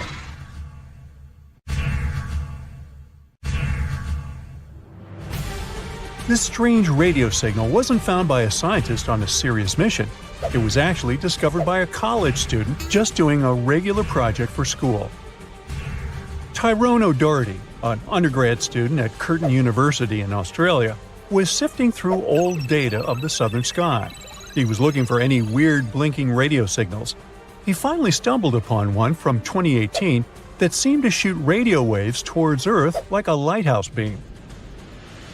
Excited about his find, Tyrone shared it with his mentor, radio astronomer Natasha Hurley-Walker. She dove into researching this signal, hoping for a breakthrough. But despite checking different frequency data, they hit a dead end. But then, Natasha spotted a pattern. The signal repeated every 18 minutes. This was huge. But just as they were gearing up to study it further, poof! The signal vanished after only 3 months, leaving them with nothing. Not giving up, Natasha and her team scanned the skies again, desperate for a clue. Months passed, but nothing turned up. They were ready to give up, and then suddenly, a new signal popped up. This one kept blinking for 5 minutes, then it disappeared. And then it came back exactly 22 minutes later. The main question was if that signal was related to an 18-minute one. To figure it out, Natasha went back to the old radio data from that area. As they dug deeper, they realized that yes, and these signals aren't anything new. They've been beaming towards Earth for 35 years. Back in 1988, Indian and American telescopes had caught them, but they got buried under tons of other data. This was great news for space explorers because it meant they could now calculate how far away this mysterious object was. After doing the math, they figured out it was incredibly far, even on a space scale, 15,000 light-years from Earth. Now, the only thing left to uncover was what exactly this object was. Walker and his team started comparing it to all the known radio-emitting objects out there, yet its source remains a mystery. The signals still pop up every 22 minutes on NASA screens, always ending with a frustrating match not found message. The scientists called it J183910. Some think that the signal might come from some extraterrestrial beings. Maybe it's the signal that SETI, the search for extraterrestrial intelligence, has been waiting for. This project has been working for over 50 years, trying to find any evidence of life beyond Earth.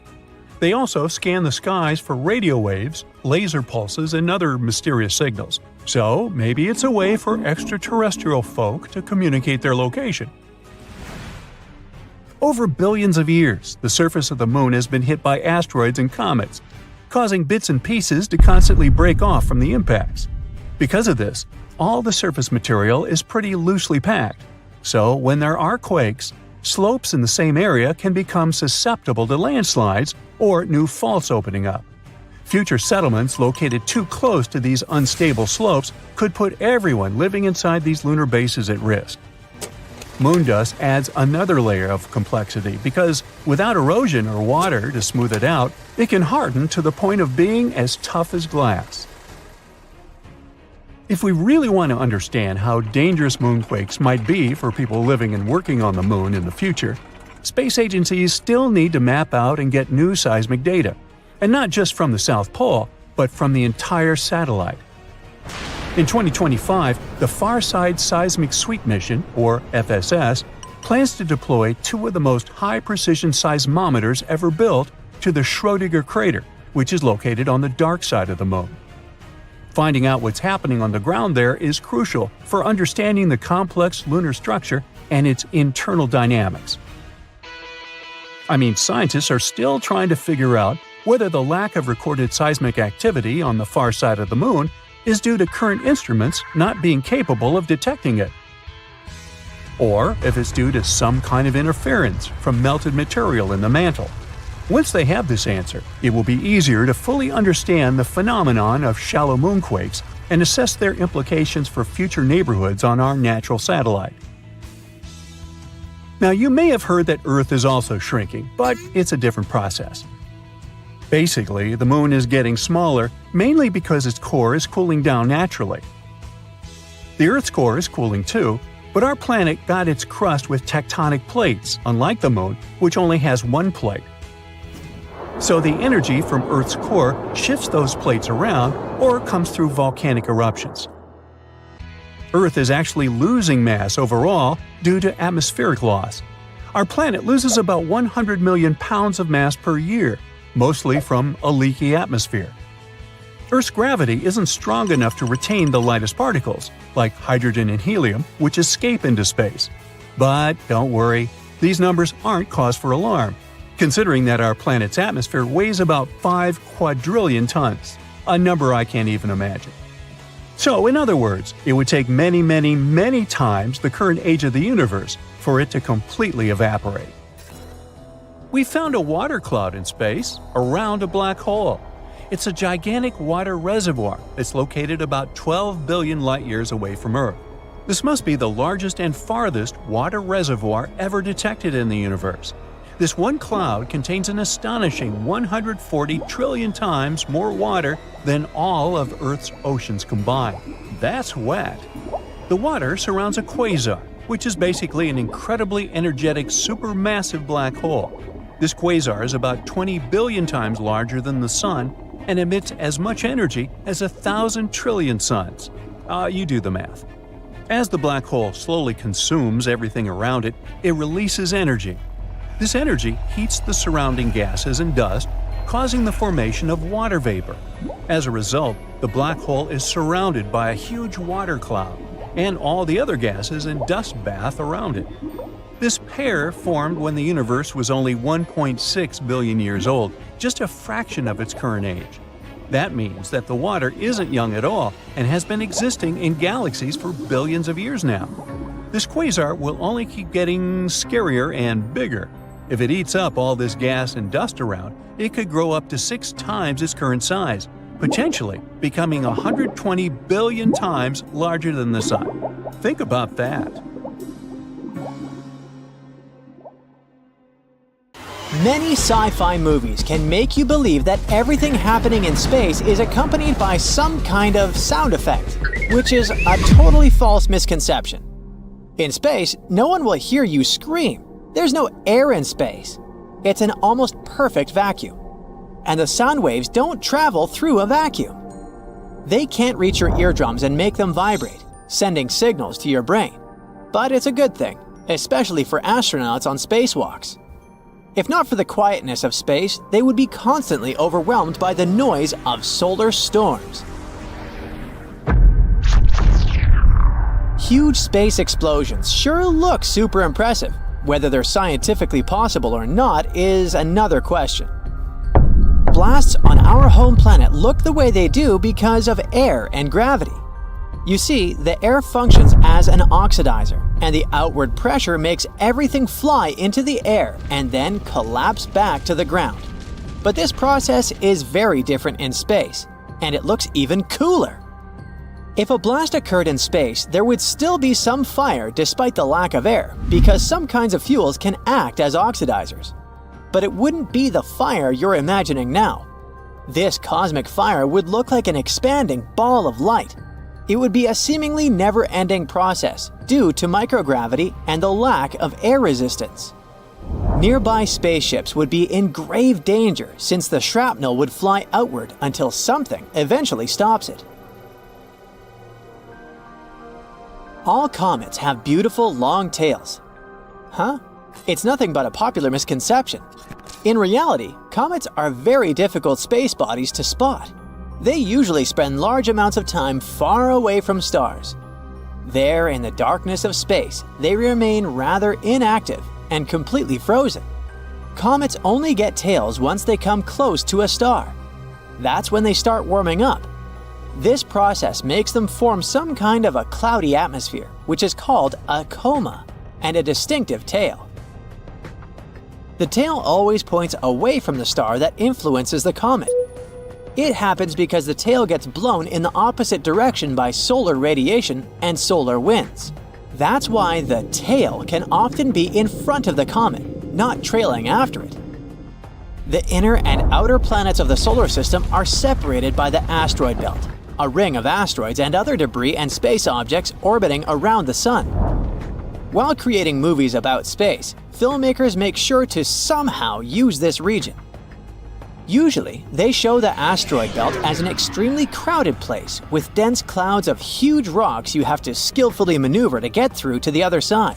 In reality, if you looked outside your spaceship while flying through this region of space, it would feel as if you're looking at the sky from Earth. All because of the ginormous distances in space. If you decided to cross the asteroid belt, there would be very little chance of a collision with a space object. Asteroids there are really spaced out and very far from one another. Black holes are giant, scary cosmic vacuum cleaners, they say. But in reality, black holes are more like fly traps. They don't look for things to munch on.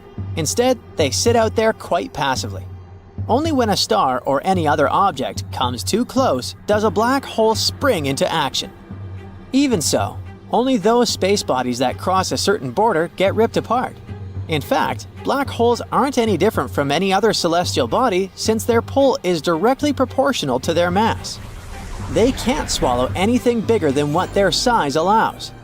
Even if our Sun was somehow replaced with a black hole as massive as itself, nothing would change for Earth or any other planet in the solar system. Gravitationally speaking, of course. Space battles in movies often involve using lasers. But if you were to see such a fight from up close, you would probably be disappointed. The thing is, it would be like nothing in movies. A laser beam is a concentrated burst of energy, and it could indeed be used for many purposes during a fight. But a real-life laser beam would be totally invisible in space, since there wouldn't be any particles around to scatter the light and make the beam bright red or green or any other color. A human would be torn into pieces if they got into open space without a spacesuit. Well, contrary to popular belief, taking off a spacesuit during a spacewalk wouldn't be as dramatic as it's often pictured in movies. A person would just lose consciousness due to a lack of oxygen after 15 seconds of being in outer space without protection. But that's if this person breathed out as much air as possible. Otherwise, this oxygen would damage their lungs from the inside, making them rupture. After that, without the protection of the spacesuit, the pressure inside their body would drop. This would cause even more serious trouble. And even though this person definitely wouldn't burst, they wouldn't want to stay outside for too long. People often believe that in space you experience zero gravity, hence the weightlessness astronauts feel on the International Space Station. But that's not exactly true. Gravity is one of the most important forces that exist in the universe. Thanks to it, the Moon orbits Earth and the Sun doesn't float away out of our home Milky Way galaxy. Astronauts on the ISS do experience the effects of gravity, but that's not full-fledged. It's microgravity. The gravity on the space station is only 10% weaker than the gravity on Earth's surface, but astronauts are constantly in free fall. The spacecraft, people inside, and all the objects aboard keep falling forward, not down, but around our planet, following a specific orbit. And since they're all falling together, the crew and the stuff inside seem to be floating. That's why astronauts can move things as heavy as hundreds of pounds with their fingertips. And even though microgravity is often called zero gravity, they are very different things. A light year must mean time, right? Not really. Light years actually measure distance. NASA's definition of a light year goes like this: the total distance that a beam of light moving in a straight line travels in a year. And since light moves at a speed of 186,000 miles per second, a light year equals almost 6 trillion miles. It may seem as if the sun is always on fire. At least that's what it looks like in pictures and in movies. But in reality, our star is a giant ball of gas. Nuclear reactions happening in its core at all times make the sun burn. Every second, hundreds of millions of tons of hydrogen are converted into almost as much helium. During this process, huge amounts of energy are released as gamma rays. Then these rays turn into light. In other words, the sun does emit blinding light and incredible heat, but it's not actually on fire, because no oxygen is involved in the process. The speed of light is believed to be the ultimate barrier for people when it comes to space travel, and it's often thought to be impassable. There are many theories about what it might be like to reach that speed, but none of the equations account for going above it. And still, we know that at least one thing in the universe is faster than the speed of light: the rate of its expansion. Yep, the universe is expanding faster than the speed of light, baffling astronomers and casual sky watchers alike. Or at least we can say so in terms of the speed of different objects, like faraway galaxies relative to each other. At the moment, it's not something scientists understand well. The rate of the expansion of the universe is proportional to how far something is, too. The farther it is from us, the faster it's moving away. But even though we don't get the mechanics of it yet, we've got our proof, even though it's theoretical so far, that some particles might be able to travel faster than the speed of light. Some scientists think there could be more things out there in space that could challenge this